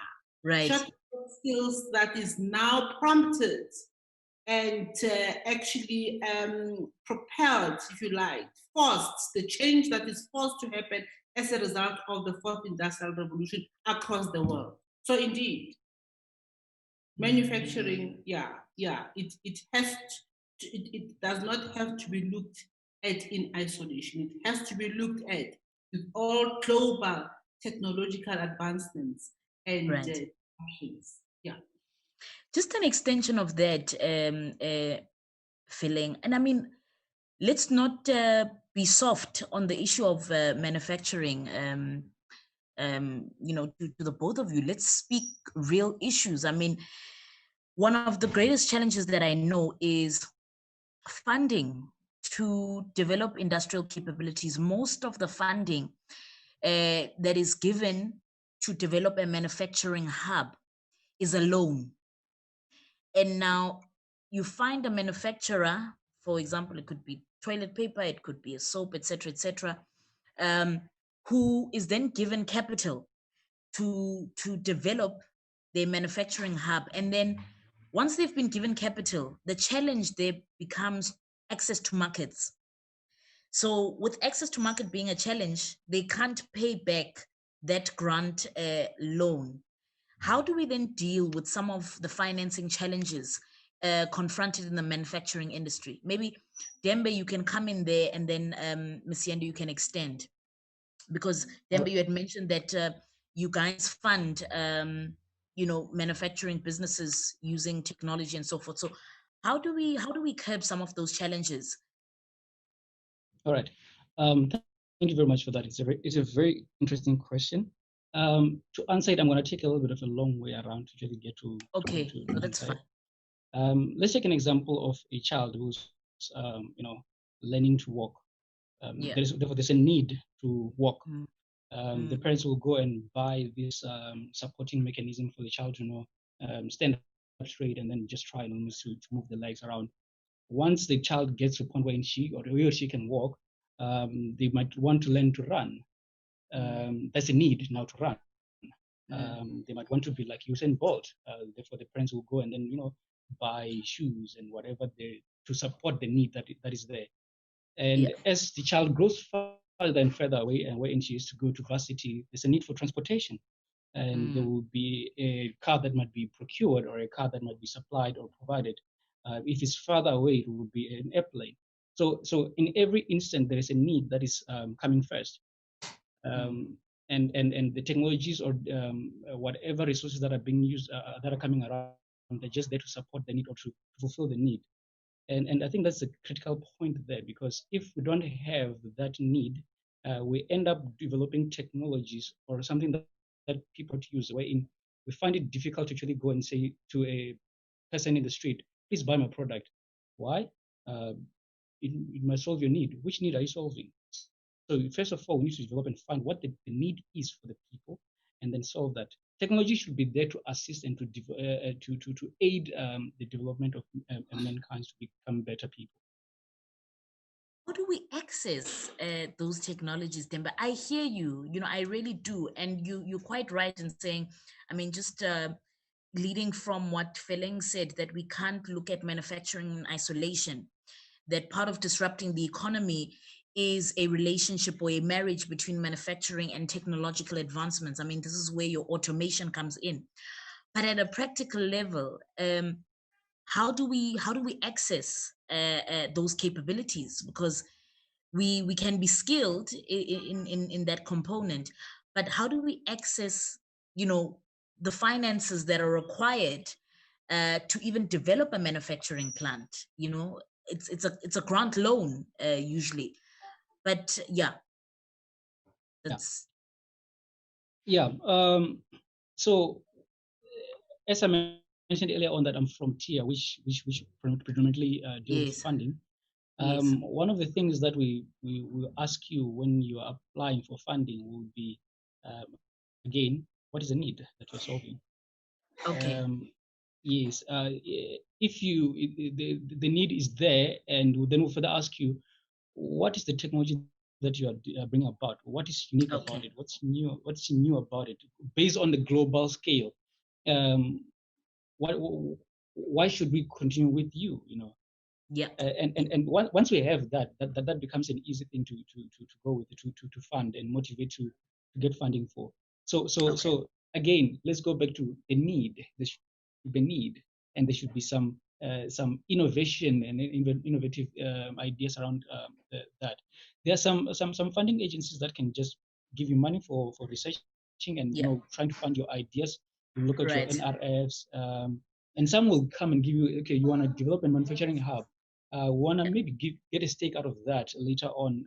Your IDC will come in and say that, okay, we'll give you money, we'll buy you equipment, we'll buy you all other stuff, but we'll get a stake later on. So there is funding for that, but there's supposed to be a need. There's supposed to be a need. Okay, thank you for that. Ms. Yende, I just wanted to find out, in the space that you've been in, of course, you've been exposed to young people who want to engage in the manufacturing industry. Maybe let me not say young people, but people in general, because I'll be very honest, I think manufacturing now is a new phenomenon for Black people in particular, who were previously disadvantaged and excluded. So it's a new phenomenon. And I still believe and hold the sentiments that it's still an unequal sector. There's still a lot of issues around that. So in your constituency and in your office, what are some of the issues around the manufacturing sector that have been raised in your office, and how has the SETA that you are particularly in engaged on those challenges or provided recommendations for those challenges? A very, very important a question there. So Thabang, I think looking at the industries that we have in the country, we know that manufacturing historically was one of those industries that injected quite heavily towards the GDP, right? We have really been seeing some kind of a decline in the manufacturing space across the board. For an example, if we look at clothing manufacturing in particular, textiles manufacturing in particular, shoes manufacturing as well, just using those as examples, we have seen a lot of challenges, as a result of dumps that are actually coming from countries like China, where we now have a whole lot of China cities and competing with local manufacturing, and therefore rendering our local manufacturing almost null and void. So dams really have created a huge challenge for the country and for the contribution of towards the creation of employment, and really selling this as one of the sectors that young people should be interested in. And with that having being a challenge, what we have done and what we do as a sector, we believe that this sector can be turned around. Okay. We believe we've got areas that we have identified, that we continue to identify, where we also receive proposals from a number of young people, even just people, entrepreneurs in general, where they are beginning to show some innovation around manufacturing. All right. So we do a lot of research to just make sure that whatever presentations or proposals that are landing on our tables, if we have got appetite to support the areas that speak to skills development, those areas should be well researched, and those areas should then be responding to the market needs or the gaps that we have in the market in terms of services or goods that will then be manufactured. So we receive those, and we go through a process of evaluating and supporting the skills development part of that. However, we've got a partner in DTI and many other areas. But as you might know, that DTI has got what is called Black Industrialist Program. That Black Industrialist Program, it is really looking at the broader spectrum of manufacturing in the country, and they are actually looking at the resuscitation of industries, different industries, different manufacturing concerns or plans in the country. They are then supporting those. So we realize that there is a need to work in partnership with some of these entities whose responsibilities are, for an example, when you look at DTI will be sponsoring the actual development and maybe the design of the actual manufacturing. We will be looking at the people issue, where we then say, okay, fine, we'll bring interns, we will bring research that is innovation-based, we will bring skills that are needed, we'll bring products that are needed in terms of manufacturing, we'll also bring knowledge in terms of technologies, advanced technologies that may then assist that particular manufacturing concern or plant to actually be successful in its operations. So would you agree that more technical skills are then required to improve the manufacturing sector? Would you say it's more of the technical skills? So let me tell you that manufacturing is very interesting. We're talking for IR, and by the way, I'm a scholar in 4IR. I'm just completing my PhD in public sector leadership and 4IR. So definitely your skills are actually still important and are still necessary. For an example, in our subsector, we realize that while we have got a technological advancement that we are embracing, we still see the following skills as important and as critical in also still driving this sector going forward. Forestry, for an example, we've got what we call chainsaw machine operator. Now, that chainsaw machine operator it's very important. But what we have done now, there's some sophistication that has come about where we are using virtual realities as part of training people in the chainsaw operator skills. So while we have got the original program, but we have said, how do we then advance it? How do we align it to this technological advancement? And industry has come forward together with CETA. We funded a virtual reality program where learners in class can then be taken to the field and they can be able to pass from class. And we've got, just in summary, wood products. We've got your saw doctors, so green timber processing. So those are charcoal manufacturing. Those are some of the skills that we need. Yeah. In printing, sheet felt lithography is still it's still needed. And I think whether we've got technology or not, we still need to do book binding. Book, it's very interesting. People are encouraged to read, and we still have a lot of the target market that is interested in buying books from the shelf, hard copies, and actually reading those hard copies. Furniture. I mean, even if we can be talking about technology, we need a table, we need a chair, we need to actually sit on the table. We need, we can bring in some type of technology, but we still need to be able to have skills to manufacture cabinets, tables, chairs, beds, all of that. So these skills are still important. And with us, we see that we particularly the Black population, we need concerted effort to make sure that these skills are taken seriously. When I remember when I was growing up, seeing somebody, my mom would call someone to come and fix the cupboards at home. It was almost like, no. It's a very important skill. It's a very important skill. We need to maybe complement that skill with entrepreneurship. SMME development, so that the person can be able to think much bigger than that, and maybe think of coming up with Bradlows. Are you with me? Bradlows is one of the well-known, well-established retail. So we need that cognitive transformation that we need to maybe now drive amongst our people to say, do not undermine the skill of making cabinets or coffins, or you can be able, depending on your ability to stretch your mind, you can go far. Absolutely.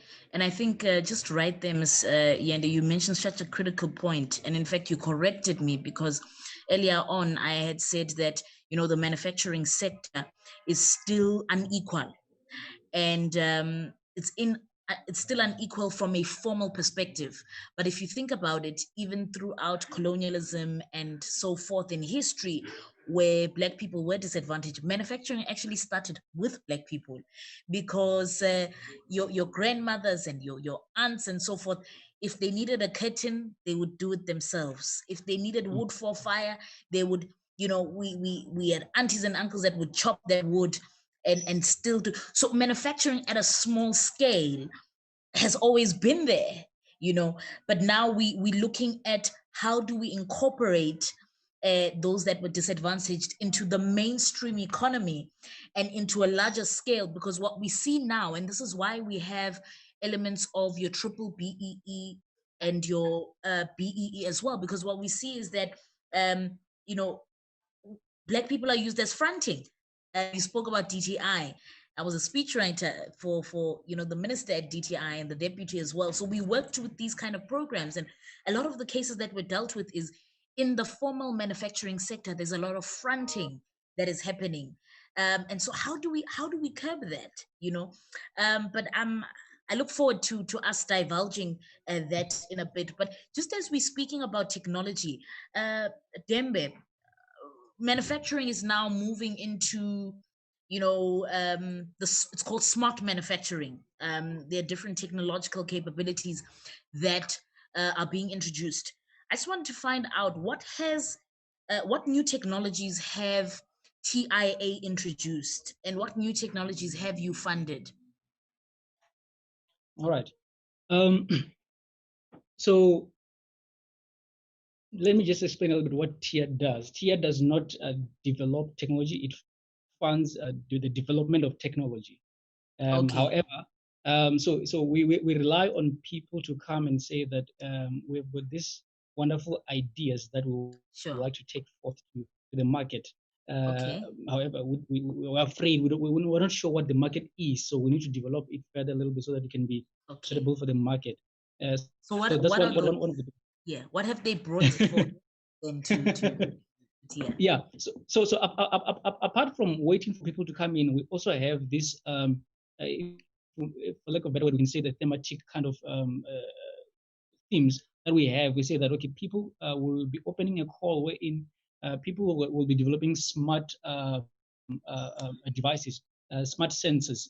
For an example, any technology that will be involving Internet of Things, any technology that will be involving drones, any technology that will be involving CNC machines, new CNC machines, and the like. So we will say that, okay, please come and apply, and then give us what you have, so that we can just understand what is there in the market, and then we can align ourselves to what the need for the people is, so that we can develop it further.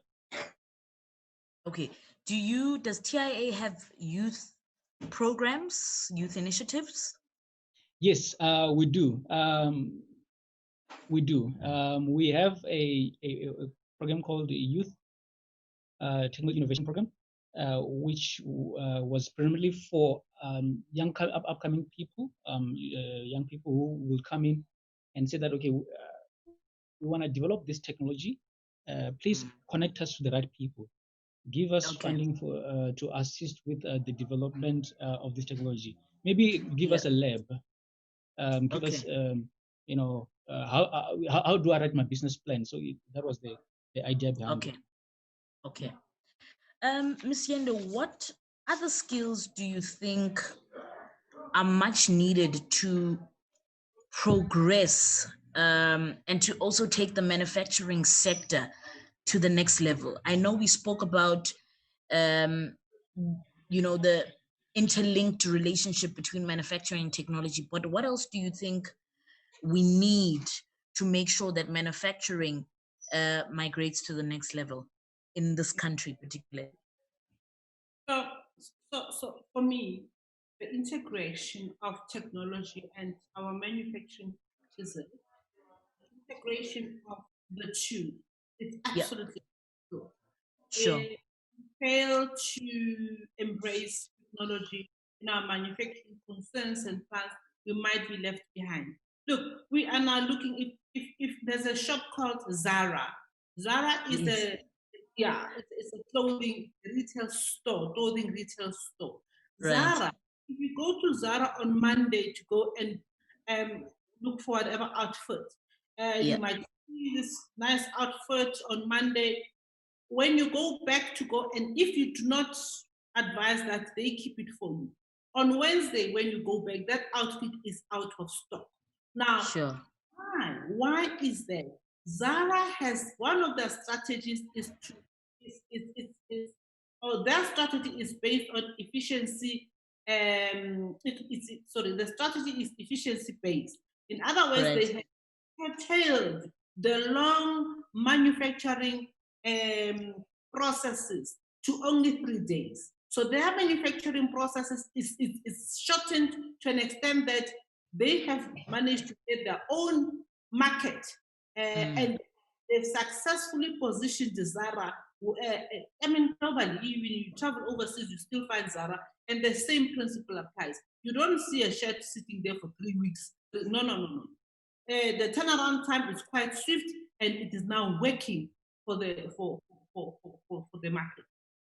China, if you go to China as well, you find places that have also based their strategy on efficiencies, because agility is a critical principle that has been brought about by new technologies. Agility everywhere, whether it's business, whether it's in manufacturing, you've got to be agile. Now, in China, you are able to, there are shops where you are able to go in the morning and tell them the design, what you want, in the evening, and you proceed to the meeting. When you come back from the meeting, you are able to then pick your outfit and go to the meeting tomorrow. Now, that is the extent to which the principle of agility has been elevated. Now, and that is being brought about by what? By technology. In manufacturing, we have got skills, the following skills, and now these are now, when we're talking broader and bigger, sophisticated manufacturing, which we have to make sure it is penetrated, particularly by our Black people. We have to make sure that they enter into these areas. They look like gigantic, they look scary, but we can be able to penetrate those. Engineering managers, we need those. This is hardcore engineering programs. We need engineering managers, we need manufacturing quality managers, industrial engineers, production engineers, material engineers, millwrights as well. We need those. Now, in printing, for an example, we see a lot of 3D technology that has come, that has been introduced. We need skills. We need people to be able to understand your 3D, how to operate it. I'm not so sure if you've seen, there are shops now that are using 3D, quite creative. You know, when they make your cappuccino coffee, your cappuccino, they will give you cappuccino with your name on the phone. Yeah, that is the beauty of being able to utilize the new technology. Yeah. You know, and we have to welcome this technology and enjoy the creativity and the innovation that it is actually introducing or has introduced in our markets, including manufacturing. We have got, I know that in South Africa, I have not yet seen that car, self-driven cars. They are manufactured already. That is technology. And what that says to us, that poses a challenge to us, is skills. Are we ready? Have we been able to get to the research that will then give us those skills to now be able to fix those cars? Remember, there's different types of skills. There's a manufacturer. And in the manufacturing process, we need to have those that technicians will be able to manage it. Yeah. Yeah. So it is a very exciting world that has been, I think, made more exciting. But we need our young people to be given knowledge, to be given information, and to be really encouraged to really get advanced into these areas and position themselves not now as a bedroom dressmaker. No. You want your name out there in one of the halls. We want your name in one of the industries. In clothing industry, for an example, we're working with Clothing Bargaining Council. They are very happy. We ask them to please welcome our young people in clothing manufacturing for them to be part of the much bigger, broader economic mainstream. And they've said, absolutely, those that are registered, part and parcel of the bigger challenge, they are welcome. And those are the doors that we need to kick open for our young people to be able to access. Absolutely. Thank you very much. I think perhaps we have now reached our closing. I'd like to hear just some closing remarks from both of you. Mr. Dembe, we'll start with you. As you answer, please tell us, what are the opportunities available that SMMEs, young people, women can access at TIA, and the likes of you also, Ms. Yende, if you can also just give us your closing remarks, telling us what are the opportunities that can be accessed by our audience to the SETA. So Dembe, we'll start with you. Thank you very much. I think we are living at a very interesting time wherein the 4IR is bringing about a change in how we're supposed to be thinking. Back then, we would go about asking what is the need that we have and how do we develop tools to actually fit in the needs.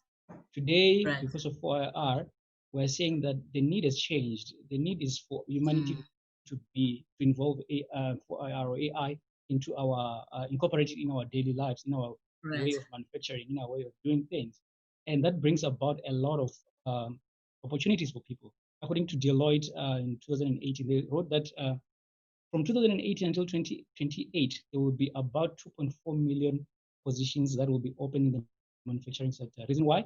A lot of people will still have to catch up and learn how to actually incorporate the new wave that is coming on that. And because of that, TIA is here to say that we know what the need is. You know what the need is. Tell us what you need to actually improve in your organization, in your manufacturing state, in your how do you, what technology do you want to improve and what technology you want to bring about, and then let's have a discussion about that, and then we'll fund you for that. So it's a very interesting time. 100%. I mean, look, manufacturing sector, as you mentioned, Ms. Yende, that it contributes so much to our GDP, close to between 14 and 26%. So it is a sector that must be prioritized for economic transformation as well. Thank you very much, Dembe, for those closing remarks. Ms. Yende? Thank you very much. I think the advent of COVID-19 made it so possible for us to wake up. Yeah. We were forced to wake up and embrace this technology. Sure. We saw a lot of manufacturing of great ideas, of innovation, of ways in which we could communicate and get the business going. And I think for me, that was just a start. There's a lot more that we can do to make sure that in our manufacturing industry, we realize the opportunities that are actually sitting there. Now, technology for me, a lot of people we are saying, particularly in relation to manufacturing, it is advantaging people. It is going to cause a lot of unemployment. People are scared that because of technology, they're going to lose jobs. No. If we embrace technology positively, we can be able to multi-skill our people. What I think the world changes from time to time. Now we approach should be multi-skilling our workforce so that we can rotate our workforce. And the multi-skilling program for the workforce should also inculcate technological advancements in a particular manufacturing industry, depending on the type of manufacturing that you are doing. For an example, we've spoken about artificial intelligence. We know that in the hospitals, we already have got robots that are actually doing operations, conducting those medical procedures on humans. And they have been proven to be highly efficient, So these things are here. And I think because of these technologies, we have got many more opportunities for our young people. I mean, Thabang, for me, this is exciting times. I always say to my kids, listen, today you cannot come and tell me, Mom, you need this. Sit down, go onto the internet and speak to the world. Yes, there are risks here and there, but you can be able, at a click of a button, you can be able to someone anywhere in the world, and you can be able to create those networks that are very, very powerful. The networks are very, very powerful because it is in these networks where you will learn the trends, whether it is in manufacturing or any other industry. In our industry, robotics are there as well. 3D is there as well. Artificial intelligence is there. We are also exploring blockchain, which we know one of the excellent technologies that have been proven in addressing complexities in business.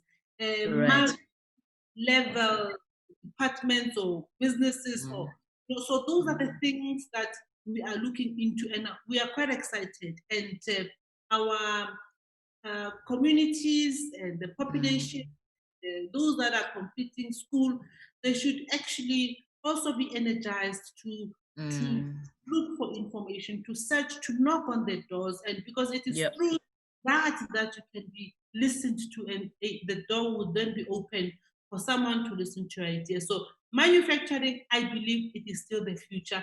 It is still the future in inculcation with the latest technologies that have been introduced. Thank you very much. Thank you very much for that, Ms. Yende. And I think one thing that you raised for me that still probes us to believe and to move forward in manufacturing is particularly about what COVID has taught us.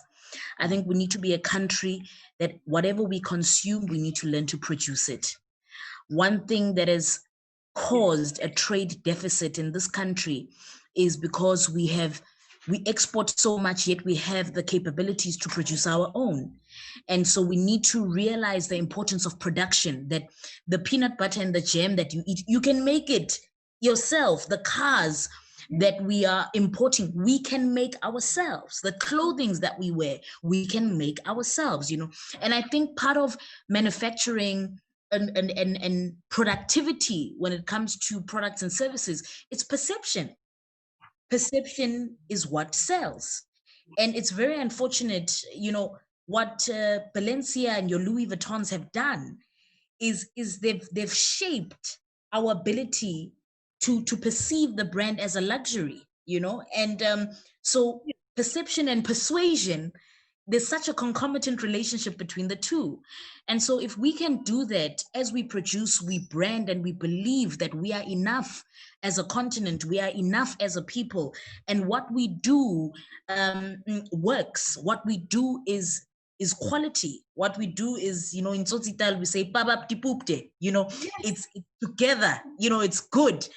Once we deal with our mental capacity, once we deal with self-awareness, I think we have identity issues which then challenge us moving forward. And the fact that you mentioned, Ms. Yende, earlier on, to say that we have things from China and custom duties.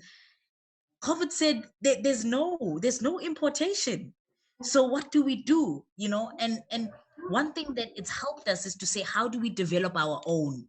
We've been knocked out. It's been serious. There's nothing wrong with trade. Trade is important for economies to grow. Inter-Africa trade, intra-Africa trade, trade between the globe, and also those technological developments, Mr. Dembe. We can't get that if we don't interact with, global partners and other countries. But as we interact, can we not compromise ourselves? Can we not trade based on dominance, but let's trade based on reciprocity? Let's make sure that even as we manufacture, there's a fair balance between the two when it comes to ownership, when it comes to procurement, when it comes to outsourcing products and services. It's got nothing to do, or it shouldn't be about racial classification, but it must be based on meritocracy. And this is why we're speaking about skills development, to say, how do we impart, how do we ensure more skills? The race card, it's over, right? It still exists in terms of equality and so forth. However, now we have no excuse. As young people, we have no excuse. As women, we have no excuse. We just need to alleviate bureaucratic issues and move past that and see how policies can be favorable to merit and production in the country. So thank you so much to both of you. My bosses are saying I'm talking too much, but this really a sector that hits core, because as I did mention that I was at DTI, and the biggest challenge was, here are these people who came with these ideas, great ideas, and they started their plans. But guess what? They're stuck in debt. They can't pay back these grants. And because they can't pay back the grants, they become, everything is shut down. So it's all well and good. You have the great 10 million Rand technology, but because you took a loan from a conventional bank that is charging you interest, you're still paying that interest. And then you become blacklisted, and then your business diminishes, and then there's no access to markets and so forth. So I think there's a trilogy of things and measures that we really need to consider when it comes to manufacturing. So both of you, thank you very much. Ms. Yenda, I really wish to engage with you further, and Mr. Dembe, I definitely will be in touch with the both of you. I will hound you, because this is a critical topic that we need to engage on. Thank you so much for the time, and thank you for all that you do for young people, for all that you do for South Africa, and all the best in the industry that you're in. Ladies and gentlemen, that was the skill scarcity in manufacturing sector panel discussion. As you see, it was heated. There was a lot of passion, and I must admit, it came from my side as well. And thank you to both of our panelists that really did justice to the topic. That was Ms. Feleng Yende, the CEO of FP&M SETA, and also Dembe Nechilele, the portfolio manager of Advanced Manufacturing in Technology Innovation Agency. So that was that. And now we're about to conclude our day. Please be reminded to hashtag skills 2020 on your platforms and on social media. Add your comments, give us your feedback, and would love to hear from you. Please do remember that we are also running a competition. After this last panel discussion, we're going to do a drum roll. We have 5 people that will be winning or walking away with prizes this afternoon. Our next panel discussion is skills development in the mining sector. We know that the mining sector is one of the largest GDP contributors in South Africa. And we do know that that also has a lot of foreign investment. It was shaken with the COVID pandemic. So what I will do is introduce our facilitator, who will then introduce our panel so that they can discuss this interesting topic. So our facilitator is Dion Kier, who's the CEO of Siaka Consulting. Dion, welcome. And thank you to everybody who's lost the most exciting session of all. I think that I'd like to, we are waiting on one of our panelists, Dibuseng.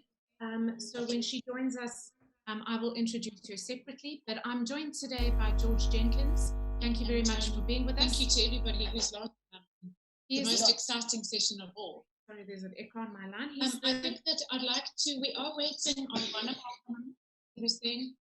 So when she joins us, I will introduce her separately, but I'm joined today by George Jenkins. Thank you very much for being with us. Thank you to everybody who's on the most exciting session of all. Sorry, there's an echo on my line. I think that I'd like to, we are waiting on one of our... Right, is that better? Sorry, let me get back to where I was. So George Jenkins is the CEO of Stonewall Mining. He comes with 30 years of mining experience, both in Africa and Australia. And we're really interested today to do some analysis around his learnings and comparison between these two markets.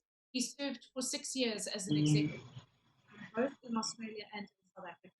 He is an extraction metallurgist by profession and qualification, but very importantly has many, many years of operational leadership and management experience, both at a project level and in terms of driving operating excellence in gold, coal, and other areas. So we're excited, and thank you again, George, for joining us today. We also have with us Maria is a senior data geologist for CSA Global. She believes that data is not worth anything if it cannot be used as information that will assist in future decision making. Interestingly, Maria has more than 10 years experience both in this sector, which is obviously a fascinating industry for us. In South Africa, Burkina Faso, Swaziland, Botswana, she's a member of the Geological Society of South Africa and the South African Compliance Institute, as well as being a committee member of the Women in Mining in South Africa. She is deeply involved in diversity, equality, and inclusion projects with a focus on people with disabilities and women. So welcome, Maria, and thank you for joining us. Thank you very much. Dibuseng, I see that Dibuseng has now joined us. Dibuseng is the CEO of a consulting firm. Outside of her MBA, which she's done at UCT Business School, in addition to that, she works with mining companies at exploration phase. So unusually very strong technical CV, both within the sector and within your sphere. She does pre-feasibility and feasibility studies, resource estimation, drilling, mapping, and trenching within her business. She works with junior mining companies predominantly, but is also a shareholder in SA Women in Extractives, Construction and Engineering. She's a mentor for women in mining in South Africa and the Department of Mineral Resource and Energy. Welcome, Dibuseng. Thank you. And lastly, but not least, by any imagination, Masechaba Tekana joins us today. Masechaba is a senior executive. She has 25 years of leadership experience in banking, petrochemicals, public sector, and management consulting. She's worked extensively in cultural transformation and inclusion, specifically in gender equality. She has outside of her several degrees, she has a master's degree in critical diversity studies from the University of Witwatersrand. And she has extensive regional experience, both in Africa and elsewhere in the world. She is leading the United Nations Women Empowerment Principles project that aims at achieving their 7 principles. So welcome again, Masechaba, and thank you for being with us today. Okay, let me jump into some context around our topic today, which is skills in the mining industry. And I think it's important for us just to contextualize the current state of this sector. There are 470,000 direct employees, according to the Minerals Council, that are employed within the mining sector, with 4.5 million dependents that rely on those employees for their livelihoods. So the impact on the South African economy and on South Africa as a country and on our employment statistic of creating stability, of creating continuity, and of creating a mining sector of excellence is really pivotal. What's interesting to me is that we spend 7 billion rand on skills development within this sector. And the challenge today, I guess, is for us to talk about how do we spend that money and where do we spend it to best effect? Because money thrown at problems in the wrong way is probably more of a travesty than no money being invested in an issue in the first place. The interesting statistics, our teams who do community research around mining communities go door to door in order to get an idea of what happens on the ground. Their stats tell us a story which is not very positive. In Mpumalanga, as an example, their average stats are showing unemployment rate at beyond 54%. Only 30% of the people we're surveying have technical or artisanal skills. 44% had a matric, the balance didn't, and 47% of the youth in those communities had matric, with the majority obviously being youth. In another community in KwaZulu-Natal, Umhlutuzi community, 56.8% of the population with no schooling, 7% of the population with some form of higher education, and 36.9% of the population with a matric. So if this is the basis from which we work and around in those mining communities, then there has never been a more important time for us to be sincere and authentic around what we're doing in skills development in mining. And I think that the issue in mining is threefold. The first is, how do we achieve excellence in mining now?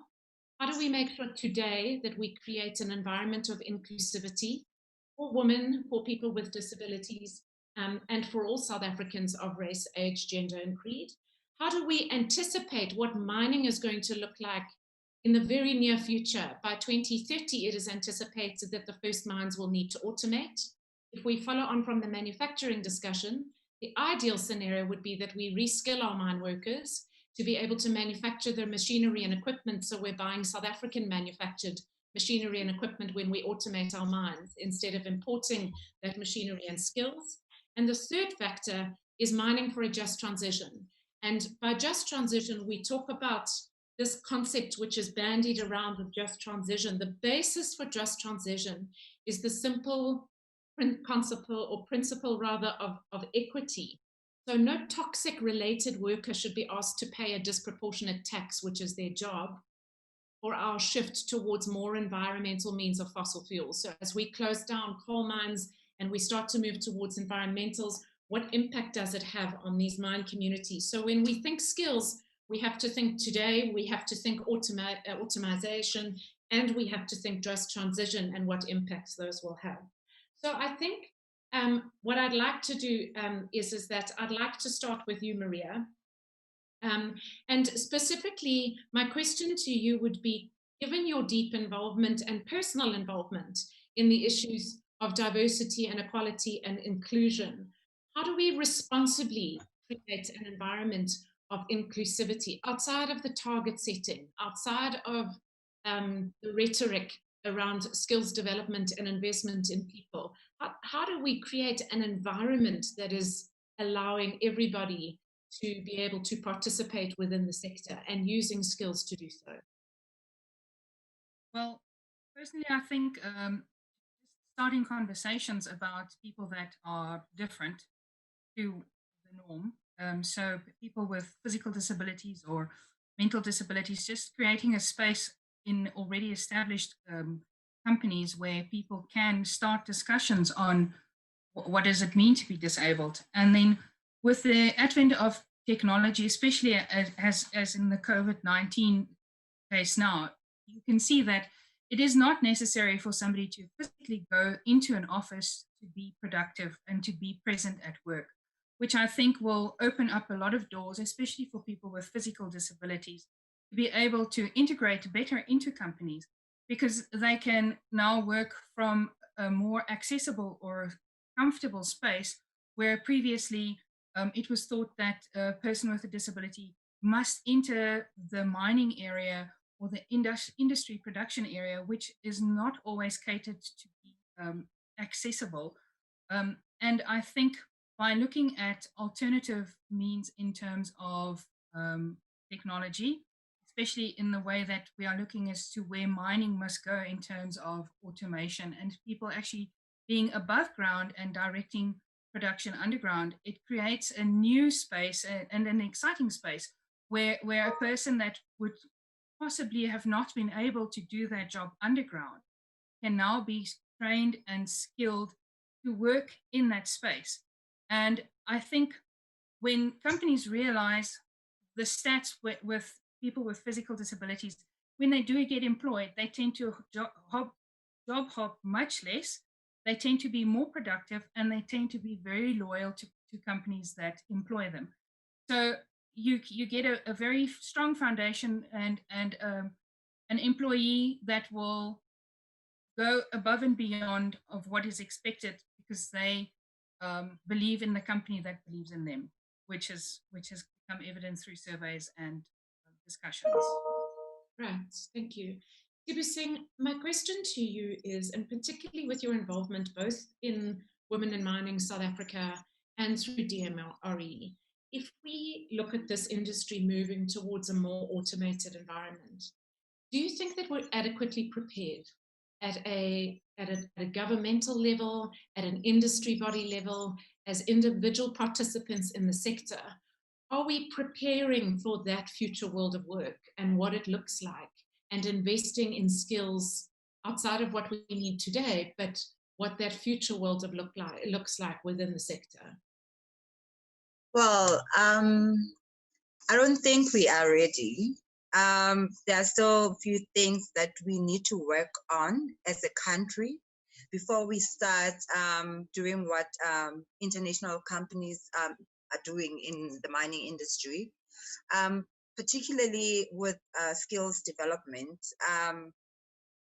One may ask, is mining investing sufficient skills and development into the surrounding environment, be it learners from high schools? Are they aware that after completing matric, if you decide to go and study mining engineering, are they aware that it doesn't mean just because you are going to get that qualification, you will be making money? You need to start somewhere. And we are well aware that 6 billion rand was invested, according to the Mineral Council, for skills and development in 2017-2018. But we are not sure what happened to that money, like where did it go, and we don't know. And again, when we look at the area of upscaling women in mining, I believe that we need to work on upscaling women in mining. In most cases, you find women who are well educated. Say, for instance, let's say a mining engineer. You'll find both male and a female who are mining engineers with same qualifications, same experience, but you hardly ever find mine managers, female mine managers, your GMs as females, and you ask yourself, what are those prerequisite skills that these women need to be in the same position as men? What are those skills? So are we ready? No, we are not. And then when you look at, again, disenfranchised groups, your Zama, the government is talking about formalizing them so that they are not illegal anymore. We are looking at women from rural areas or male species from rural areas who are sitting with diamond commodity at the back of their yard, and it shows that they have some of knowledge, the fact that they are able to follow the reef, but they don't have necessary skills. So is the government talking about giving them your CIPC, your mining rights, without the necessary skills, be it for technical skills, financial skills, for them to enable them to contribute towards the mining sector? with knowledge, with more knowledge. So we still need to work on skills development. And It's not possibly adequate. a more proactive instead of reactive approach. Perhaps. Yes, instead of reading on the media that 6 billion rand was given for this, and no one is accountable of the deeds. George, and the thorn amongst the roses today, I guess. So you're in the hot seat, but I'm very interested, given your experience in Australia versus here. I had a personal experience where we were negotiating a mine uprising with a community. They were upset that they had done research around what a mine supervisor was earning in Australia versus South Africa, and they said when you compared it with exchange control, it was, their salaries were well out of kilter.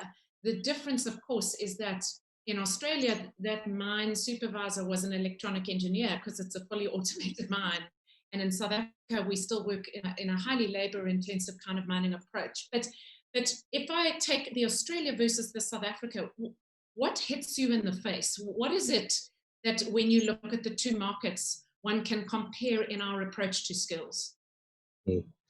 Oh, thanks, Dion. And yes, it's quite interesting, that you say I'm the thorn amongst the roses. I find in a lot of meetings that I sit in, most of the colleagues around and the consultants we use, etc., are actually ladies. So it is changing. It's encouraging to see that it is changing, which is a good thing. I think the main thing, when one starts to look at differences between South Africa and Australia, at different levels. So, if one talks at the sort of base operator type level, South African operators are actually pretty good. I don't think that there's necessarily, a problem in terms of skills. When I compare, an operator in a plant, for example, or an operator in a mine. Where you do start to see some differences creep in is as you move into the technical levels. I think that Australia has got some better programs, I think, in that space, but certainly at the lower levels, I don't see a big issue. The difference, some of the differences that I do see though is, as you pointed out, Australians do get paid more, and that's really the whole country is a really high salary environment, and so you'll find that typically they'd be using a half to a third of the labor force that we would ordinarily use in our operations, simply because we do have that higher salary base that's in Australia.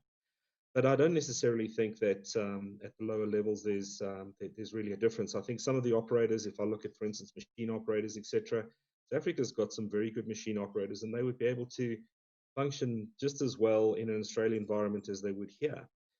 I think some of the challenges that we sit with is, more of our where we are in terms of our high unemployment rates. We've got a lot of people competing for jobs, and as a result of that, I think that it's easier to bring 4 or 5 people in rather than just to leave one person in to do a particular activity. So I also think that one thing I also did notice was there's this real reluctance for people to expand their skills as well. And in the mines, operators would typically they prefer to operate in one area, and they don't like to be rotated around their whole workplace. They'll only prefer to sit in one section of the workplace rather than rotate through it. And that is common, believe it or not, in Australia as well. Operators and workers that I had there that I tried to rotate to try and upskill them so that they had a far broader knowledge of the whole operation. They were very reluctant to do that. They preferred to sort of stick in one area. And I found that that in South Africa it was very similar, where there was this almost a lack of confidence for people to be moving around and getting that those general work skills. I think that the industry is going to sit with some challenges. I think in the short term, the investment in skills training and so forth is going to be have to be focused on the day-to-day jobs. as we move forward and we move into automation, and Australia's doing this very successfully. They've got some underground operations that are fully automated. And as Maria said before, you know, you have people sitting in a control room that basically operates machines underground. And then you have less people also working underground, of course. We've got open cut mines there that are operating whole sections with mobile remote controlled machinery. So as we move to that, of course, there are going to be some challenges. Obviously, you know, generally you have less people in the operator level, and now you start to move into highly skilled people that control remotes. They have to look at you know, at all the robotics, etc., that go with these things. And I think for us as a country, I think it is going to be a challenge. I agree with Dib was saying. I don't think we're ready for that. I think we've got to, you know, we've got some work to do in terms of our foundations, and we need to get those foundations laid better in order to prepare us for what is going to be a natural progression of things. The other great thing, I suppose, as well, is that it's good that we have countries like Australia, Canada, etc., working on all of these technologies, ironing out the bugs, etc., so that by the time you know, South Africa does start to get more active in this space, there'll be a lot more skilled people to help with training, the skills transfer. You know, the systems will be far more user friendly, etc. So I think that you know, it is a bit of a double-edged sword in terms of wanting to move too quickly. But I would suggest that our biggest challenge at this stage is just our huge unemployment rate. And until we sort of get that shrunk down a bit and we get more people employed, I think we're always going to struggle to really get highly skilled you know, workers and training to move our workers to those really high skills. Right. We're going to need some economic momentum if we want to see as you say, see the investment happening in the right way. Masitshaba, tell us about the UN Women Empowerment Principles. There are 7 principles in terms of the UN Women Empowerment Program. Tell us a little bit about that program. All right, thanks, Tion. So the 7 UN Empowerment Principles are actually a set of principles that guide an organization in how they can promote and advance gender equality in the workplace, in the marketplace, and in the communities through their corporate social responsibilities. And they've been jointly developed by the UN Women as well as the UNGC. And they are grounded in the international labor and human rights standards. And these principles actually bring together stakeholders that are interested in creating awareness, especially corporates, and creating business practices that empower women and create gender equality. And what I like about these principles, they are actually targeting corporates, and they can help corporates to deal with structural challenges of gender equality in the workplace, in the marketplace. And the marketplace refers to supporting women entrepreneurs and women-owned businesses, you know, so in the marketplace and in the communities through your corporate social responsibility. Globally, there are 3,700 companies that are a network of WEPs signatories. In South Africa, we've got 68 companies, and we are aiming to mobilize and increase the number of companies that are signatories to the UN Women Empowerment Principles. So these principles, high level, talks to for you as an organization to create gender equality, eradicate discriminatory practices against women, and to empower women, you require high-level leadership ownership. So commitment at the leadership level, it's critical for you to sustain whatever programs that you are bringing in place and policies that you are putting in place. Leaders are champions. They need to create that understanding and conviction in the organization to say gender equality, it's a business imperative and it's everybody's business. It's not the responsibility of diversity and inclusion professionals, but everybody needs to integrate the 7 principles in their day-to-day operations, make it form part of their sustainability strategy and their organizational culture. That's why buy-in from a leadership level is quite important. The second, and that's the first principle. The second principle talks to how do you then uphold the human rights principles of both men and women, understanding what are those normalized discriminatory practices that women experience on a day-to-day basis. Sometimes you are in the boardroom, your voice is not heard. People overlook you, and when there are promotions, you are overlooked because of a woman. And those are the things that once you adopt the principles, you are guided in how to unearth all those discriminatory practices and eradicate them in the workplace, in the marketplace, and in the communities. And the other important principle, which forms part of the 7 principles, is about the health, well-being, and safety of your employees. Don't come up with a blanket approach. Come up with fit-for-purpose solutions that addresses challenges that women are facing in the workplace. And in the mining space in particular, we know that women find it difficult to navigate the workspace given how violent it can be, given what they're experiencing in the workplace. So as an organization, you adopt this principles, you commit to addressing those issues. But most importantly, what has been mentioned now is about advancing women in their professional careers. Principle 4 talks to that. It suggests that as an organization, once you adopt the principles, find a way to develop programs that help women to advance in their careers. Open up opportunities for women to enter non-technical job fields. You know, we've got gender stereotypes where women kind of are expected to play particular roles. How do you as an organization create opportunities for women to manage and drive the profit and making loss part of the business, where when it comes to bonus time, the bigger slice of the cake goes to those who are driving technical projects. So it guides you. It gives you examples of what actions you can take as an organization. The 7 principles give you resources and tools to enable you to move a step further beyond your good intent. And quickly, just the last 3 principles. And the 5th one talks to how do you as an organization use your supply chain as well as your procurement programs and policies to support women-owned businesses, help them to overcome barriers that they encounter in terms of accessing finances and products that helps them to thrive as entrepreneurs.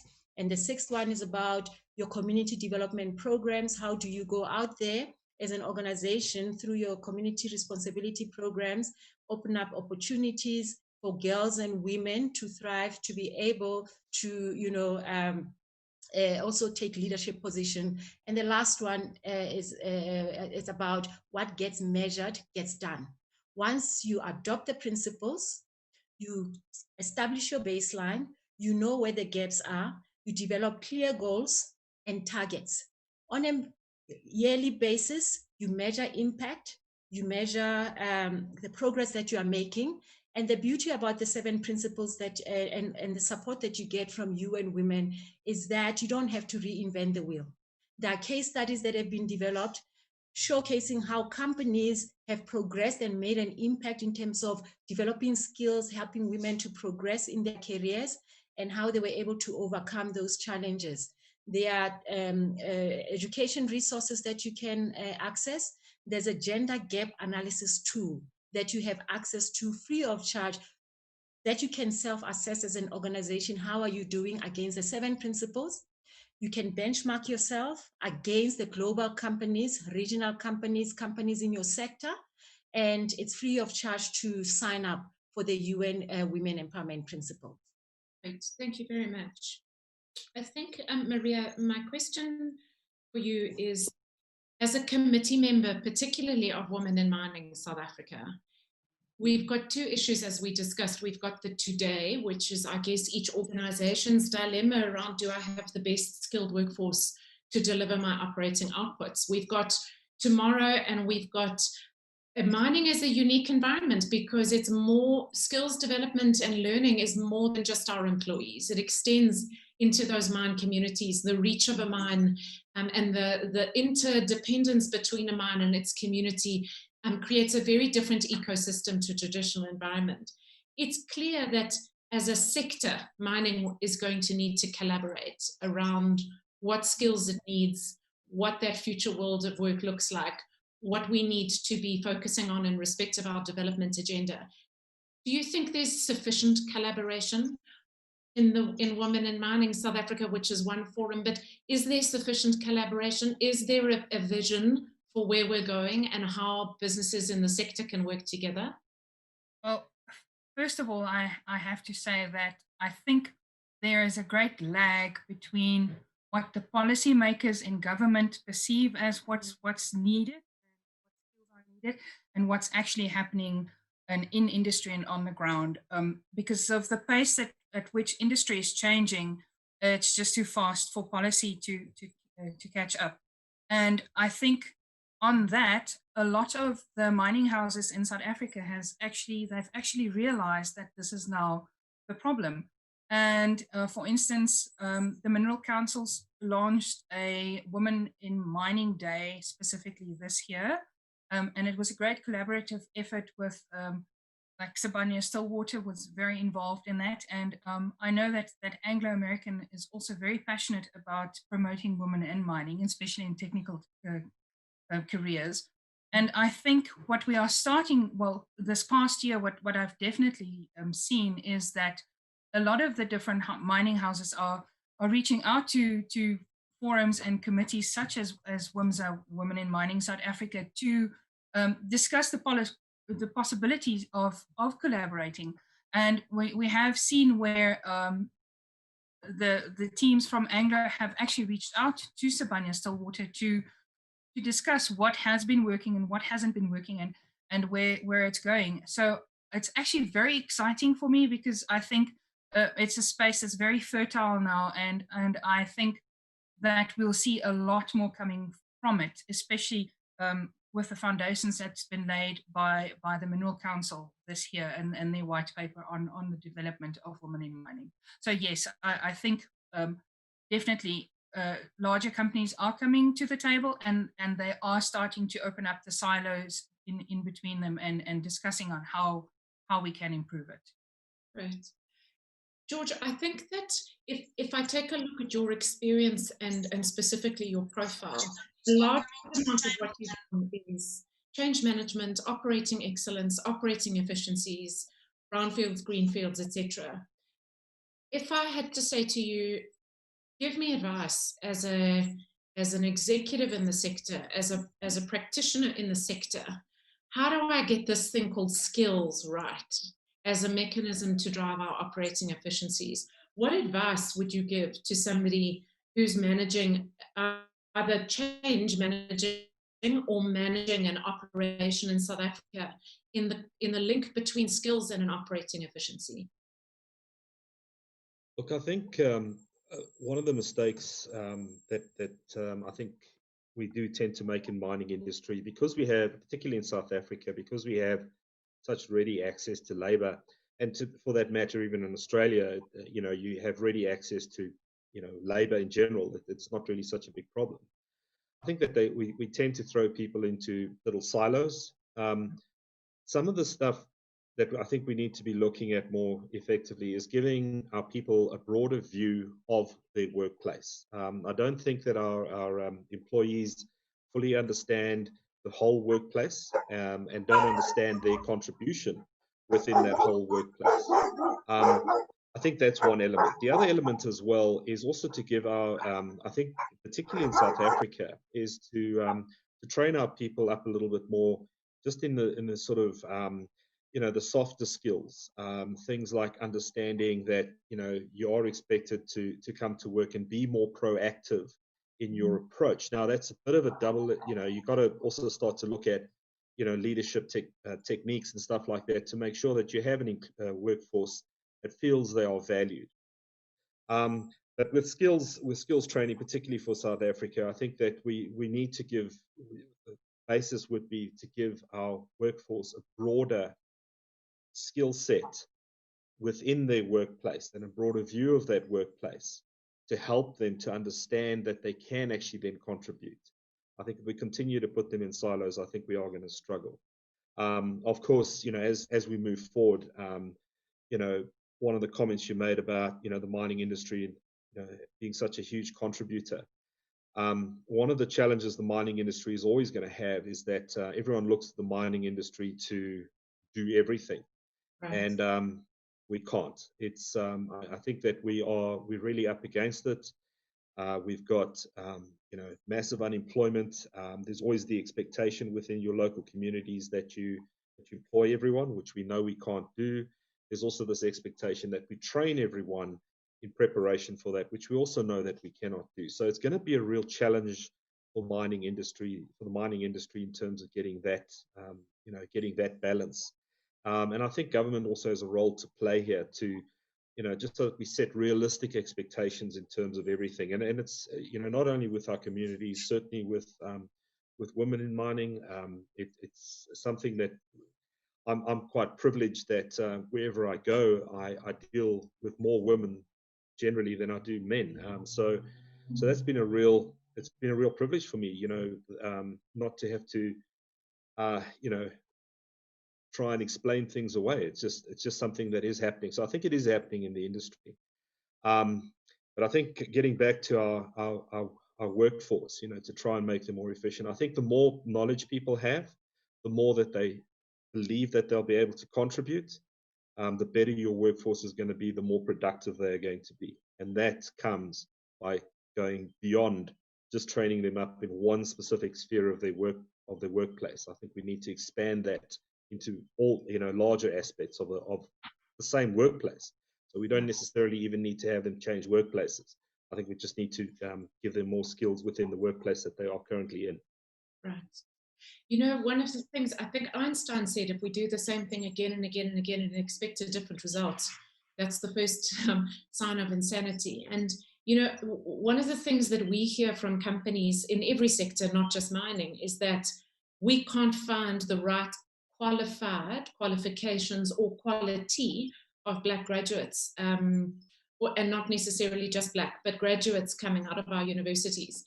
When we speak to graduates, we hear nobody will give us an opportunity until we have experience, but I can't get experience until somebody gives me the opportunity.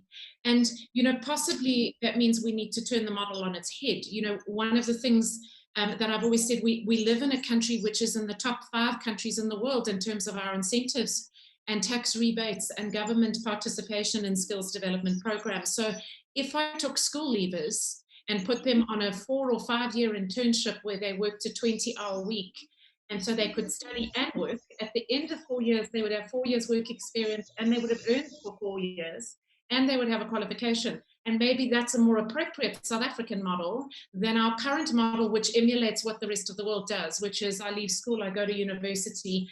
Your dropout rate on bursary kids in South Africa is 49%, not because they're not coping, but because they are unable to adequately operate in an environment where they don't have a laptop and a cell phone, and they don't have a mentor, and they have been set up to fail inadvertently because we haven't given them the financial means to operate in a city environment. So I think Dibusing as a... sorry, if I could just add one more thing there. I think what you're saying is correct, and I you know, I remember early in my career when I started in the South African mining, you know, they had a lot more graduate and learner official and also programs for artisans and things like that. And unfortunately, over time, those have fallen away. And that was a very, very good platform because, you know, for that development of skills, because one would, as you point out, you'd work for 6 months, you'd then go and study for 6 months. That was if you were going into the Technikon route, or if you were in university, you'd have that vacation work, etc. And I think that I appreciate there's economic considerations and so forth, but I think that in South Africa we've lost that. We've lost all of those programs, and they were really good programs that were very, very successful. And I know, I appreciate what you're saying. You know, we talk about Black graduates, but graduates in general. And I have, you know, friends in the industry who, on the one side, you know, the one graduate that came out, he was trained within that sort of, you know, work and you know, learning experience, you know, a varsity experience. He was trained in that space, and he is hugely successful. We've then had others who, just come straight out of university and have been spectacularly unsuccessful. So I think that work and learning process that we had, that did work, and it's a shame that we've lost that. I think that if we could look to bring something like that back into the industry, and use some of that 6 billion rand or 7 billion rand that we spent in those sorts of programs, I think we're going to slowly but surely start generating skilled, well-trained people who can then pick up and take this industry forward. With a job, which is the outcome is with employment. You see, as a mentor, and I think that George touched on it earlier about the soft and hard skills. We've spoken about the fact that with very good intentions, we've created a culture. And, I have a daughter who graduated last year. The culture in South Africa of youth is one where you study, and when you finish studying, you do your best, but it's going to be hard, it's going to be tough. And as opposed to, we've lost that culture of, I'm going to be a hairdresser, I'm going to be an apprentice hairdresser, I'm going to be a welder, fitter, and turner.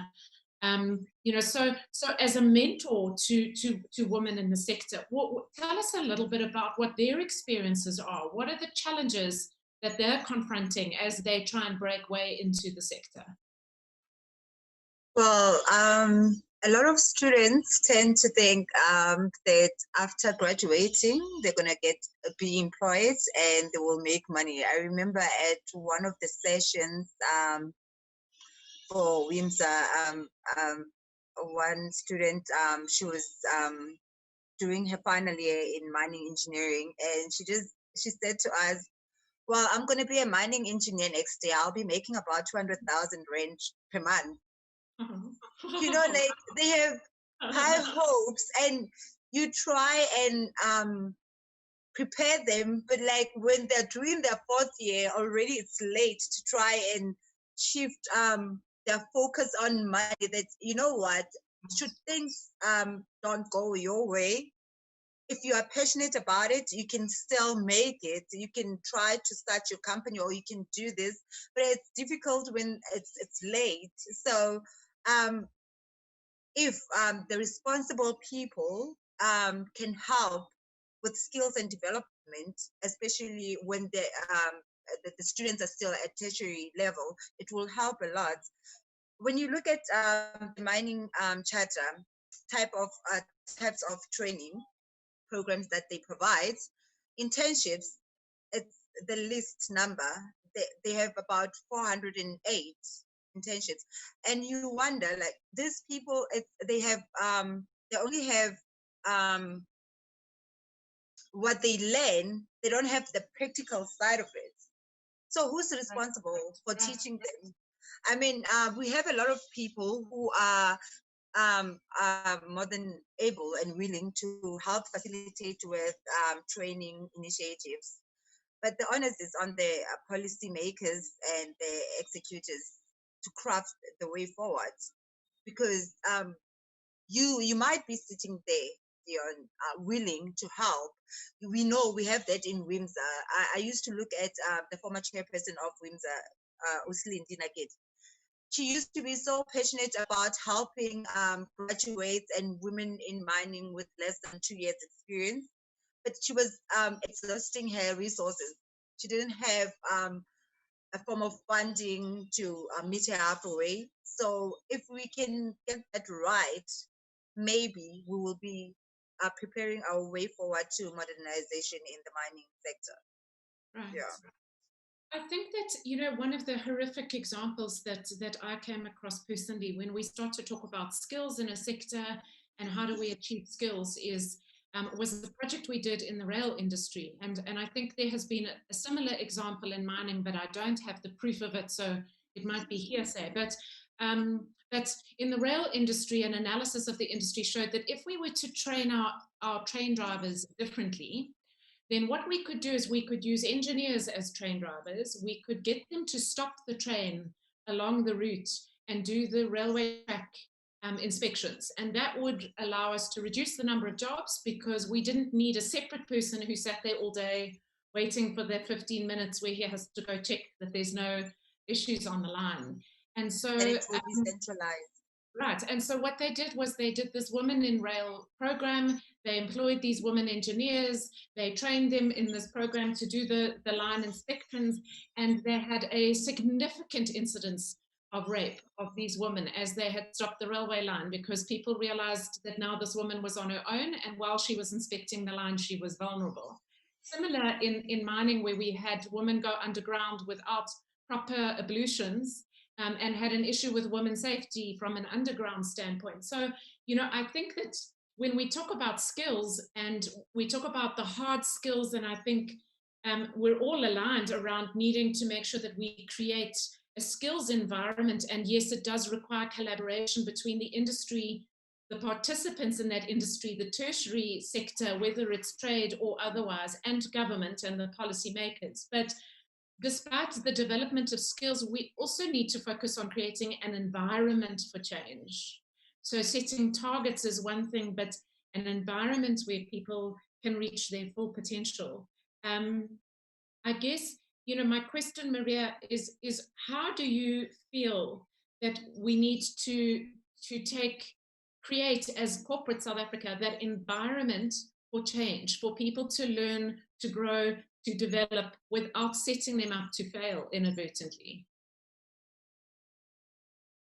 I think that Masechaba addressed this quite well in the terms that you must have buy-in from your upper structure, and that must always then drive the change in the culture in your business, because strategy will always eat culture for breakfast. So it doesn't matter what you say on paper, but it matters what you do. So if you start from top down and really, really have people at the top that don't just pay lip service, but believe in what they say. So if they say we want women, they must really want women in their organization. They mustn't just want it there to have the good stats and to look good on paper. They must really want women. They must really want people of color. They must really want people with disabilities to be in that organization, because that's the only way that change will be then driven. Because if you have that belief that you want it there, you will make a way to make sure that it will happen. And by then rooting out the obstacles that any of these people in the designated want in your organization, you can then help to remove the obstacles and make it easier for them, because then you create a culture where people, like for instance, if you're a female and you're working underground, where they have the ability to come to you and say, listen, this is the problem that we are facing now. And then you then have the drive and the want to then address it, and not say, oh, well, we'll just get somebody else that won't complain about it, because, you know, we can just replace it. Yes. Yeah. So, and then I think that is the one main thing. And then I think it's probably something that can't be addressed just by industry alone, because it comes from the broader spectrum. I think when we look at our schooling system, we must already there start to educate young people, both girls and boys, male, female, doesn't matter, on what it means to be respectful to other people and respectful to yourself. Because by starting to look at a younger group already, like we do with STEM, just to start instilling different beliefs in yourself and in others, then you start to grow a new way of doing things. And I think that is also very necessary. And I think in terms of a culture in companies, if you are looking around the mining areas, one can start to look at implementing social engagement projects of such a type. Instead of just saying, okay, we'll employ you, you must look at how can we change the entire value chain of that person, not only the value chain of what that person will bring to my company, but what do I leave that person with? So do I address that difference between their hard skills and their soft skills? Because there's a significant gap most of the time. So by allowing programs where we can say, okay, so we are going to employ you at the mine because you have the hard skills that we need, but we will now reach out and we will give soft skills, not only to you, but to your children in the area, so that they can also learn to fit into cultural, not fit into the culture of the industry, but the industry will then mold the culture to allow for people with differences from all diversities to be able to slot in and feel safe and comfortable to raise issues. Because I think that is the main thing that's needed for somebody to be able to raise their concerns in a safe environment and not feel like they're going to be attacked or fired, and for that matter. I'm mindful of time. I have one last question for you, Masechaba, and then I'm going to ask each of our panelists to just take 2 minutes to close on our topic, which really is skills in mining.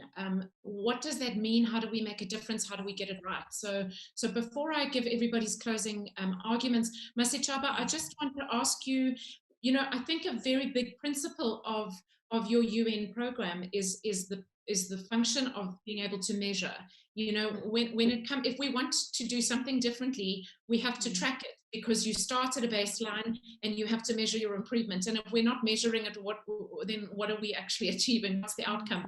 And I think the investment in skills in the sector being declared 7 billion rand, according to the website, what are we achieving from that? Which is, I think, something that we've all collectively agreed on, is what did we do with that money? Because that's a significant amount of money. Tell us about how companies get involved, because if we're all following a central reporting mechanism, obviously it allows us to have more information, and information allows us to guide making better decisions. So how do companies get involved in the UN 7 principles? So I think what Maria said was quite important. Let me start there to say it's important for companies to have a holistic approach if they want to make an impact in advancing gender equality and empowering women. You cannot just focus on one section. You need to have a multi-pronged approach that says, as an organization, once you commit and you are saying, truly and honestly, we want to empower women, we value diversity, we want to create that culture of inclusion, you need to create that understanding and conviction and make it meaningful for everybody, and leaders play a critical role.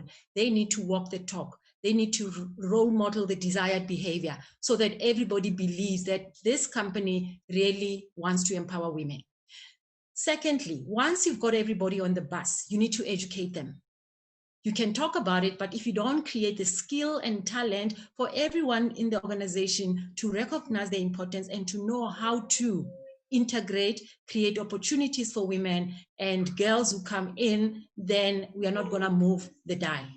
The third element is, I am on the bus, you've educated me, but the systems and processes that are in place are embedding the old ways of doing things. You are rewarding the old behaviors.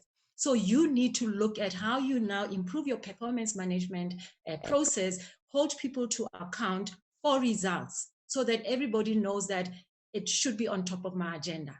The other important element is role modeling, celebrating successes, reporting on the impact and the progress that you are making, inspire others to do the same thing.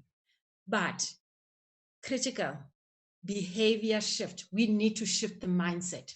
When I come into an organization, I bring along with me my value systems, my beliefs, and everything that makes me who I am. If I don't believe in women empowerment and I'm told I need to do it at work, it's going to become a challenge. So how do you as an organization create an environment where people can identify what are the blockers and help them to overcome those? So how people can get involved?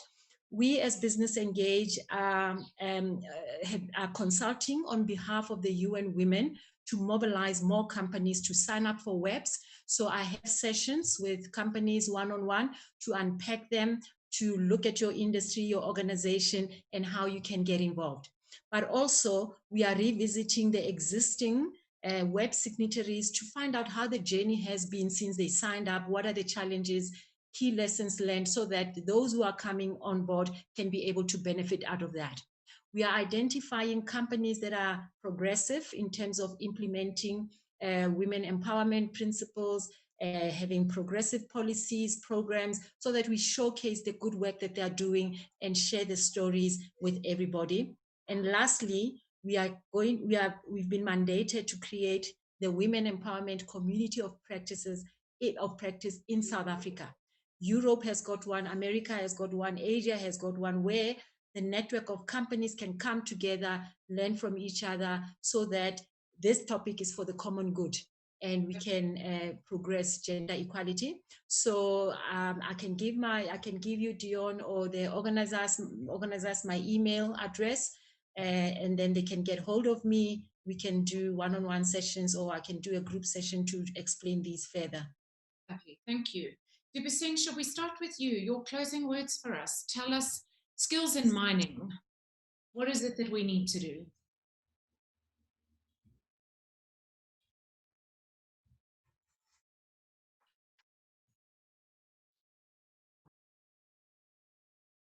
I think we've lost you. Dibuseng, you're on mute. Can we unmute Dibuseng? Yes. There we go. Oh no, and we lost you again. Here we go. You're back. Can you repeat what you just asked, Dion? So I was saying just your closing words. So, you know, what do you want to close with? Give us a message around skills in mining. There are already a lot of people out there who are already in mining industry who are willing to work, but they lack skills. They have resources. They are more than capable to work and contribute towards, their project may contribute towards our economy and so is GDP. We just need skills. Like I said, we don't know who's responsible for the funds. We don't know who's responsible for training, but like I said, there are people that can help facilitate training initiatives. We are available, and we just waiting, yes, for the policymakers and executors to craft a way forward for us. And I would really love to see graduates doing well. We need to, they need more mentors. So yes, it's a matter of collaboration. Lovely, thank you. Maria? I think the pace with which technology is evolving outmatches the space with which policy is developing. And this leads to great gaps between what is perceived by policy makers, what's needed, and what's really needed. And I think we must also address the coherence between the skills development initiatives then launched by government and policymakers versus the initiatives at industry level, because let's face it, a lot of mining houses and industry do have in-house initiatives that's completely separate from government initiatives. And I think that tertiary educations also need to step up their game, because the pathways that they offer in terms of the graduate that they release out into the open, brand new world, they seriously lack skills. For instance, if you study geology at tertiary level now, you don't learn anything really about 3D model building, MRE. You know, you're actually quite stunted in the ability to really provide valuable insight when you step into the workforce. And then I think it is imperative that one must always address that gap between a hard skill and a soft skill, because it's no use you've got an employee that's technically minded and great with that one thing, but they can't integrate on a greater level with the rest of the team. And I think once you get that right, you will be able to facilitate the adaptability of your labor force and make them more resilient, even in economic fluctuation. Right, thank you very much. Masitjaba? Yeah, so I think from my side, I would really like to connect with you, Maria, and Dibuseng, as well as George, to see how we can tap into, you know, the power and the opportunities that the Women Empowerment Principles offer to address issues that you've already mentioned, the soft skills, issues in the community, and career development for women, but also how to access those resources, that tools that are available that can help us to advance gender equality. And as I said, it's free of charge. All you need to do to sign up for WEBS, the process is very simple. Your CEO needs to sign the CEO statement of support, committing that as an organization, we are going to drive practices that empower women and create gender equality. And once they've signed up, you then move a step further. How do you create an action plan to turn your commitments into action? It's all good and well talking good intent, but how are you going to then implement your commitments? And then lastly, once you sign up and you become a web signatory, you can then be able to open a profile page on the UN Women website where you access these tools free of charge. You engage with other corporates globally, and the benefits are really, really immense. So I'd like to connect with you so that we can see how maybe I can engage Women in Mining SA or other associations that you mentioned, Dibuseng, to share information that is available. Thank you, Mr. Chaba. George? Look, I think the industry, the mining industry, certainly has changed in South Africa. From a skills development point of view, from when I first started. As I said before, the graduate and the apprenticeship programs, I think, have largely fallen away, which is a real shame. They were very good programs. I also think that if I look at the 7 billion odd rand that we spend, a lot of that is legislated by policy in terms of how those numbers get calculated. And I think that Maria was absolutely correct. The policymakers are behind in terms of not understanding what is actually needed, and it's very difficult for them to catch up. And I think that when it comes to the training and the legislation and the policy making around training for mining, etc., and how we report on our scorecards in that regard, I think that needs to change. I think there needs to be a lot more flexibility for mining companies. But by the same token, then the mining companies will also have to then step up and actually do the right thing, which is always, which can be a bit of a challenge, because they're always chasing the bottom line, unfortunately, to do, and that's always a challenge. That's always going to be a challenge. I think what we can do, though, in the short term, certainly one of the things that I strongly recommend mining companies consider is to give their people a larger skill base within their workplace. So let's not confine people to one section of a workplace. Let's get them out into all sections of their workplace so they get a broader skill set. What invariably happens then is that you may lose that person to another more higher, he or she may leave and go to a more highly paid job. But that's fine, because those skills then get transferred with that person. And then there's an opportunity to train people up again. And you're doing this within your workplace. It doesn't actually cost you any money. It just takes a little bit of time and effort to do that. And I think in the short term, that's important. Longer term, I think one of the things that we really need to focus on is our education, starting at the preschool level all the way through. I think we're not doing enough in that space. I think that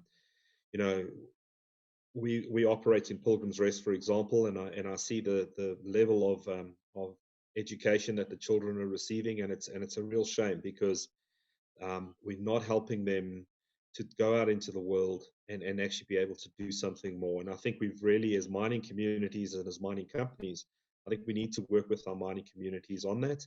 And I think as a mining industry, we need to work with government to try and facilitate that, just to get better education for our children so that they become the next level of educated or well-trained people that'll go out into the world and actually work in the mining industry and be able to contribute significantly. Thank you very much. I think that just to close, if I summarize the comments, there's a lot of common areas. We need to bring back work readiness instead of theoretical learning. I think we need to bring back people that are ready to be effective and efficient in their jobs, as opposed to with a certificate of education, because it's not relevant. to the notion of what we're trying to achieve. But I think very much what we've all agreed is that the focus needs to be more on in the development of people rather than the training of people. And you know, perhaps our language needs to shift and say we won't use the word training any longer. We really will be committed to development, and that we need to get public sector participation, because without government being involved from a policy level, to some extent businesses are strapped in respect of what they can achieve. And I think the most important issue which has come across today, which we'll end on, is that of executive will. If you have an executive team that are committed to doing things differently, George, you're an example in my personal experience, then you will do things differently and you will be able to achieve great results. And I think the same exists for South Africa. Post-COVID and even pre-COVID, we all need to do something about our unemployment rate. And every one of us can teach somebody, advise somebody, be aspirational to somebody, somehow get involved, and somehow become part of the trajectory of making South Africa a different place. And if you're not doing anything yet, if you're waiting for somebody to help you, remember the notion that you'll receive help when you give it. I do think that as South Africans, we need to take a different attitude towards being activists, and activists in a positive way. I'm not talking about a glass of wine and moaning about the way things are with our friends. I'm talking about activism in let's get down on the ground and let's make a difference. So hopefully as a challenge to everybody, as an outcome, and thank you from the bottom of my heart to all of you speakers for your time. I know that you're all extremely busy, and for your valued opinions. And really my appeal to everybody who's in the audience today would be to say, where can you be a part of the solution? We know we have a problem, but each of us have a role to play in being part of that solution. And it will require collaboration in the enormous task that lies ahead of us. So thank you all very much for your time today, and hopefully the rest of your sessions end well.